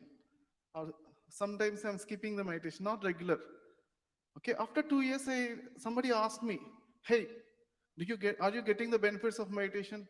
He asked. I said, "Hi, I think so. Yeah, are you thinking so, or are you sure that you're getting benefits?" I said, "Sure. I thought, okay, definitely I got some benefit." Then that person asked me, "Then are you doing regular meditation?" He asked me. Then I said, "No, not regular. 5 days or 6 days I might do. Sunday I skip." So Sunday is holiday. Then he asked me very strongly, "Why are you not doing regular meditation?" I felt like somebody holding my shirt and asking me that kind of a strongly he's asking me. So now I'll also ask the same question to you all. How many people are doing regular meditation? Raise your hands. Okay, who are not doing regular meditation? Why are you not doing regular meditation? Holding your shirt. Why are you not doing it? Okay, I want you all to do the meditation, regular meditation. Everybody raise your hands now. Everybody. Okay? Because we are here, we wanted to get the benefits. When we wanted to get the benefits, we need to do that regular meditation, right? With that only we'll get so much benefits. So definitely we need to do regular meditation, friends. Okay? Then what happened is one day suddenly, I got a bliss experience. After 2 years of my meditation, suddenly out of the world bliss experience, amazing bliss. But that bliss was there for only 2 minutes. I was, wow, wonderful bliss. I want this bliss one more time. What can I do? In my meditation, I got the bliss. Amazing, out of the world, so much. I was flying in the, like so much out of the, it's like completely, cannot compare that bliss. The whole life, I cannot compare that kind of ultimate bliss I got. So I want one more time. How can I get the second time? Because I got that in meditation. So solution is there in the meditation only. I wanted to do meditation, but when I go to senior masters, they told that, "Hey, Prabodh, samsara nirvana should be balanced." You cannot do more meditation. That means with balance, you cannot go to Himalayas. I said, okay, then what else is there? Luckily, PSSM has so many masters who are utilizing nighttime meditation. Okay, so Patriji started with nighttime meditation. His friend started with that, and my mentor, one of my, I feel guru. Everyone is our gurus, right? I feel he is my guru, Jivan Master. He is also in the nighttime. He was sitting 8 o'clock nighttime. He was sitting morning 8 o'clock. He used to wake up one sitting only, one meditation every night. 3 months he did like that. So claps to Jivan Master also. So then some people are doing here and there. Some people are doing amazing meditation. And one time, what happened is I was going in the Patriji's vehicle. Earlier, very long time back, what happened is we used to have many people. We used to have less vehicles. So Qualis one car is there, a vehicle. At the time, we are sitting. Patriji is sitting in the driver's seat, one person, and passenger seat. Patriji and me are sharing, adjusting a little bit. Then the moment I was sitting near the gearbox, Patriji is sitting beside me, and Patriji's shoulders to knees touching my body. At the time, I know that anyone is touching us, we know that, right? He's sleeping actually. His body is sleeping, but he's aware. He's talking. In backside, some people are asking some questions. He's looking at the backside and he's answering to their questions. So he's sleeping from neck to toe, but his brain is working. He's looking at everyone. He's looking all the road and everything. He's answering. So claps to that mastery over the sleep. Okay. So that's where I saw afterwards, he gave one speech in Melbourne in Australia. He told that sleep mastery is very important. Okay. It's like a small child, when the child is hungry, child is crying for the food. When the child is grown up, what they will do?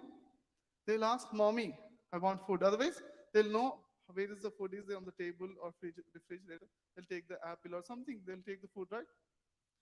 So when you're grown up, you can take the food. When you're bacha, that means when you're small child, you need to wait for the mother to come and feed the food. So like that, everyone in the night time, they're sleeping and waiting for the mother sleep.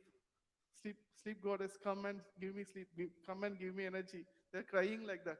Some people are not gave. Mother is busy. So some people are not getting good sleep. But meditators are like masters. Whenever they want, they can get the energies. That's what the Patriji told. And he mastered that sleep. He can, while sitting also, whenever he sit, when he is talking also, when he is moving his hands, he can sleep from neck to toe. He has that mastery over the sleep. Then with that one, I observed that.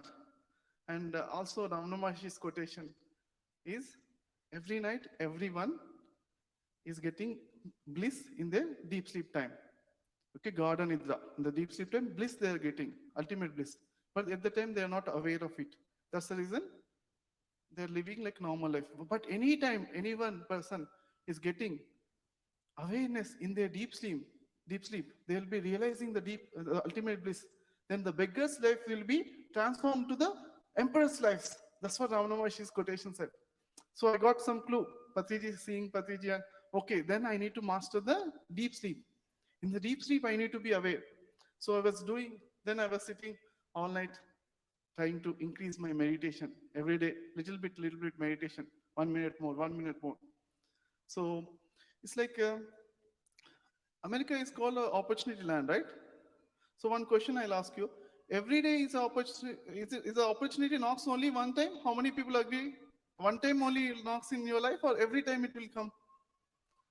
Every time, right? Who said that? Wonderful. Yeah, claps to that. Every time it is coming. So I felt like every night is an opportunity for me to improve my meditation. So every night I was trying little bit more. Can I be little bit more? It took me 8 years to mastery and to do meditation all night. I was started doing meditation all night. I was sitting and meditating. And then, of course, earlier Patriji was giving some guidance to only selected masters. He was telling about this all-night meditation. For the normal public, he used to say that meditate how many minutes a day? What is your age? That many minutes minimum. He used to say, but minimum many people used to forget only that much. Only they used to do. That's okay. So here I wanted to make you keep one audio what Patriji is telling about meditation. So till the time, I want everyone to do a 5 seconds meditation. You can do 5 to 10 seconds also. Close your eyes and relax. Be with your breath.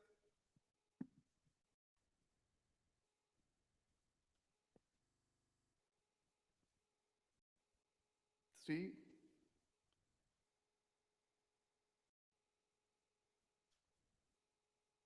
2,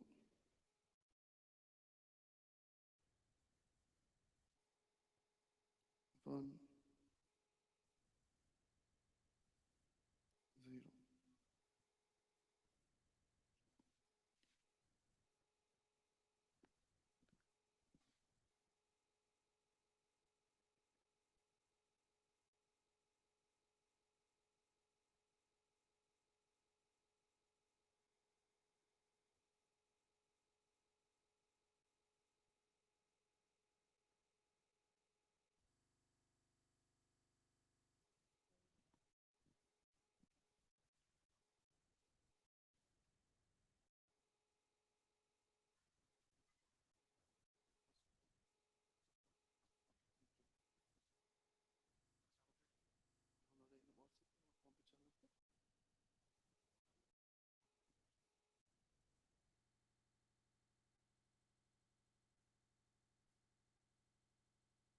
Okay, friends, just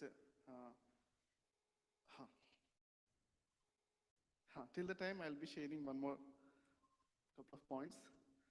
I noted down some points also. So, many masters also doing the nighttime meditation. Like today morning, Dina Miriam came, and what is the book she wrote?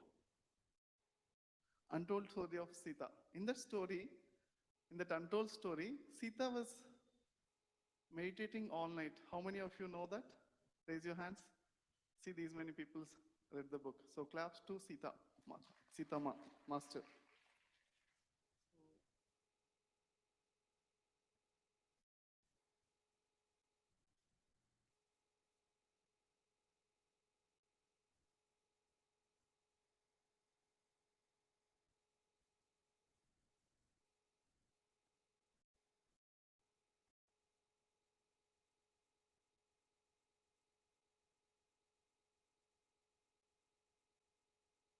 So Patriji was telling to some masters like Saurabh Ranjan, Dr. Saurabh Ranjan from Delhi. Some masters earlier he was guiding that do the nighttime meditation, utilize all night meditations earlier. But after Corona, he started telling to everyone also. So now I started doing this meditation from the past 21 plus years. And first 8 years, I was wondering about how to do the quality meditation. I was asking so many people. Every master I used to ask, am I doing the right meditation, observing the breath, is it right? Like still I'm getting thoughts and how to improve the quality. One thing I observed is whenever I'm reading the books, whenever I'm meeting the Sajjana Sangacha, meeting the similar like-minded set people, I was observing that my quality of meditation is improving. Okay, that's what my observation is. Whenever you do any good thing, any meditation or meeting friends and discussing about spirituality, and every time reading good books, so every time my quality is increasing. I wanted to take it to the whole next level. How can I meditate without any single thought? That's what my research. I was asking so many questions, and everyone I was asking. One person in 2007, I met him in Pyramid Valley. Then he told that, hey, I'm able to do meditation without a single thought for 1 hour. Then I was curious, but also somehow maybe my ego or somehow, I don't know. I didn't ask him what is the procedure. He didn't also tell. He also didn't tell. But afterwards, I came to USA 2008 and 2009. I was wondering, how can I improve my meditation quality? At the time, after doing meditation for the six years, my meditation quality is like, if I do 1 hour meditation, 20 minutes, I was able to sit without any thoughts. 20 minutes, drowsy, sleepiness. 20 minutes, proper meditation. Proper meditation, 20 minutes thoughts, okay? 20 minutes, sleepiness. That's my level. But I wanted to take it to the complete next level. How can I take it? But one day, something clicked. Of course, not only one thing, many experiences, many techniques, hundreds of different experience, everyday evolution, right? It took me that place. 2010 onwards, I was able to do meditation without any single thought. Then I created a course called Train Your Mind course, how to stay without any thoughts. Okay, the course detail, you can also register for this course. I started it from today only. Online it will happen in the stall number 5. When you're coming there, Gudakesha stall, you can find it. And also,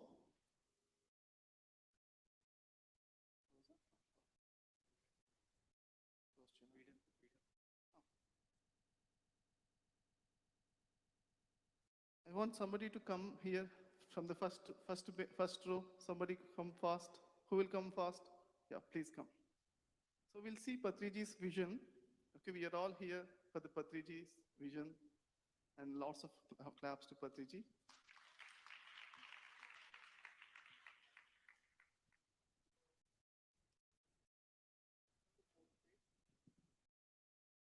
Opening, this book name is called Patriji Answers. Okay, 4th page, page number 4.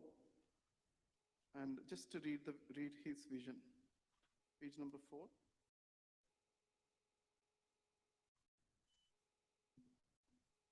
Patriji, do you have a dream? Somebody asked about Patriji's dream. You read the last 3 lines.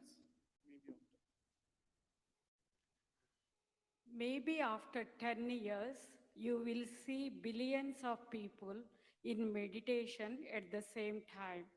There is no group sleep, but there will be only group meditation. Thank you, friends. So with this, I'm coming to the conclusion.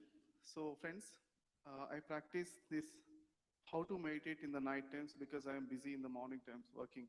So if you also wanted to do increase the meditation time, how to take it to the whole next level, we are here to guide you. Come to the Gudakesha stall. And Patri madam, in 2005, in Dasara time, she gave me guidance in Pyramid Valley. Under her guidance, we were meditating thus all nights and Navaratri, best utilization. So this time also Navaratri, I'm having this course in physical presence is Vijayawada. You can share to your friends, but in online also, in Zoom also, we are conducting the course, how to meditate online. If you're interested to that, that's called course name is called Gudakesha. Gudaka means sleep, Isha means mastery. So we are conducting the deep sleep challenges also. We are having the watches, Samsung watch or some watches. We use it, and when you go to in your meditation, if your meditation is like going deeper than the deep sleep and staying there. So with the deep sleep only, we get so much energies and so much healing power. Anandamaya Kosha we connect. So I welcome all of you to this Gudakesha course, mastery over the mind, and complete every time thoughtless mastery over the meditation. Okay. Thank you all, friends. Thank you very much. Thank you very much. Thank you so much, Prabodh sir. I would like to request Jyotsna and Soumya to please be here to felicitate Prabodh sir.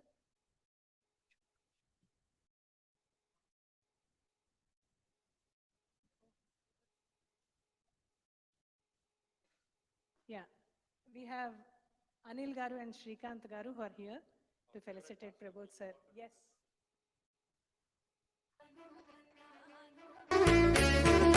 बुद्धं शरणं गच्छामि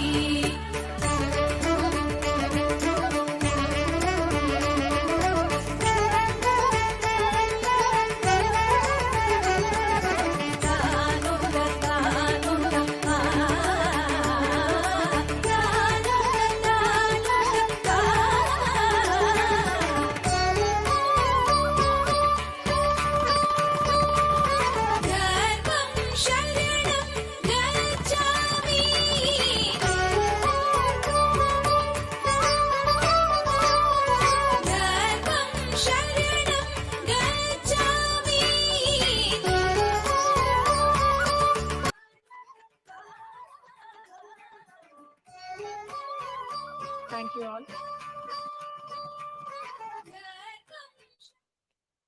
So moving on to our next experience and wisdom sharing, we have Master Denisa, who's from Belgium.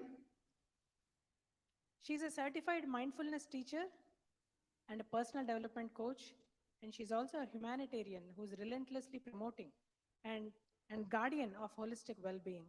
She works for European Research Council as an European Union official administrator. She has been trained and accompanied in her spiritual growth in the Netherlands, UK, Greece, Romania, and in India by Brahmarshi Pitamaha Patriji and Brahma Kumaris, Tibetan monks, and numerous spiritual leaders. She's been with PSSM since 2019 and met Patriji personally in 2020. Let's welcome Denisa. Thank you very much, everyone. Thank you. And I feel really blessed. I feel happy. I feel joyful to connect with you. This wonderful, fantastic audience. And I'm really privileged to be in this audience, to share with you, to be part of you, to be part of everything. And I want to thank our Master. Thank you for this blessing. Yeah, so if I'm here, nothing comes just by accident. Nothing comes just like that. If I may sit. It's been back in 2020 when I met our master and my master, Patrici. Actually, I think we have met long time ago. Because when I met him, from the very first moment, there was a connection. My dear masters, ladies and gentlemen, friends, when I was a child, I was always told, there is nothing you cannot do. There is nothing you cannot be. There is nothing you cannot have. You are a wonderful creation of God. Therefore, everything is possible. However, during all my life, everything happened not because I worked for, not because I struggled for, not because I planned. I was a wonderful project manager, but everything what I planned for my own life, nothing came the way I wanted to be. Everything came in a totally different way. Totally the opposite, very often the very opposite what I have planned. And I wanted to live in a warm country. I ended up in the coldest country in Europe. I wanted to become a language teacher, to learn cultures. I became, well, actually I've ended up by studying international business. I wanted to have a wonderful family, wonderful relationship. Everything collapsed. So I remember my father then saying that, well, try better, try harder, do better, learn more. However, everything collapsed. I lost my parents when I was very little. I lost many things in my life, but I didn't lose my faith. And I didn't lose that mindset that it has been infliged to me, that everything is possible. Nothing is impossible. You can always do. You can always have. You can always be. So where I want to come with this is that even though nothing happened, almost nothing, even sometimes the smaller thing didn't happen the way I planned, the miracles always happen. And at an unexpected moment, unexpected time, which I strongly believe that was the right time, things happened. And that was exactly what happened when I met Patrici. In 2019, I happened to be in Malaysia for business and for leisure. And I Googled for a meditation center because I wanted to meditate in a group. So the only person, I Googled several places, I sent some mails, and the only person who answered to me was the Grand Master from Kuala Lumpur, from PSSM. He invited me to the meditation center. He introduced me to the concept, he introduced me to the group, he introduced me he explained how it goes and who is our master. And that was fantastic. I immediately got a connection. He said, next time when you come, you have to meet in India our Brahmashi Patrici, our Grand Master. He said, yeah, okay. So 1 year went by, and 2020, by the end of February, beginning of March, couple of days before the lockdown, I was in Malaysia, and the Malaysian master from PSSN said, oh, okay, come over. So now you come with us in India, you have to meet our master. I said, okay. It ended up that nobody was available. I had to go alone. I booked the ticket. I didn't know where I was going. I didn't know who will be waiting for me at the airport. I didn't know anything where I will end up. Anyway, like in a puzzle, everything became, and I could put little bits and I could see the big picture. Someone came to pick me up from the airport, and that was very late in the evening. I had to pass all the tests and whatever. And then next morning I met Patrici. From the very first second, I had a connection, and I knew that connection will last forever. Ever since, I'm connected to PSSM. I'm spreading meditation, not because Patrici said that you are a grandmaster. I don't consider myself as being a master. I consider myself as being deeply, deeply convinced that meditation and spiritual practices, vegetarianism, are really the cure of this world that is going really sick, I would say.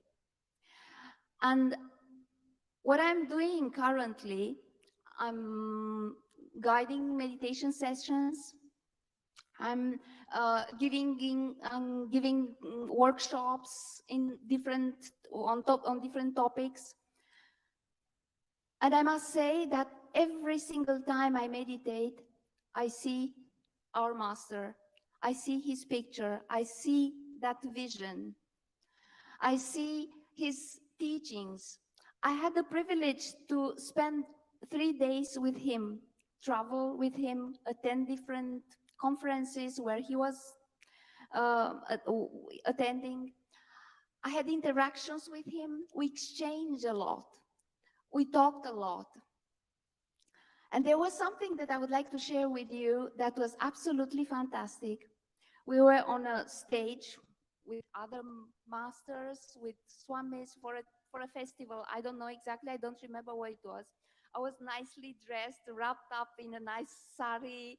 I felt really in a bliss. I was in a bliss. I enjoyed so much. I was almost like levitating.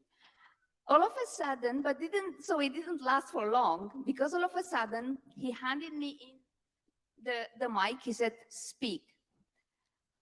I thought I must confess that at that time I was completely unable to speak in front of an audience. I would faint many times. I have fainted when I had to speak in front of an audience.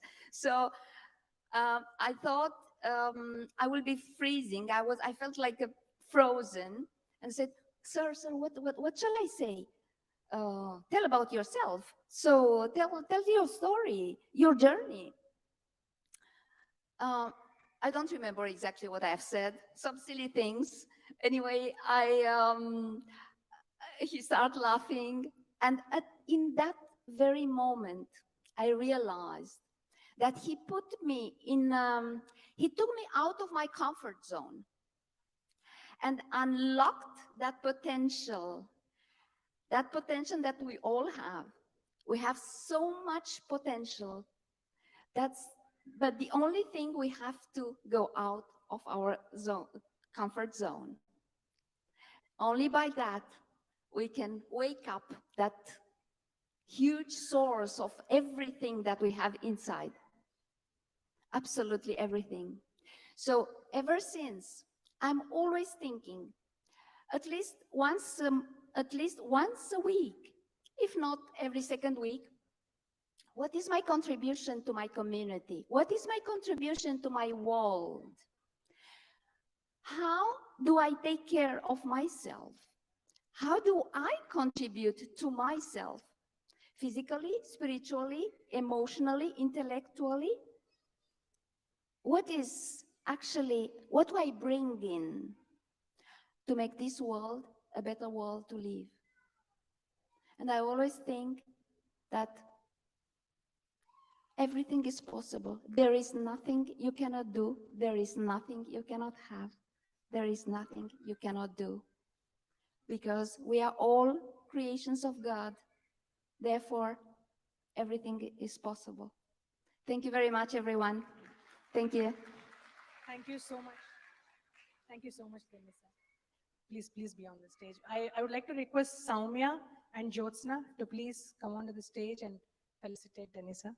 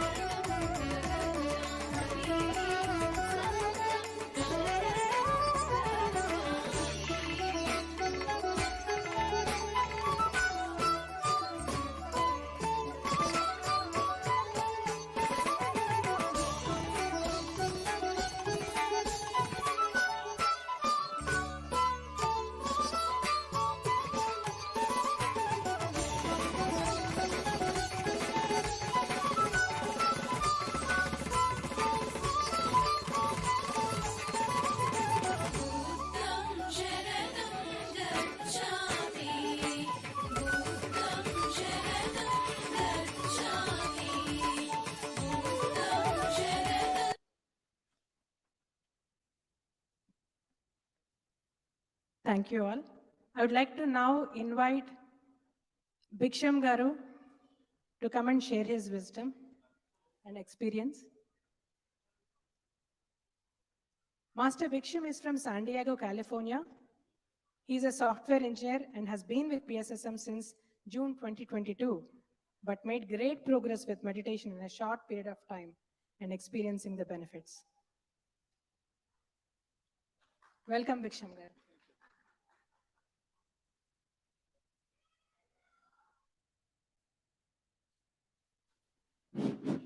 Thank you.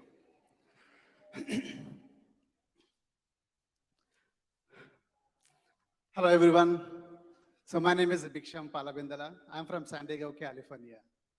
I'm new to meditation.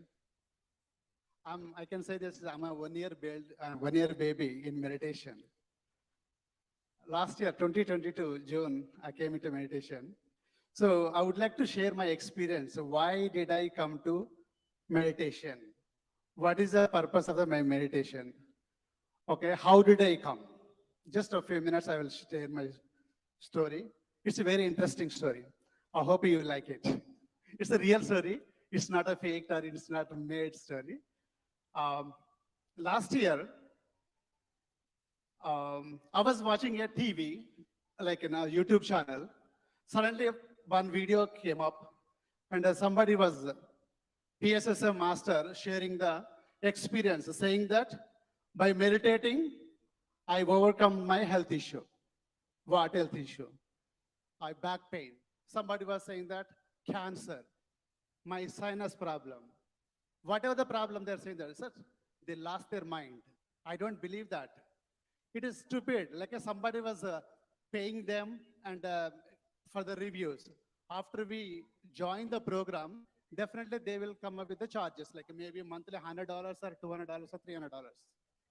So that was the reason that everyone is saying that practice meditation, you will overcome these issues. So I didn't believe it. Usually I don't believe these kind of things.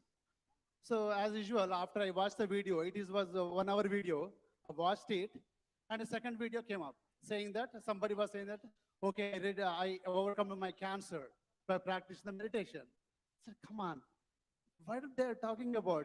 So stupid. I didn't believe it. Then second, third video, fourth video, fifth video, nearly I addicted to the videos. It was everyone saying that it is interesting to me. So what else they experienced? So after watching the 50 videos, no one is talking about the money. And they are saying that it's simple. You can do meditation whenever you want, wherever you want, however you want. I like that idea. No money, you don't have to go anywhere, you don't have to pay anyone, and I don't have to buy anything. And also, no side effects. How? Super. It's excellent. So I can also do meditation and see whether I can overcome my health issues. That time I was having 2 health issues. So I want to practice the meditation and to see whether it is a true or false. So one day I started meditation. I woke up at 5 o'clock and I started meditation. Then I woke, after 2 hours, I felt like in 2 hours I did meditation. Hey, I did 1 hour for 2 hours meditation. I woke up and see that I did only 6 minutes meditation. Oh man, so I thought it's very easy. It's not an easy. I thought I did 2 hours, but it's only 6 minutes I did the meditation. Come on, man, it's not an easy. Let's do it. So second day again, woke up at 5 o'clock and start meditation. Again, I did that, only 5 minutes. Man, how did I do that? The people are saying that I did a 4 hours, 5 hours, 6 hours, 10 hours meditation. It's not an easy, man. Let's do. But I didn't give up. Every single day, I woke up at 5 o'clock and start meditation. After 1 week, I was able to do 15 minutes. Hey, good thing. So then at the same time, I forgot to tell my story. At the same time, I was having a sinus problem. In 2007, I had a surgery on my left nostril. And then again, after that, like in 2021, started having the same issue. Last year, around April, May time, I was not able to sleep. I was not able to breathe. I was not able to, join in the call and talking the office calls and all the things, right? So then immediately, I thought of like, let's go for a second surgery. I went to see the doctor, and doctor said, man, no, it's not a good idea to having 2 surgeries in the nose, man. Just go for medicines and try it. If you don't like it, come back. I will do the surgery. First, to try the medicines. So I thought, okay, good. I took the appointment with a sinus doctor, and she examined. You have a this, that. Go and use this sprays. One of the sprays is steroid. If you work it, then you need to use these steroids and all the other sprays for the rest of the life. Come on. Steroid is not good for the long-term use. So how did I do that? Then first let me try it out, whether it's working or not. Then I tried. So at the same time, I started practicing the meditation. So after 1 week, I was able to do 20 minutes, 25 minutes meditation, then magic starts. After 25 minutes, then I started experiencing, my body became very lightweight and I was traveling somewhere else. So enjoying. Oh my goodness, beautiful. I cannot come out from the meditation. I thought of let's do 5 more minutes. Let's do 5 more minutes. Let's do 5 minutes. By the time I woke up, it was 20, 25, 30 minutes. I enjoyed it. I said, oh man, that's good. I got it. So that's the reason people able to do the meditation, 1 hour, 2 hours, 3 hours, 4 hours. Then after 2 weeks, my problem gone. My sinus problem is gone. Hey, I got this. My problem is gone. Meditation is working fine. Now I can tell everyone, hey, do meditation if you have any health issues. Then my negative mind saying that, no, man, so you're using the medicines. That's the reason is overcome this issue. Then how did I prove it? Then I thought of stop using the medicine and only do the meditation. Then I stopped the medicine and continued the meditation for 1 week. Same thing, I don't see any problem. I was able to breathe and everything is cool. So then again, okay, it's working fine, right? So then again, after 1 week, you thought to prove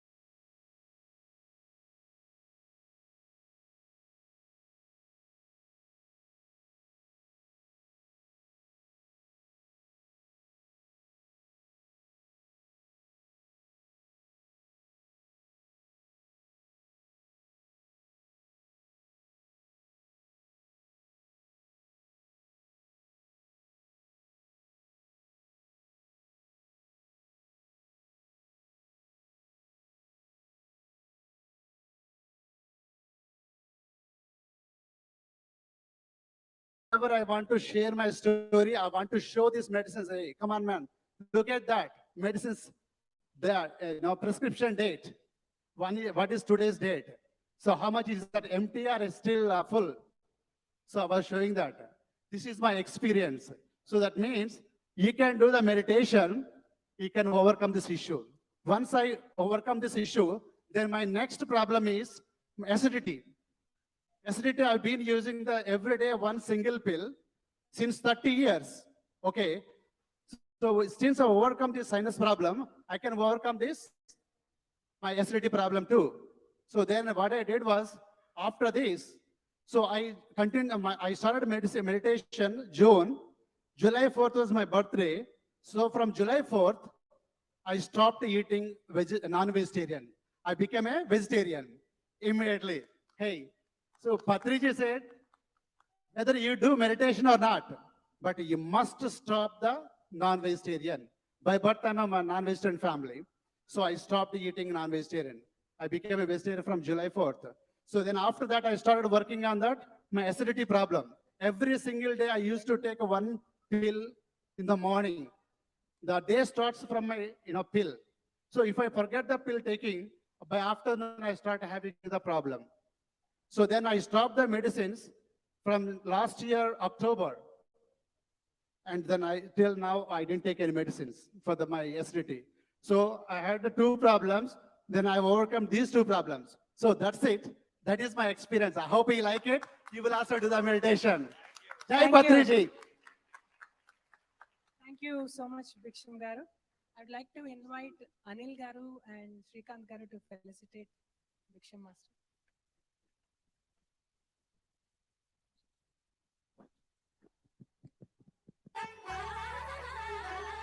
We have heard this experience about 10 times so far. It is still inspiring, still inspiring. So he's a great master. And we have rushed him to finish up faster. Sorry for that. Sorry, sir. Sorry for giving you less time. Thank you. But a great experience, friends. Great experience.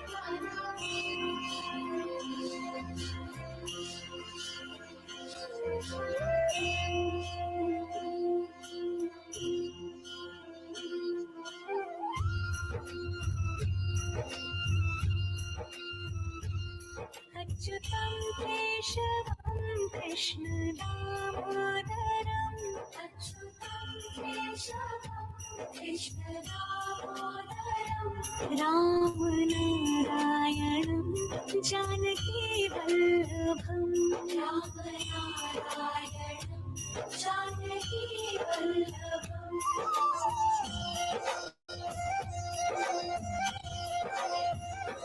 कौन कहते हैं भगवान आते नहीं कौन कहते हैं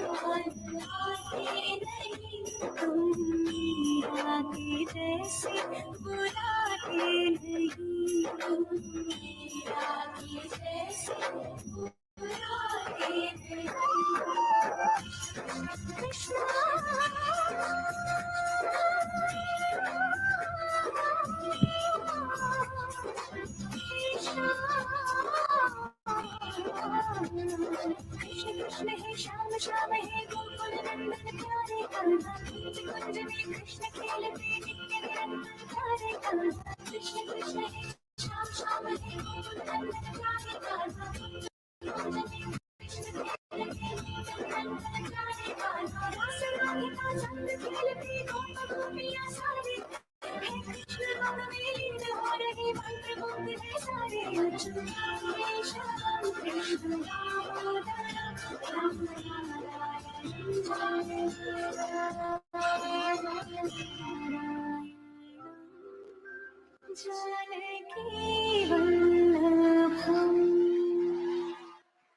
Beautiful, beautiful.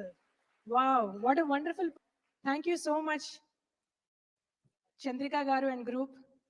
I would like to invite Anila Garu, Sirisha Garu, to please come and felicitate the dancers. One more big round of applause for these ladies.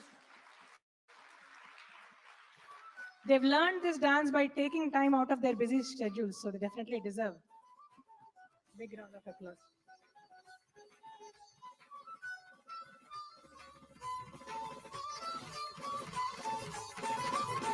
बुद्धं शरणं गच्छामि बुद्धं शरणं गच्छामि बुद्धं शरणं गच्छामि बुद्धं शरणं गच्छामि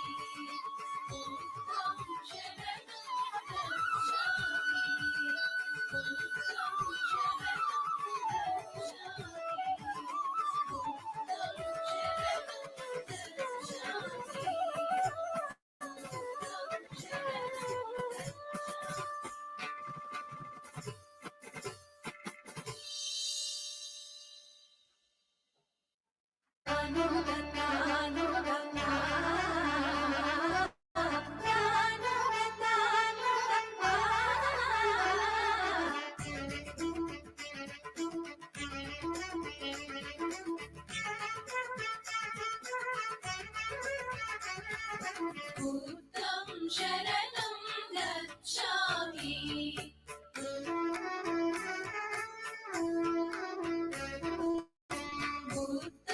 बुद्धं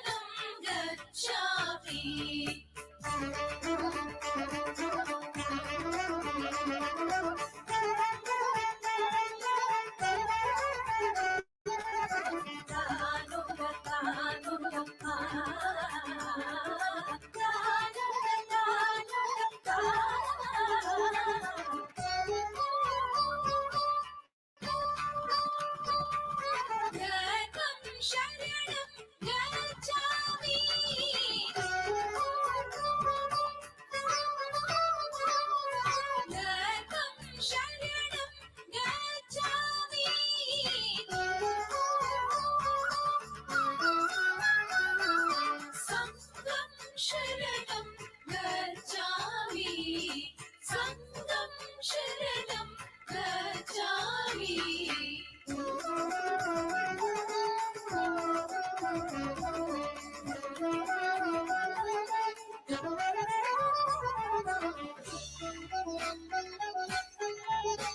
Thank you all.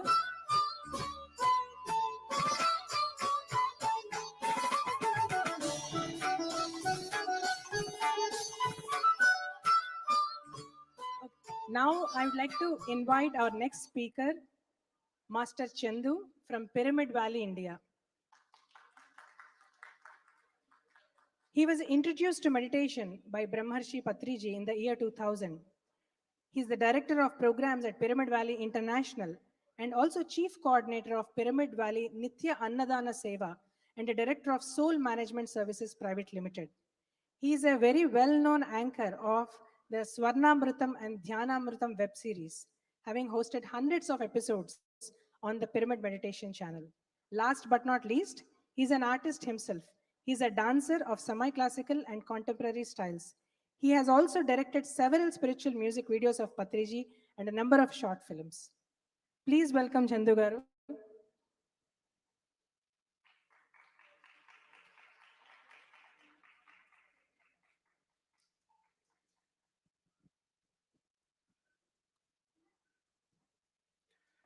Thank you, ma'am.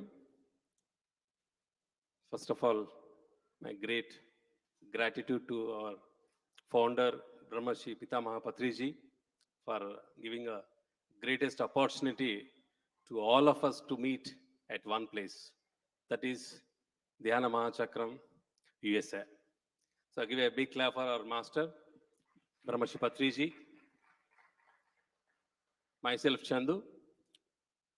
So I've started my meditation in the year 2000 in Mehboob Nagar near Hyderabad, Telangana, India. So my purpose of to enter into the meditation to improve my academics initially. And once I improved my academics and professional career, so parallelly I was practicing my meditation very sincerely and seriously by doing meditation, listening to many pyramid masters and reading spiritual science books and attending Patriji's many programs, events, truckings, and many more. And I had a great opportunity to work, to do service in Pyramid Valley International for the past 12 years. And there, the opportunity is to work with our founder, Patriji, in Pyramid Valley very closely, as he used to stay longer days in Pyramid Valley. So this is a brief introduction about myself. So first of all, my friend Paripatri is encouraged me and pushed me to come to US. So thank you, Pariji, for making it happen. For the past 1 year, she's pushed me a lot. We have to come to US because you have been given visa by Patriji for 10 years because he has done a lot of the push and follow-up to get my visa in the year 2019. So since then, so Pari was insisting me that we have to come to US very frequently to utilize that visa. So the things have fallen place. So this is the stage now. So the visa approval, Patriji and Pariji pushed me here. So joined together. Today, I got an opportunity, the greatest opportunity to talk about the 18 guiding principles of PSSM, which was formed by Patriji. So just now, Pari was telling that there are PSSM is a decentralization, and everywhere the pyramids projects will be happening. So you're all your own boss. So how to become your own boss? So that is only following 18 guiding principles. So if you follow 18 guiding principles, then you're the perfect boss for yourself. So my dear friends, definitely you might have known all the 18 guiding principles, especially for the beginners. Maybe this is a new information. So when we talk about again the 18 guiding principles, so that it will be a self-check to all of us. So how many 18 guiding principles we are practicing in our day-to-day activities? So that is a self-check for us. So let us recap all the 18 guiding principles. So everywhere, every place, every situation. So if you remind these 18 guiding principles, then you are a perfect master for yourself. So the guiding principle is meditate in the right way. That is Anapanasati. And teach everyone the same Anapanasati, no difficult asanas and pranayamas methods. Because if we see any books, any masters, any videos, so we have get many information about the technique of meditation. But after doing a immense research by Gautam Buddha for 6 years, continuously 2,500 ago. So he has discovered Anapanasati finally after practicing many techniques. So it has been rediscovered by Patriji, and it is been happening and spreading across the globe. That is Anapanasati, which is very simple and very powerful, like Patriji. Because Patriji always looks simple, but you can see for the past 40 years how much he has done. So, my dear friends, the technique is Anapanasati, most powerful thing. Sit comfortably, clasp your fingers, cross your feet, close your eyes, and observe your breath. And teaching everyone the same Anapanasati. Because if you learn today, so start teaching Anapanasati from tomorrow itself. So teaching is the best way of learning. So there is a first guiding principle. And yes, next slide, please. A second guiding principle is to write spiritual books by Osho, Ramba Master Casnado, Roberts, Annie Besant, Linda Goodman, Deepak Chopra, Celine Ronay, Torquam Sheridan, Yogananda Paramahamsa, and many more. So for a layman, I'm sure, so these many books, even the titles, so never have been introduced to a layman spiritual seeker. There's only Patriji who made all the books should be reached to the nook and corner of the world in a different languages, started from Telugu and Hindi, English, Marathi, and many other languages, even other like French, Spanish, other languages also, it has been translated and printed. But any spiritual organizations, where they promote only their books. It's not about, the commenting, but the significance and the power which has been given Patriji to all of us is to read every master books. Every master books. In each and every library of the PSSM, you'll find all the master's books at one place. That is, there's a PSSM library. So my dear friends, please make the best utilization of reading all the books. See, after meditation, your state of mind will be increased when you read the books. So the books are the authentication to all your experiences. So this is the second guiding principle. And the third guiding principle is exchange meditational spiritual experiences with everyone who is interested. So that is very important, who is interested. See, after getting many experiences, we feel shy to share the experience because in our surroundings, if they are not doing meditation, they may not understand, they may comment, and they may tease. So there are many situations and circumstances around us after doing meditation when we get the experience, when we want to share that experience. So everyone who is interested, we need to share our meditation experiences. So way to share our experiences to the meditators, to the pyramid masters, to the spiritual seekers. So where are they? So all the seekers will be in pyramid meditation centers. So just now, Divya said there are 21 meditation centers in Dallas. So there, all the Dallas masters will be going and sharing their experiences. Even across the globe, there are thousands of pyramid care centers are there. So there, you have to exchange your meditation experiences and you have to share your experiences who are interested. So that's how your satsang, sajra sangatya will be happening every day. Every day, you have to do meditation, you have to share your experience and listening your experiences, listening others' experiences. Okay, this is very fundamental of our day-to-day activities of a spiritual practice. Yes, the fourth guiding principle is spend much time every day in silence. So worldly gossips is absolutely not. See, we will spend unnecessarily while speaking lot, unknowingly, unconsciously.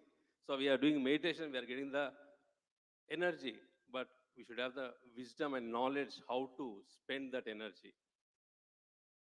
So if nothing is there, no activities are there, just be in silence and get the energy and utilize that energy for the spiritual works, for teaching meditation, reading books. There are a number of things are there to spend our energies, and no gossips. If you do gossips, not your body, your soul will get cancer. Forget about the body. So that's how one of the quote of Patriji. So if you do more gossips, you get the cancer to the soul. So my dear friends, don't talk unnecessarily, no gossips. So that's how you'll save your energy and you'll spend your energy for the global cause. So that is a fourth guiding principle. And the fifth guiding principle is utilize full moon nights for intensive meditation. This is very, very important because every month we'll get the full moon day. So on the full moon day, there are plenty of energies in the planet Earth because the moon will be very, very close to the planet Earth. The moon energies will be very, very high. And we have to channelize that energy to ourselves only through meditation. So that's how we have to utilize our all full moons. In all the pyramid meditation centers, everywhere they conduct the full moon meditations. The whole night, it starts from 10 o'clock till morning, 6 o'clock. They do meditation, they do satsangs, they have the tea breaks, and again, Patriji videos, and campfires. In the campfire, they do the satsang. So this is what happens. It happens in every pyramid ashram. So make the best utilization of the full moon as a fifth guiding principle. The sixth guiding principle is utilize the pyramid energy for meditation as much as possible. So my dear friends, just now Pariji has given a fantastic the presentation on pyramid energy. So you know what exactly the pyramid power to ourselves. So utilize the pyramid energy for the meditation every day wherever it is possible. So you can wear the cap, you can sit in a rooftop pyramids or mega pyramids in your, wherever the meditation centers are there. Yes, that is the sixth guiding principle. The seventh guiding principle is give up the psychological dependence on medicines. Only meditational energy heals. See, after doing meditation and practicing meditation and after listening to many experiences, reading books, so definitely there's some challenges will be happening. Like you may get some health issues starting from headache to cancer. But that is a test for you. That is an absolute test for you. Either you will do meditation to heal or you'll take the medicines. The solution is only through meditation. You have to heal yourself. So initially, definitely there's some the challenge you may face it, but once you heal yourself, you'll get more confidence, and then you'll continue to heal yourself completely. So that's how the best healing for ourselves is only through meditation. So there are thousands of lakhs of people have been healed through meditation. So there are many, many experiences. You can listen all the experiences in PMC and even in your meditation centers. Yes. The eighth guiding principle is no meat, no fish, no egg, and be a vegetarian. Eat accordingly only to need. See, animals are our friends. We don't have any right to kill our friends for our survival. Absolutely no. That's the very foremost important thing. So teach very strongly about the vegetarianism. For the past 40 years, so Patriji, wherever he goes, from village to village, town to town, city to city, country to country, in every speech you'll find be a vegetarian very strongly. Show your compassion and love for animals, not on people. To the people, you can do friendship, but you can show your love and compassion to the animals. So that is a message. Don't eat your friends. There are a number of things are there to have the food. The food is the only choice. So my dear friends, just eat accordingly only to the need. If you feel hungry, just you have it. Otherwise, do meditation. Don't see your watch and go for lunch and dinner. Okay, just eat accordingly. Because some of our pyramid masters, so they have done many experiments by being in a liquid for 1 week, 10 days, 1 month. So they have done a lot of experiments. There's only the choice to have the food. There's only for the taste, not for the survival. It has been proved by many masters. So this is a message of 8th guiding principle. So the ninth guiding principle is spend much time in pure nature, forest, meadows, river banks, and mountains. See, they are the places where the very positive and high vibrations will be there. It's there. Just we'll go for the sightseeing. We'll go for the picnic, not for meditation. So after doing meditation, so these are the places we have to find to ourselves where we can do meditation. There are very less thoughts will be there. The density of the thoughts will be very less. So in our all surroundings, so these things are there. Just but the thing is we don't know. So make the best utilization of all these places and do meditation and increase your energies. Yeah, the next one is the 10th guiding principle is no spiritual clothing, no sacred body marks, no rituals. It's nothing to do with the meditation. It's your own choice. Completely your own choice. So you should not judge anyone. Wear these clothes, that kind of costumes. No.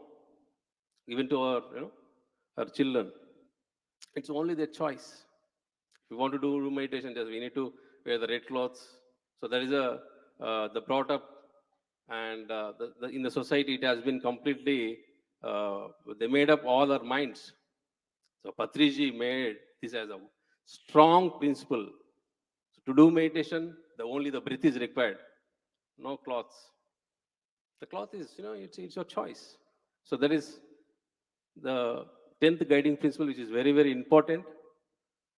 So to teach meditation wherever you are going, because they may expect some kashaya, vastras.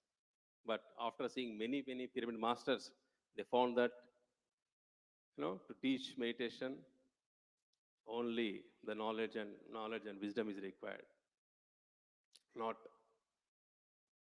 the costumes of kashaya. So that's how for the past 40 years, so Patriji made very strongly on this principle as no spiritual clothing and no sacred body marks, no rituals. So the next principle of 11th guiding principle is impart meditational training to children right from their early childhood. See, we have learned meditation, maybe some of our the senior masters, they might have learned at their young age. So how much energy we have saved for ourselves. So the same thing, after the age of 5, we have to teach meditation to everyone. So I got inspiration when I started my meditation in the year 2000. So when I read the book of Patriji, so there it has been mentioned that to the Hanumanji,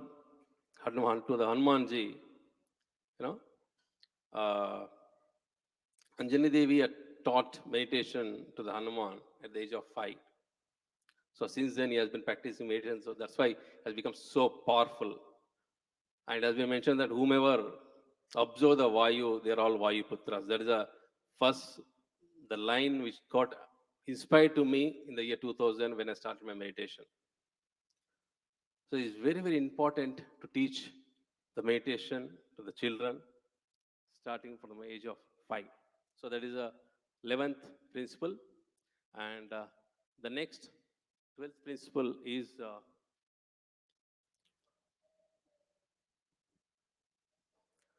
learn to live as masters, never as disciples. Yes, Patriji is an example for that. So he never trained the pyramid masters as a disciples. He always says, my dear masters, my dear gods, and my dear friends. Never ever it has happened in the planet Earth. So that is the greatness of Patriji. So he created many masters across the globe, and they're all teaching meditation in nook and corner of the whole world to make it as Dhyana Jagat, Shakara Jagat, and Pyramid Jagat. So my dear friends, if you learn meditation today, start teaching tomorrow and never make them as a disciple. Make them as masters. So teaching is the best way of learning. So when you want to become master, don't make others as a disciples. Make everybody as a master. Then only you'll become a master. So that is a strong, the guiding principle. That is making everybody as masters, not as a disciples. So the 13th guiding principle is reject money exchanges in meditation training programs. So this Dallas program is free.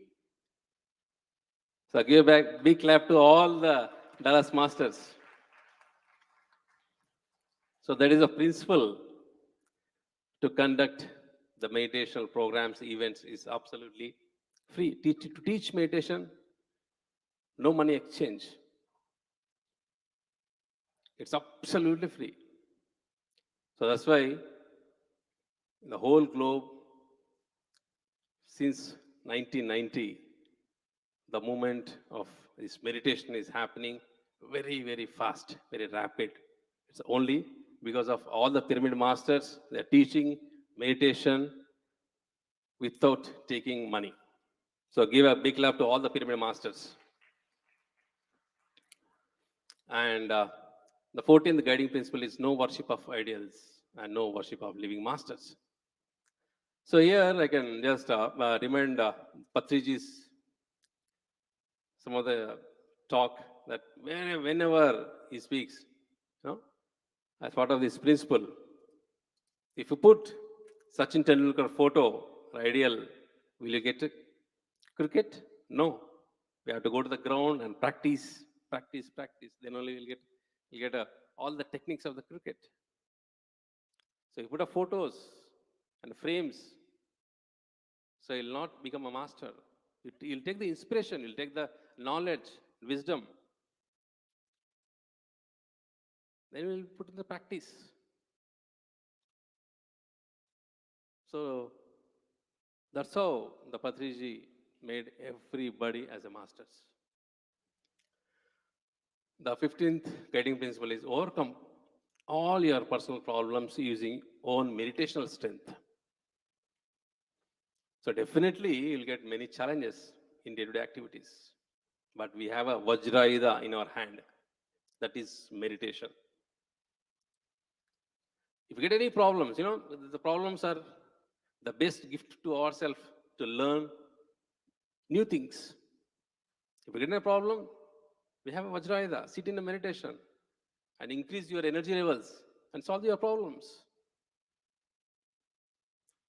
I'm definitely I can see a lot of challenges while conducting this event for the past 6 months. But to overcome those challenges, all the USA team have learned many things. They overcome many situations, but how? That's only practicing meditation. I know because for the past 21 days, there is a continuous 24/7 in a Zoom meditation is happening. So everyone has improved their, their strength through meditation. They have overcome all the problems, all the challenges. So the big example of this practicing of these 15th guiding principles is the activity of all the USA masters by conducting 21-day program, continuously increased their strengths of, through meditation. They overcome all the situations, problems, and they made it happen as Dhyana Maha Chakram USA, which is happening right now. So give a big clap for them. So that is the 15th guiding principle. And the 16th is enjoy normal family lives, no sannyasa. So he's a man. He has shown the example. So everyone thinks that if we want to do meditation, we have to go to the Himalayas. No, here itself, there are many pyramid centers are there. We have to go our own regular family lives, no sannyasa. So that is the greatest, the learning for us. In normal family lives, we have to live and do miraculous things.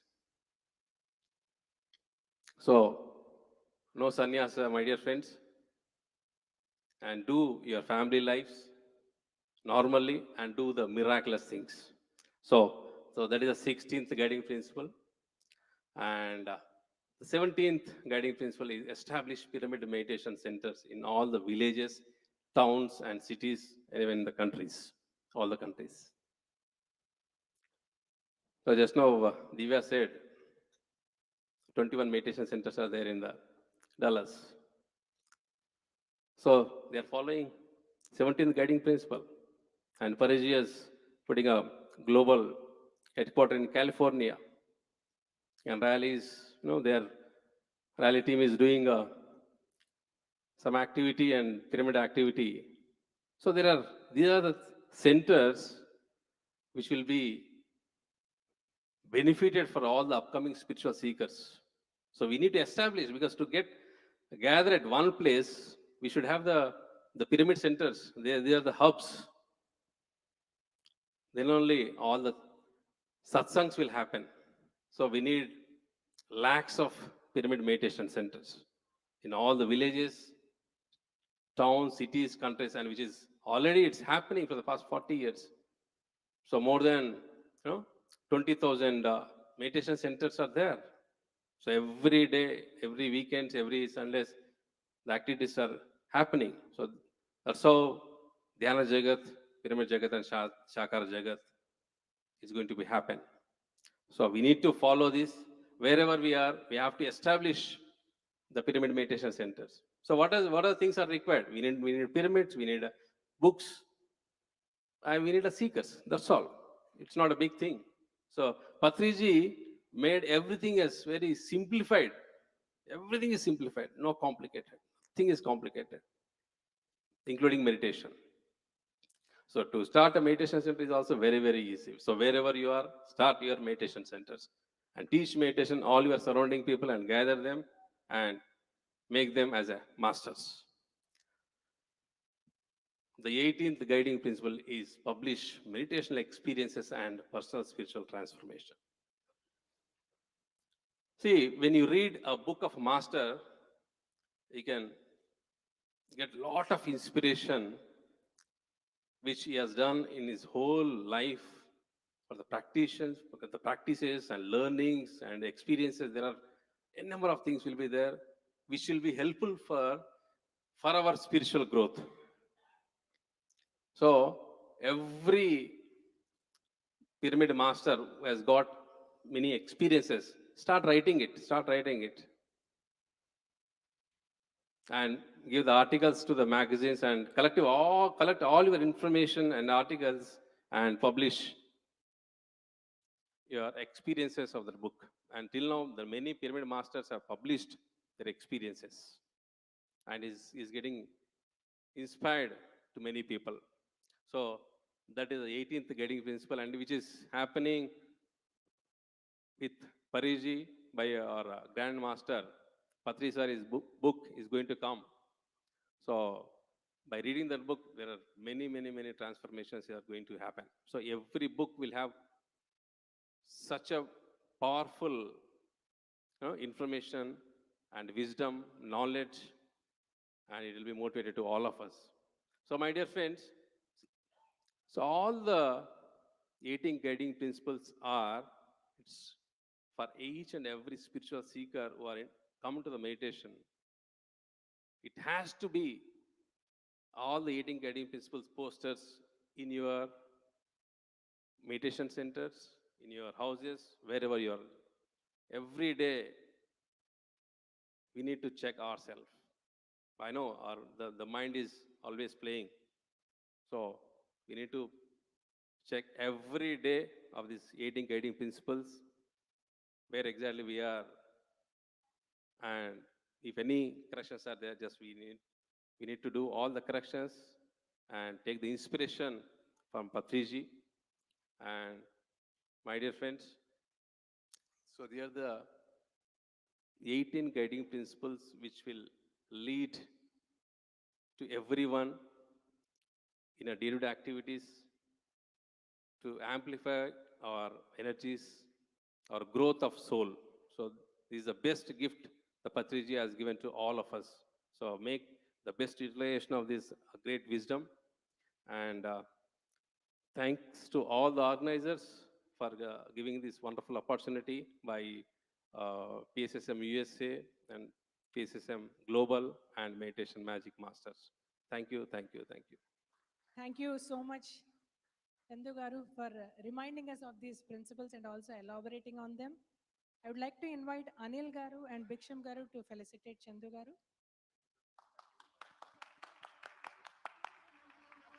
Truly, truly inspiring. Thank you very much, Chandu Master.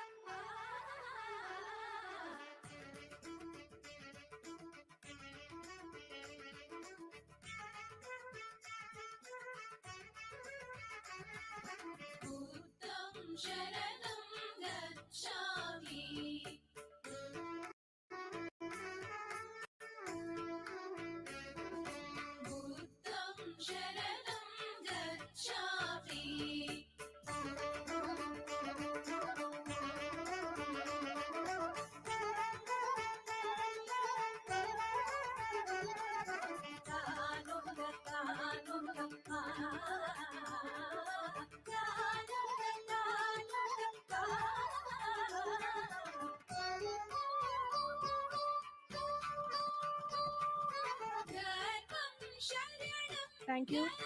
Friends, before we move on to our next meditation session, I would like to invite Srikanth to felicitate our technical team.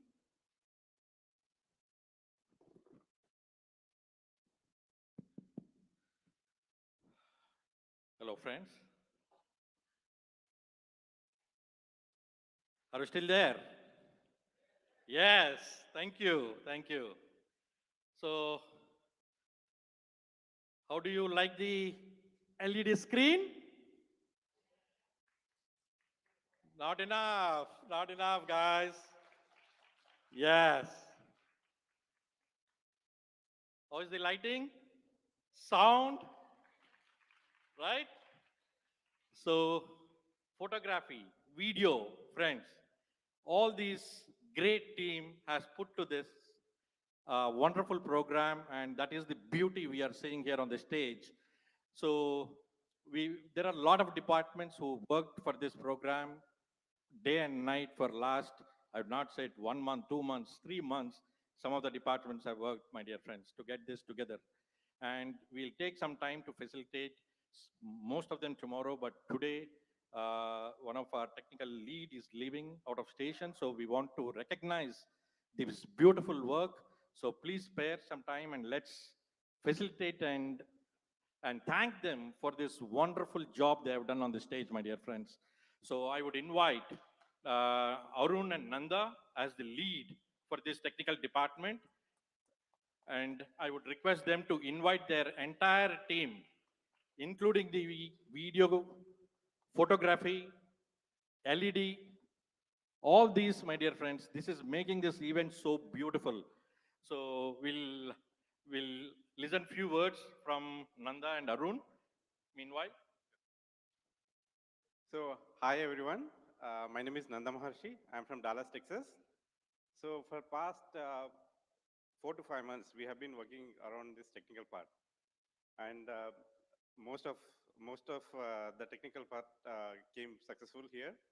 And I would like to thank each and everyone from the technical department who have been striving very hard behind the scenes and doing this as a grand success. And I would like to introduce Mahesh, who is a sound engineer. He has been doing excellent job with respect to the sound systems. And I would like to introduce Aruna ma'am. She is doing a fantastic job behind the screens with respect to the editing and also production activity. Yes. Yeah. And you see, friends, we are talking about technology, photography, and they are still standing there and taking photos. Thank you, thank you, thank you, thank you, friends. Thank you. So we also have Praveen and Shrikant and Prithvi. So when I call, just raise your hand so that they know who you are, right? Mahesh, yes, thank you. Mallikarjuna, Apurv Reddy, Chandra, Sai, Saket, Nandini. See, these two kids, guys, they're everywhere. They are in technical team, they are food department, they are kids department. Give a big hand to this entire team, my dear friends. Yeah, for photography, if somebody can hand over the 2 photos, sir, please. Come. Sir, she's a very good professional photographer. Please. This is the team who are worked on site, on the stage, my dear friends. But there is entire team who worked offshore behind the scenes, because we are also doing this entire program as a live telecast. Live telecast in about how many channels? About 7 to 8 channels we are doing live telecast, my dear friends. Give a big hand. This is going across the globe. Everybody are watching us, and this has been a great event, my dear friends. So I just like to read some of the names because they have done so much of hard work. So from PMC team, we have creative head Chandrasekhar. We have Navakant. How many of you know Navakant? PMC.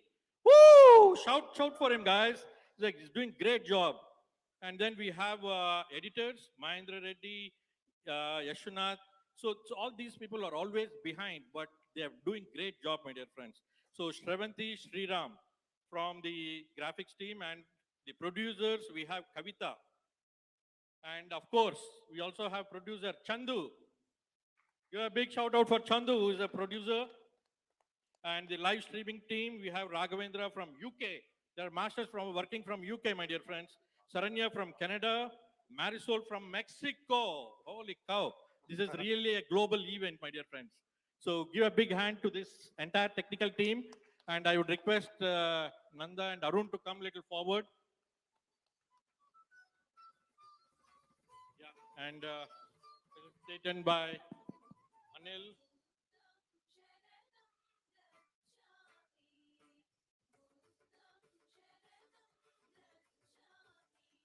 And by the way, this whole LED screen idea was by Pari Padri.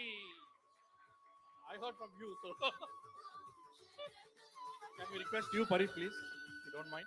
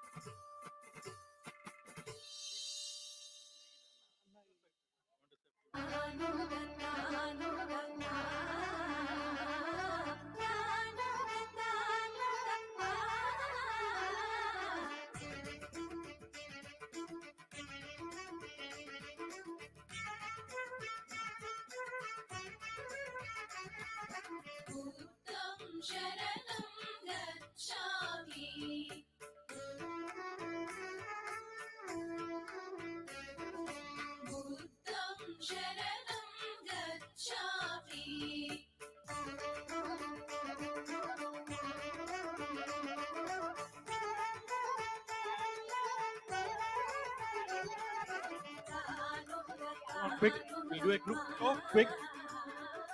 Group photo.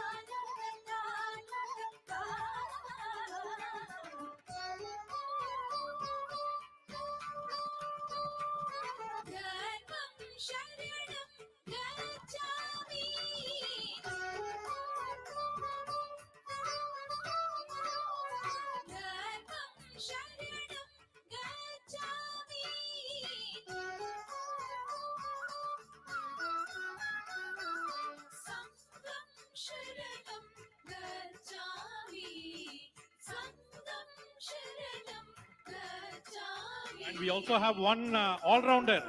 Who is that? Do you know? Soumya. Give a big hand to Soumya.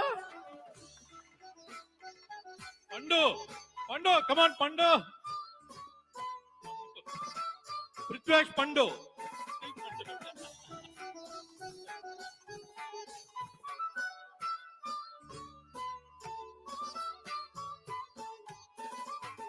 She is again all-rounder, guys. Every department, she ensured that it happened.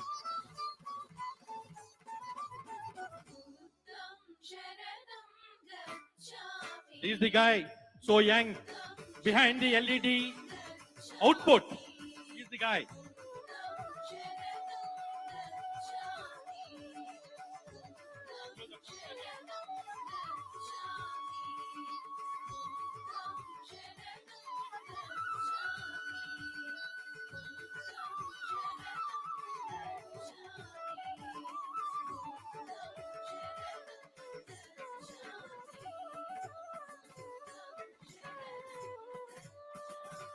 Good job, guys. Next year, who is all sitting here have to be here. Okay, Madale. Yes. Thank you, Pari. Thank you.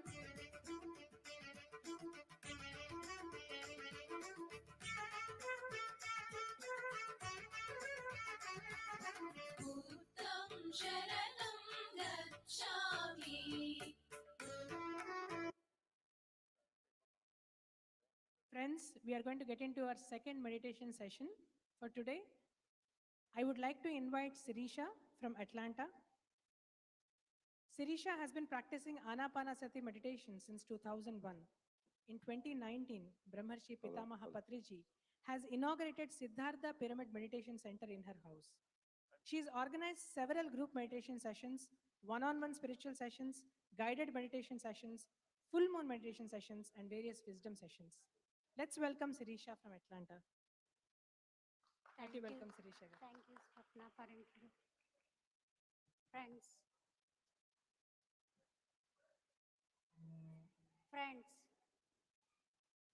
my Atma Namaskarams to all of my friends of America and the whole world.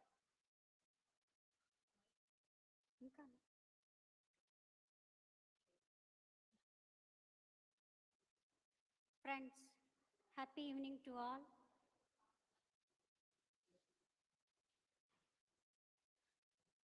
Who to join into the meditation, please get inside. Just close the doors.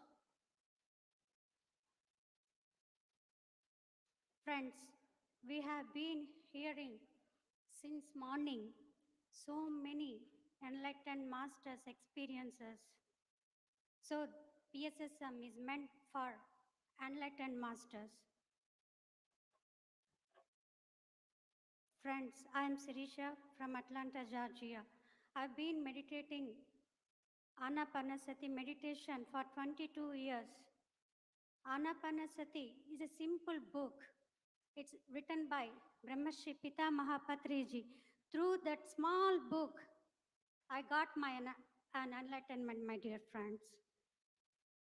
Really, my hearty gratitude to our beloved Master Brahmarshi Pitamaha Patriji and Swarnamala Patri Madam. Friends, I would like to share the wisdom of Patriji about enlightenment. 3 stages of enlightenment. How many of you are here for an enlightenment today? Just raise your hands. How many of you come here for an enlightenment? Thank you. So big clap to all of you. Friends, first stage of enlightenment is whoever enter into the meditation, they're all in the stage 1. I entered in the year of 2001. My first enlightenment got in the year 2001. Friends, after practicing meditation, reading books, sharing and listening experiences from others masters that given me second enlightenment, I understand what am I. We all should understand ourselves first, my dear friends. Then only we can understand others. Without understanding yourself, you are not connected to others too. First, you have to realize that you have to connect to yourself. That is the fundamental principle, my dear friends. We all should know that who are we? What is the purpose of life? So everyone should know the purpose of life, my dear friends. So 6 years back, I moved to Atlanta from Bangalore. In the year 2017, I got experience of Aham Brahmasmi. I am Atman. That is my second enlightenment, my dear friends.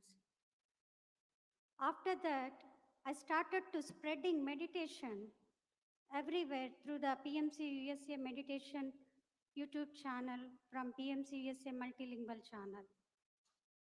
I started to spreading meditation around the USA. So that is my second enlightenment.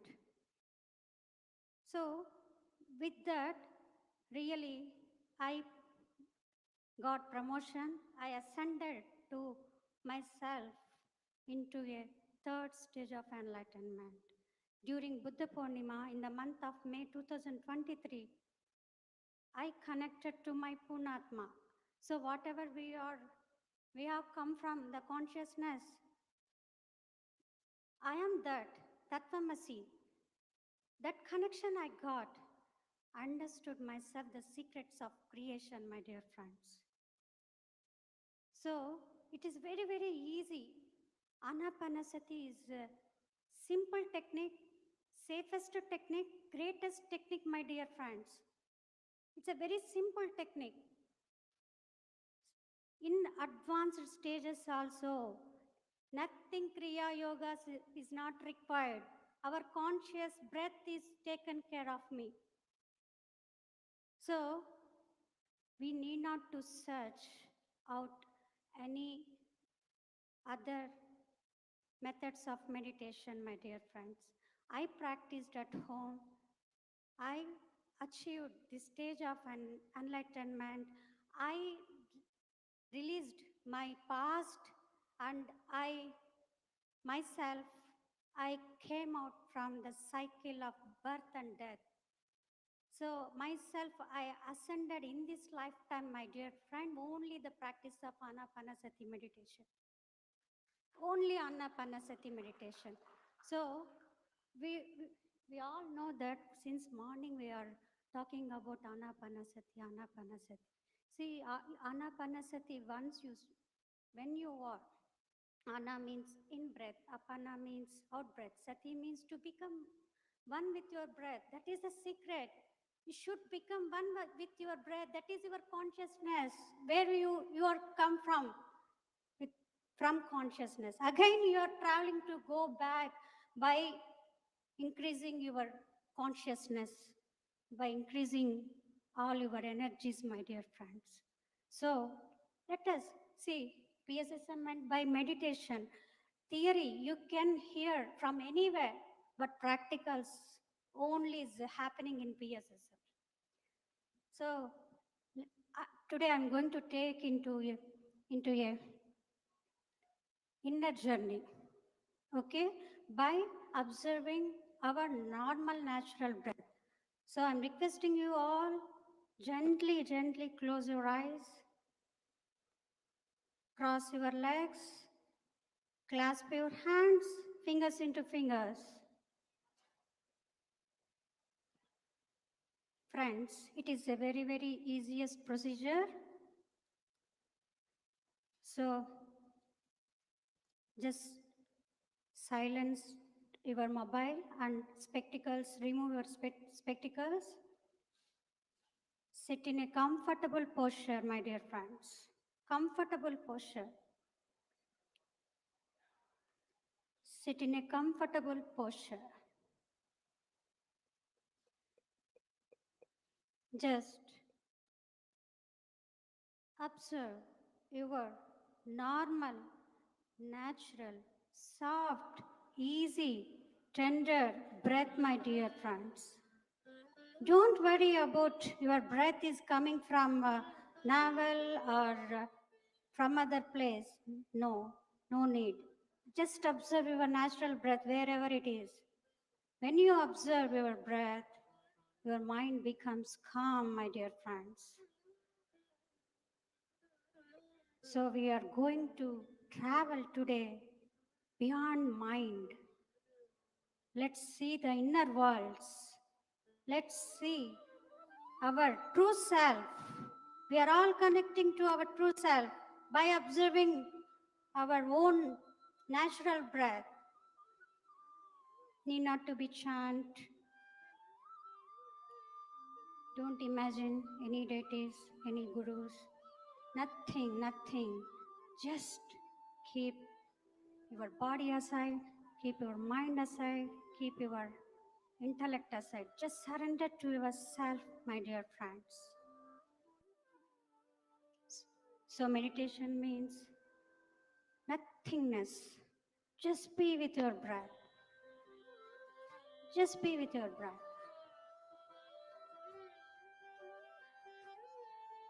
Once you tune the breath, your breath is going to be a master to you. It leads you, my dear friends. Just follow your master. Just follow your master.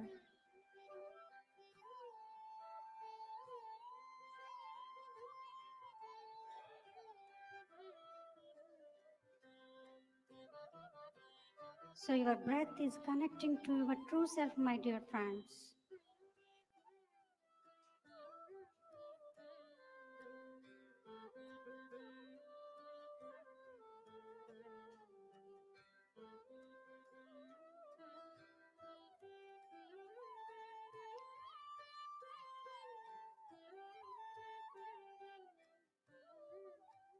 When you are with the breath, just feel the flow of cosmic energy is entering through your Brahmarandra.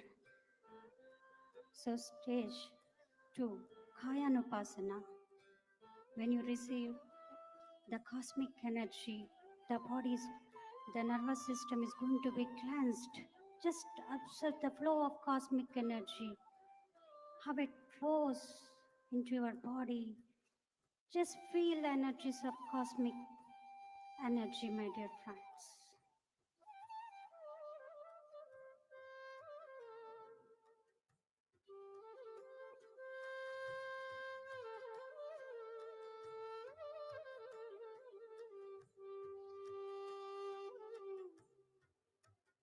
Once you receive the sufficient cosmic energy, then your third eye begins.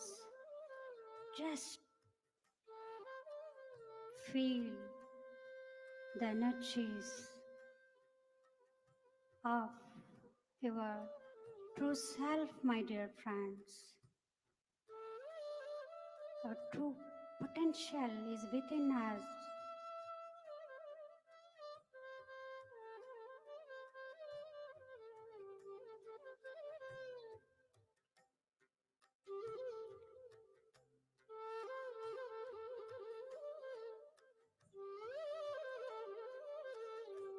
Friends, we have been doing non-stop 21 days Akhanda Dhyan for this mega meditation event.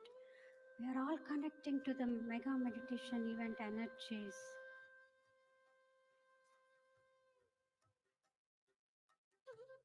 We are all doing meditation in the presence of enlightened masters. Just watch your breath. Just be aware of the breath, my dear friends. It's going to be very short meditation, but it's going to be very effective. Just feel the flow of cosmic energy.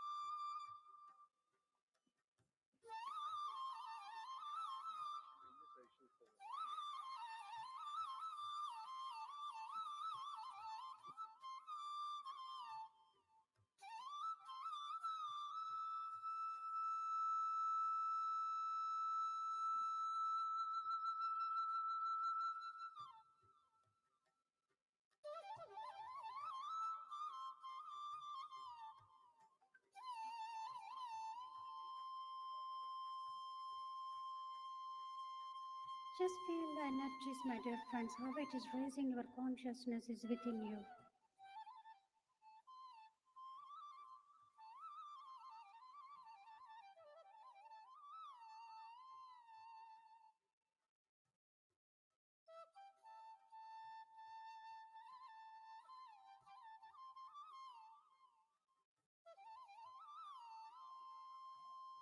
This great energies helps to you elevate your consciousness, my dear friends.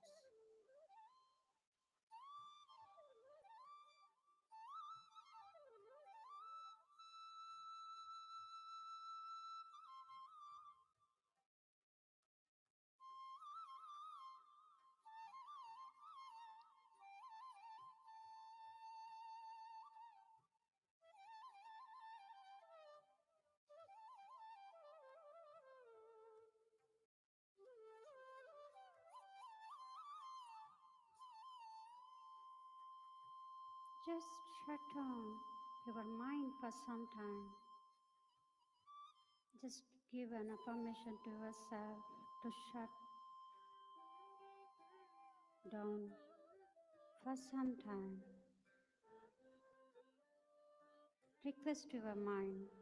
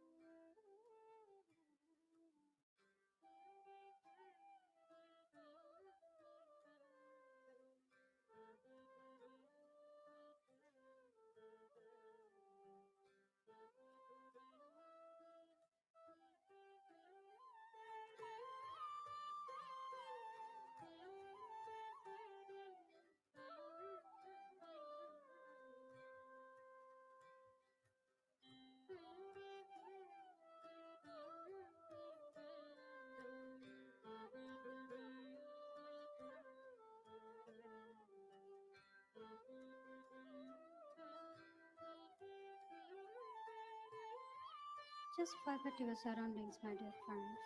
Just go within and connect to your normal breath.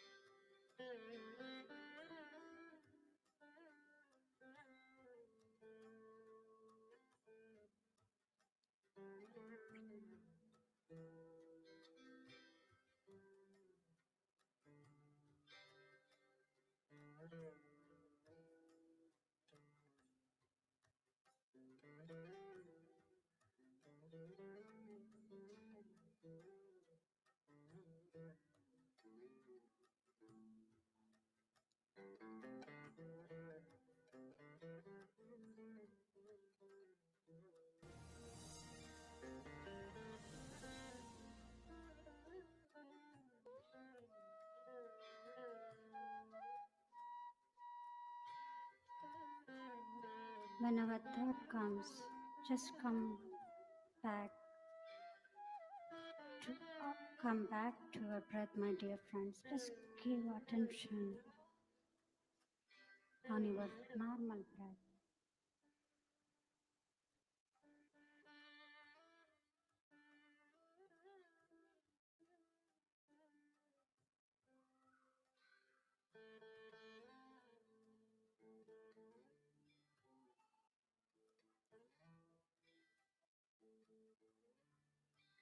Just feel the emptiness between thought to thought.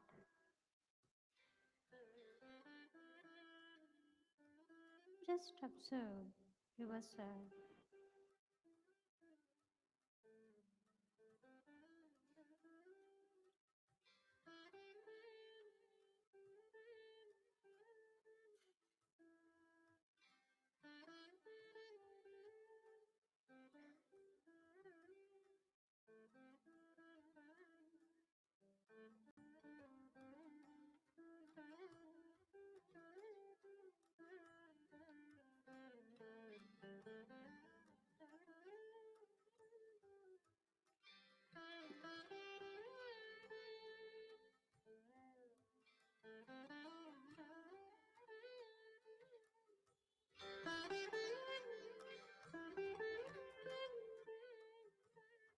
Just be witness of your breath, my dear friends.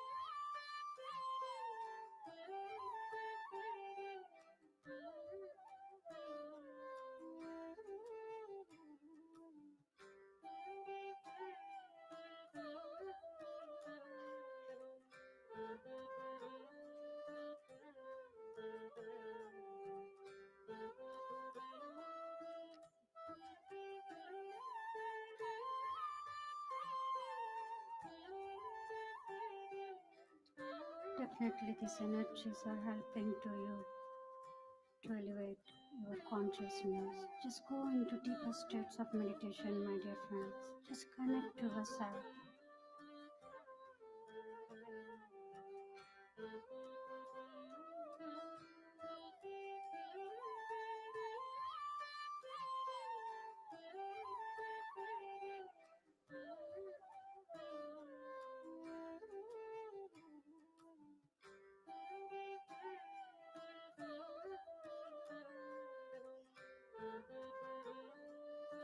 Just utilize your time, my dear friends.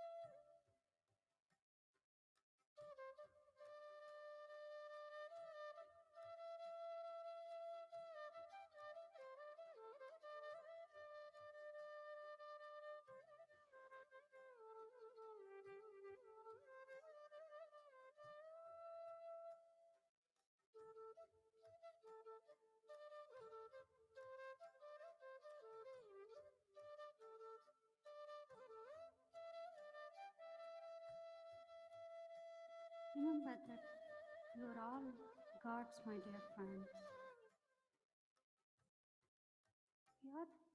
You are all co-creators.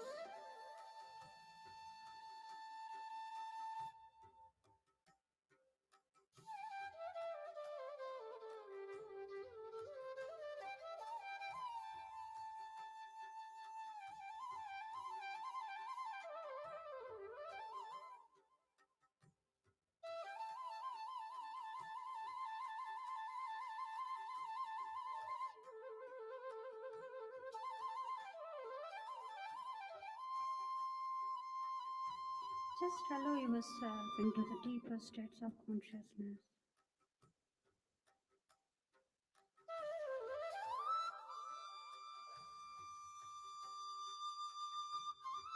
We are here today to helping each other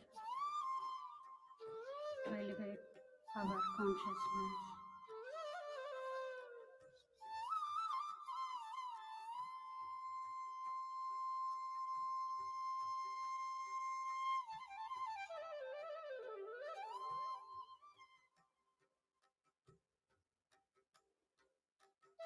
Group meditation is thrice more powerful than individual meditation.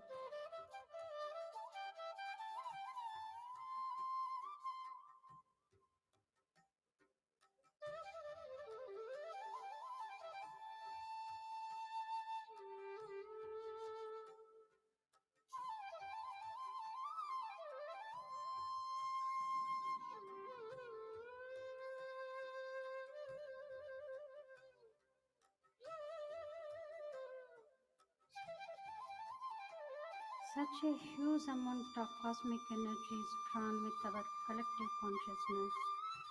Just feel the energies, my dear friends.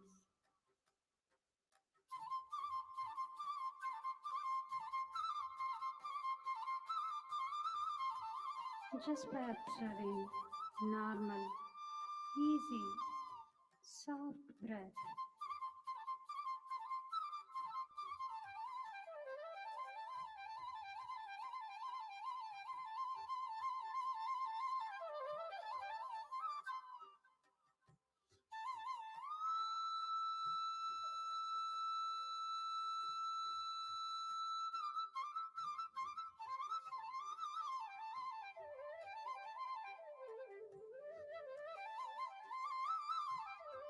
Just you have to surrender to yourself, my dear friends.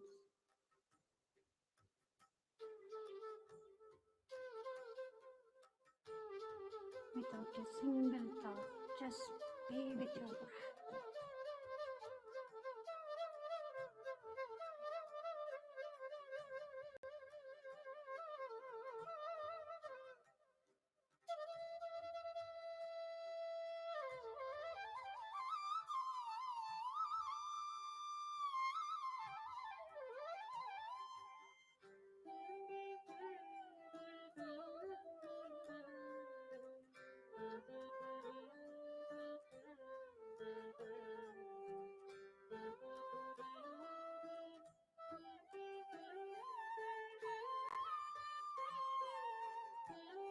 We are all becoming Vaiputras by observing our own breath.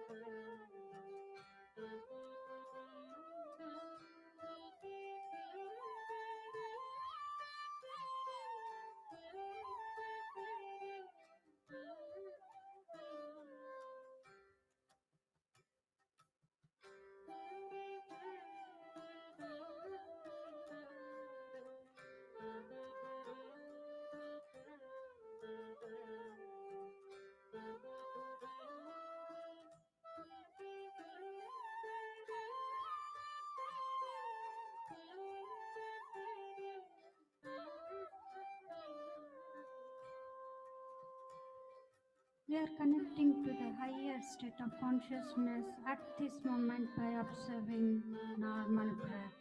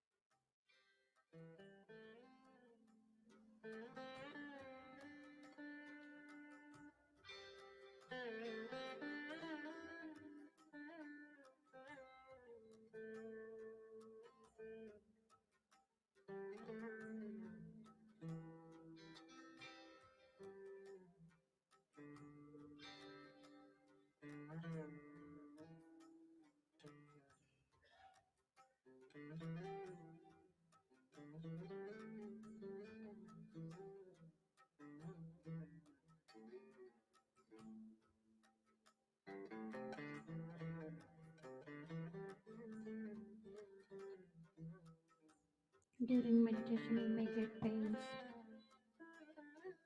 Just observe the beautiful changes occurring in your body.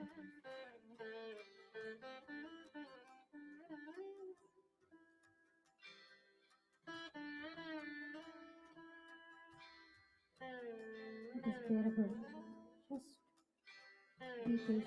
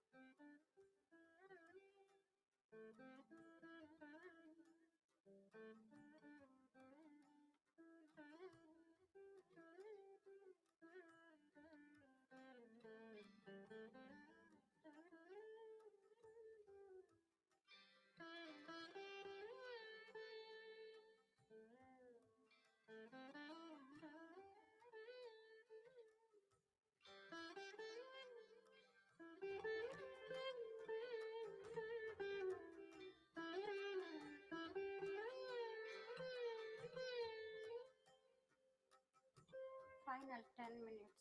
Just be with your breath.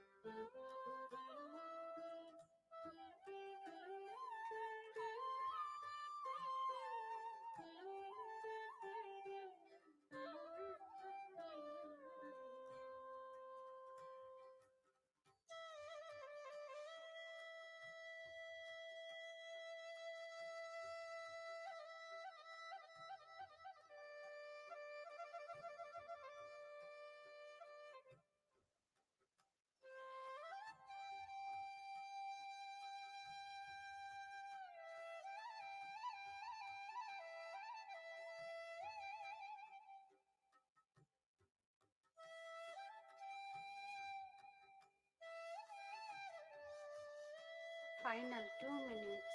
Just be with your prayer.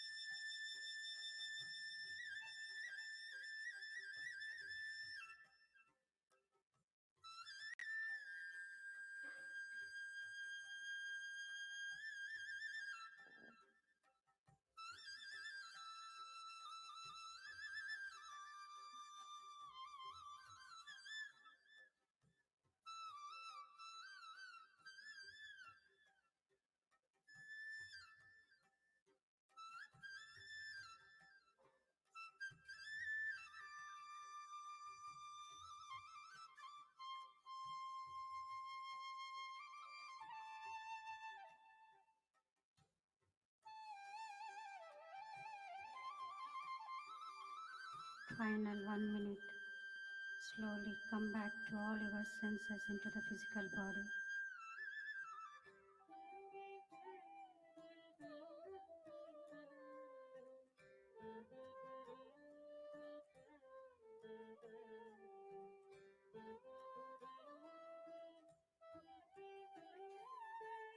Slowly come back to your all senses, back into your physical body.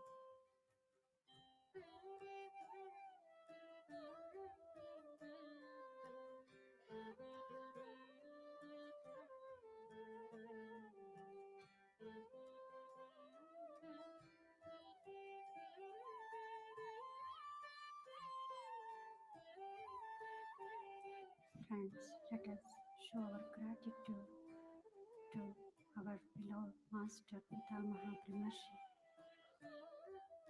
and Swarnamala Padri Madam for giving a beautiful technique to all of us.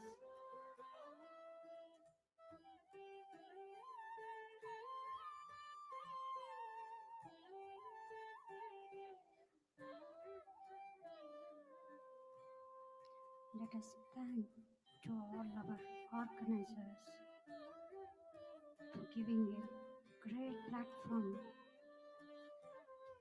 to connect to ourselves, to our true self, and elevating our consciousness today.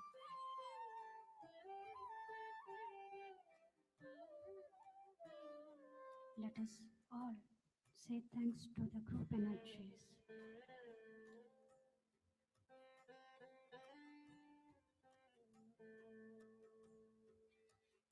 Of a enlightened master.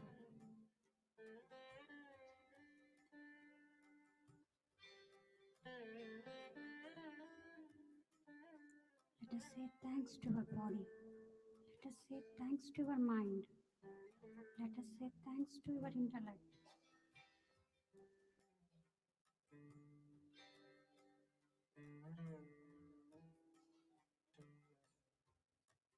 For giving a beautiful experience.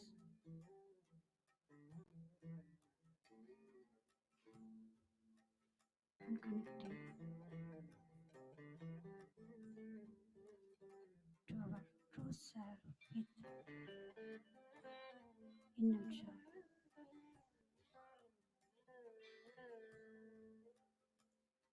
Just appreciate yourself.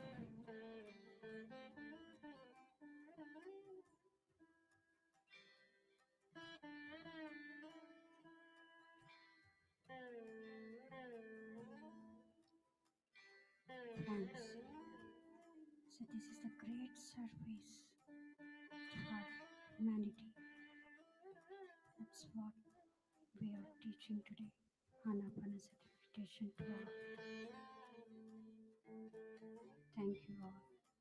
Slowly place your hands on your eyes for 5 seconds.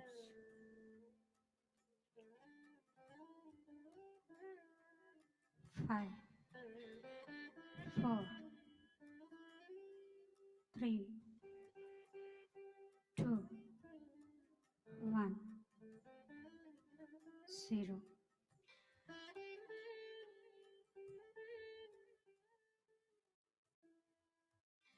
Just give a big clap to our meditation today. Thank you so much, Sirisha garu. That was a wonderful meditation. You could experience a lot of energies.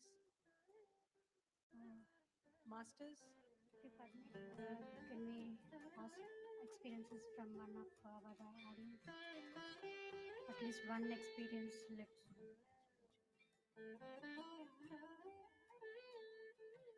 Okay. Thank you all for giving this opportunity. Thank you all. thank you once again, Sirisha garu. Masters, we are now going to move on to our experience sharing session, and then after that, we have a group picture. So, I would like to invite Gaurav Paliwal. He's from Toronto, Canada. He's an engineer by profession and currently serves as Global Director for Quality Management at an automotive company in Canada. He has practiced yoga, kriya, pranayama, and meditation for several years. He follows the practices of Isha Foundation and Pyramid Foundation, having mastered inner engineering in India and advanced meditation in the United States. He has spent the last 3 years researching quantum physics and is sharing this knowledge to promote meditation, particularly among youth. He's been with PSSM for the past 4 years. Let's welcome Gaurav Gar.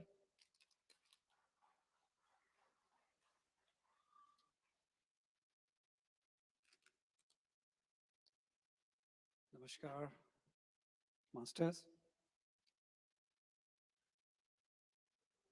I came in touch with PSSM 2019, 4 years ago, but let's start from the start. So I have to go 30 years back. You know, when you're in university, generally you don't get into meditation, pranayama, yoga. Not for the good reason, but now that I can say I didn't defend myself, I was supposed to go for Mount Everest basic camp in my one of the summer, third year summer. But my elder brother said, no, you know, study, you're this, you're that, and I didn't go. And now I had 2 months. I'm from Jaipur, Rajasthan, so there is a naturopath center. I said, okay, I'll go for 1 month yoga. Nothing else other than, of course, whole day you don't study. So I ended up there, learned kriyas, everything. One thing I missed was pranayam. And Guruji at that time said, pranayam can cure cancer. Well, we are talking 30, 40, like 35 years. That time it was not a big deal, but somehow that statement got imprinted in my mind. Moving forward, 4 or 5 years, I continued with all the kriyas, perfect, you know. No seasonal illness or any such thing, cold cough, never. But then you drop. Started working in Jamshedpur with Tata, so you know, you start golfing, you start enjoying, and one by one all the kriyas and then yoga, everything dropped. Then 2018, I said no, because in between I always wanted to learn pranayama, and I will ask, like, you know, my father or Mosaji, any elder come and say, hey, how do you do that? And they say, oh, nothing, you do this, this, this, and you know, you don't learn that way. So 2018, I went to Coimbatore Isha Center, day trip, 1 hour Omkar meditation, and I said, wow, I learned meditation. The sooner you learn 1 hour, same way you go down. 2019 from Canada, 1 week vacation just to learn inner engineering. Generally you go India, you go 3 weeks, family and all, but that was my first trip ever, like not meeting anyone, airport to airport. Not for my own reason. I went to help one of my relatives. He wanted to go, so I went that, okay, let's go, and we both will learn. I was supposed to be helping him, but destiny had something else in play. So I learned inner engineering, and they said your breath, your lung capacity will increase, this, that. I said, how do you prove? Because I'm unfortunately engineer by profession. So the why problem is there. You have to prove it to me for me to believe. So I was traveling for work, but every weekend I come, Saturday, I go to Walmart and check my blood pressure. My wife started doubting, something is wrong with you? What's happening every week you are checking? I said, nothing wrong, I want to prove. 130, I said, still it's normal. It came down to 115. I said, okay, within 3 months, so this thing works. Another 3 months down the lane, which is 6 months after I learned, good thing was in this time I asked my wife to join, she also did. And then in November, so February I learned, September 2019, which is pretty much 4 years from now, I was diagnosed with stage 3+ cancer. So it comes automatic, like, boom. So it took 3 days to settle down, and then I started doing my research. In Canada, the system is they will assign you a doctor and all because it's, all government thing. And I was looking who's the number 1 in Canada and who's number 2 surgeon and that type. But I was given someone else. We'll go a little fast. So fast forward. Somehow I ended up with another surgeon, which is not the normal route. And when I met him, I said, I know your name. And I went back to my research book. He was the number 2 in Canada, the one I was searching. And then he tells me, he said, Mr. Paliwal, I never surgery, like in the surgery, I'm never alone. My colleague will always be with me. Is it okay with you? I said, yeah. He said, he's so-and-so. I said, oh, he's number 1, the secretary I talked to. So you see, that's your small affirmation turns big. In between, I was talking Sadhguru or inner engineering to my sister, and my sister was talking Patriji. I didn't know Patriji, she didn't know Sadhguru, because she will go to every event of PSSM. She went for when you had a pyramid opening in Ladakh, Rishikesh, or any event. So she talked to Ayappa, ordered a pyramid for me, FedEx. I got her, pyramid, and I said, what is this? What to do? So anyway, it was easy, assemble, start meditation. Then she contacted another master. She called me and said, okay, this is how you do 20 minutes. I said, fine. Couple of days a week, half an hour, 1 hour, 2 hours. As I said, I'm an engineer. I said, hold on. Tell me 24 hours, I'll do it. Don't keep going this step-by-step approach. You just tell me how many hours I need. So anyway, we continued. Then comes a time the radiation started, and I was going myself. I was driving, I was going there. And every time they will ask, any side reaction? I said, no. They will give you medicine, anti-nausea and all. I said, I don't need.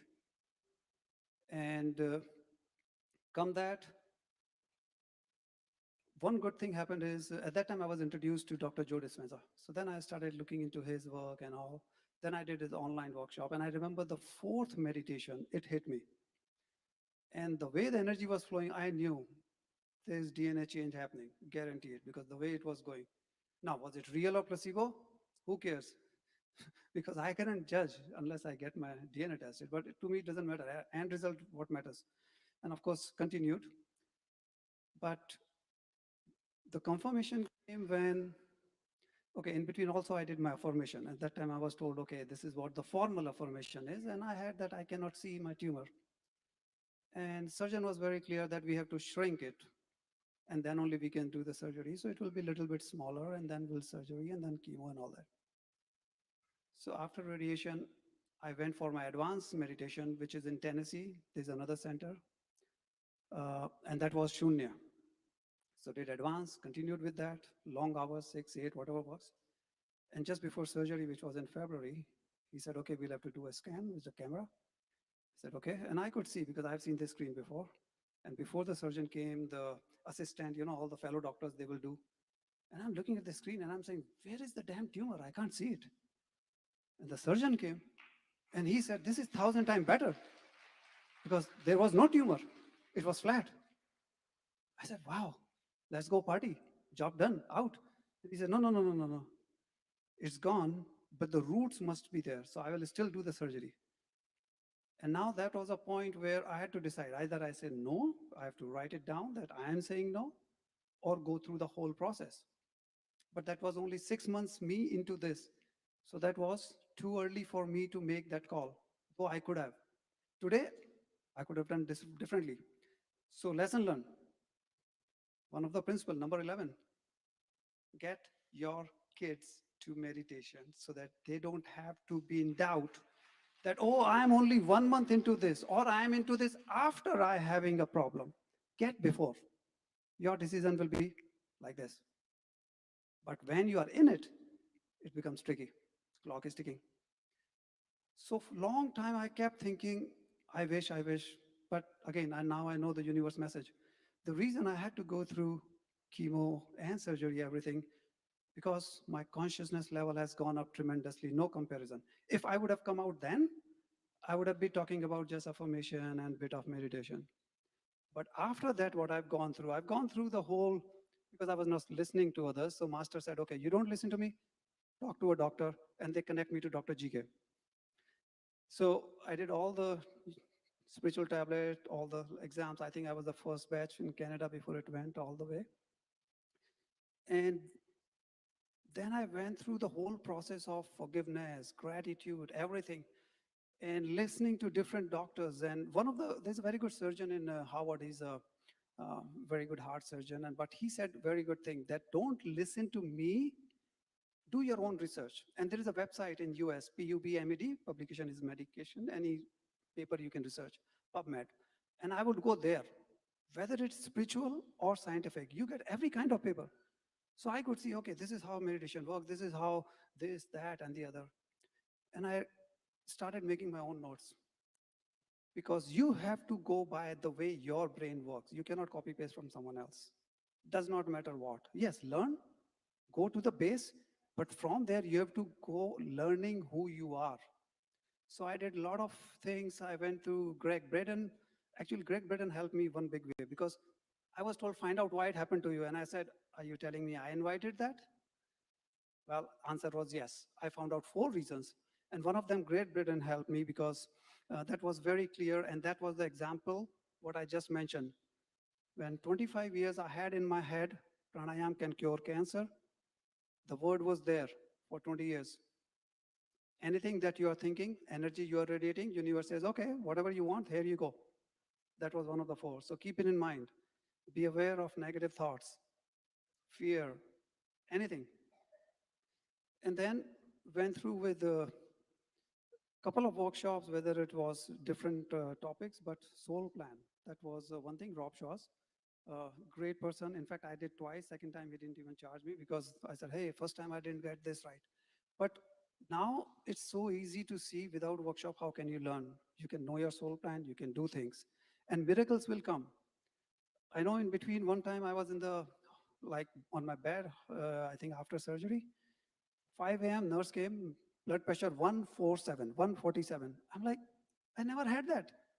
Why would it be? I said, nothing doing. I just sat, meditation. After half an hour, press the bell, nurse, can you come back? And of course, for nurse, checking blood pressure is priority 99. So, Mr. Paliwal, give me some time. I said, no worries. She came after another half an hour, and I continued my meditation. I said, how much it is? She said, 117. So 147 dropped to 117, nothing else other than sitting in meditation. I said, okay, maybe it will go up. Because they check every whatever hours, right? 6 hours. So whole day never went up. Next day never went up. I'm like, man, it works. Like now it's beyond any doubt. And then so many things kept happening that there was, of course, beyond any doubt. And that was the time after that I started sharing my experience, because I learned from my family first. Because first you go with your own family, kids and all, learn this, and they run away from you. So don't do that. They see you coming this way, they go that way. Then I gave them time. Then they started asking me, what about this? What about that? I said, okay, now we are talking. So give them time. But overall, I could share, and that increased my consciousness. So over 2 years, I was with Zobrada Buddha, with the PMC Gujarat, with different In fact, Spiritual Tablet USA, we went over 2 years, different topic, because every week I was researching, 40 hours a week, just researching different topics. And that's what I was sharing. Then I started putting things together, how to do meditation, how to increase the efficacy. And that's the thing that I stress now. When you do, or when you learn meditation, don't think anything, just do it. But if you have reached a level, now think how you can increase the efficacy, how you can increase the efficiency within the same time. Because everyone is unique, you have to find your own way. Then miracles will happen. Very small to end. I know program was 20 minutes late, and unfortunately today I have to catch my flight. And I know my time is kind of counting. And before I was coming, I just saw a text. Your flight is delayed by 20 minutes. Thank you.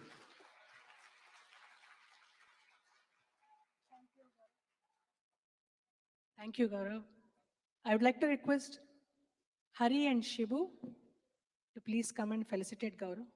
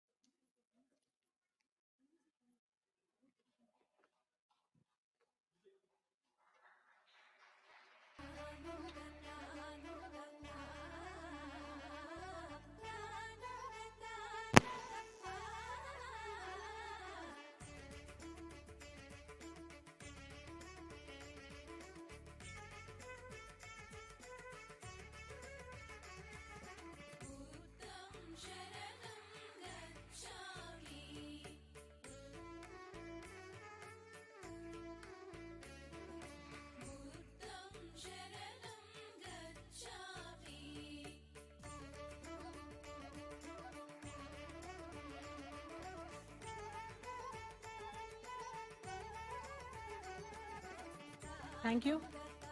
Masters, request you all to come onto the dais. We'll all take a group picture. Please come forward.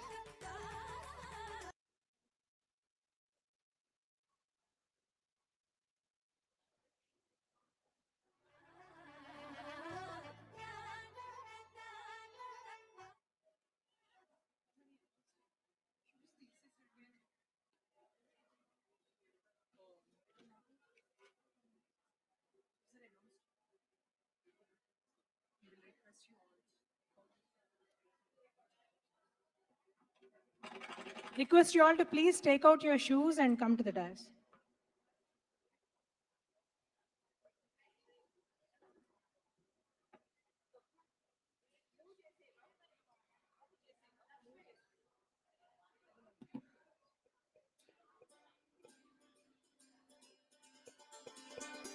Please leave your shoes wherever you sat and please come.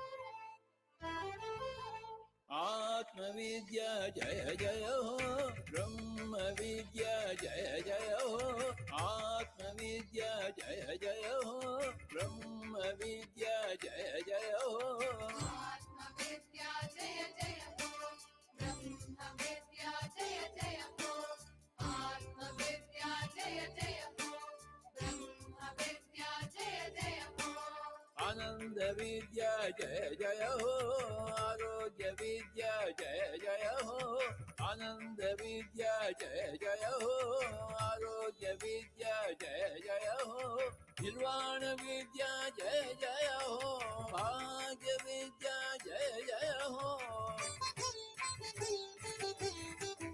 आनंद विद्या जय जय हो आरोग्य विद्या जय जय हो आनंद विद्या जय जय हो आरोग्य विद्या जय जय हो निर्वाण विद्या जय जय हो भाग्य विद्या जय जय हो श्वास विद्या जय जय हो फिर श्वास विद्या जय जय हो ज्ञान विद्या जय जय हो दिव्य ज्ञान विद्या जय जय हो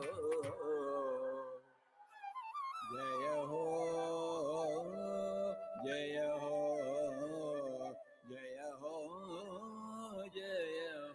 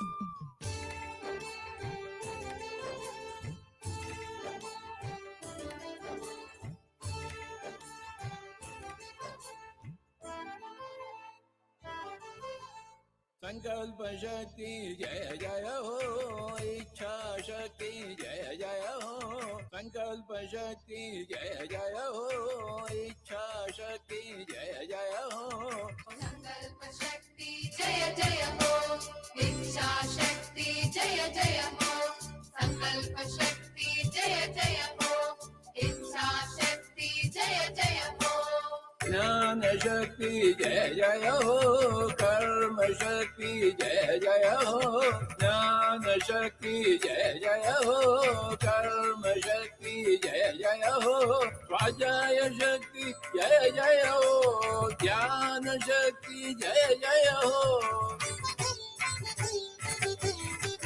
ज्ञान शक्ति जय जय हो कर्म शक्ति जय जय हो ज्ञान शक्ति जय जय हो कर्म शक्ति जय जय हो स्वाध्याय शक्ति जय जय हो ज्ञान शक्ति जय जय हो प्राण शक्ति जय जय हो दिव्य प्राण शक्ति जय जय हो पिरामिड शक्ति जय जय हो दिव्य पिरामिड शक्ति जय जय हो जय हो जय हो जय हो जय हो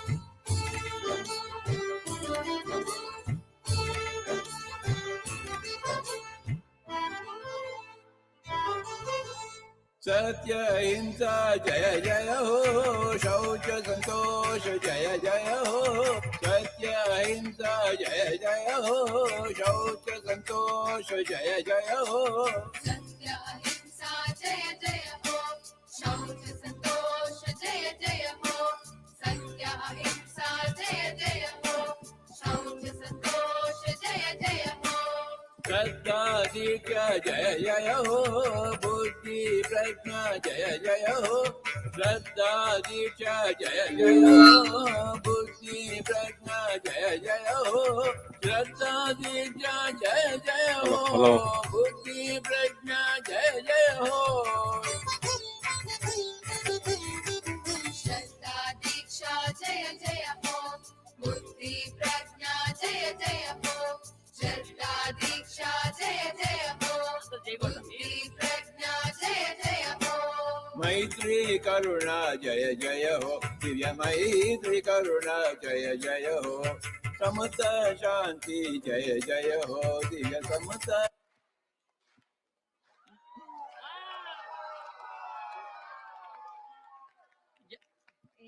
ध्यान जगत की, पिरामिड जगत की, ब्रह्म सुभाष पत्री जी की, जगत गुरु ब्रह्म पत्री जी की, ग्लोबल लीडर परी पत्री जी की, యుఎస్ మాస్టర్ అందరికి మనందరికి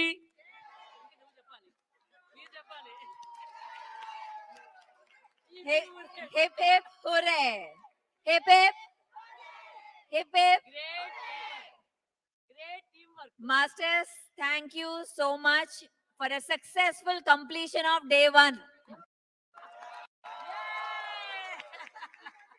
Let's get ready for day 2. Tomorrow, everyone by 9 o'clock here for meditation.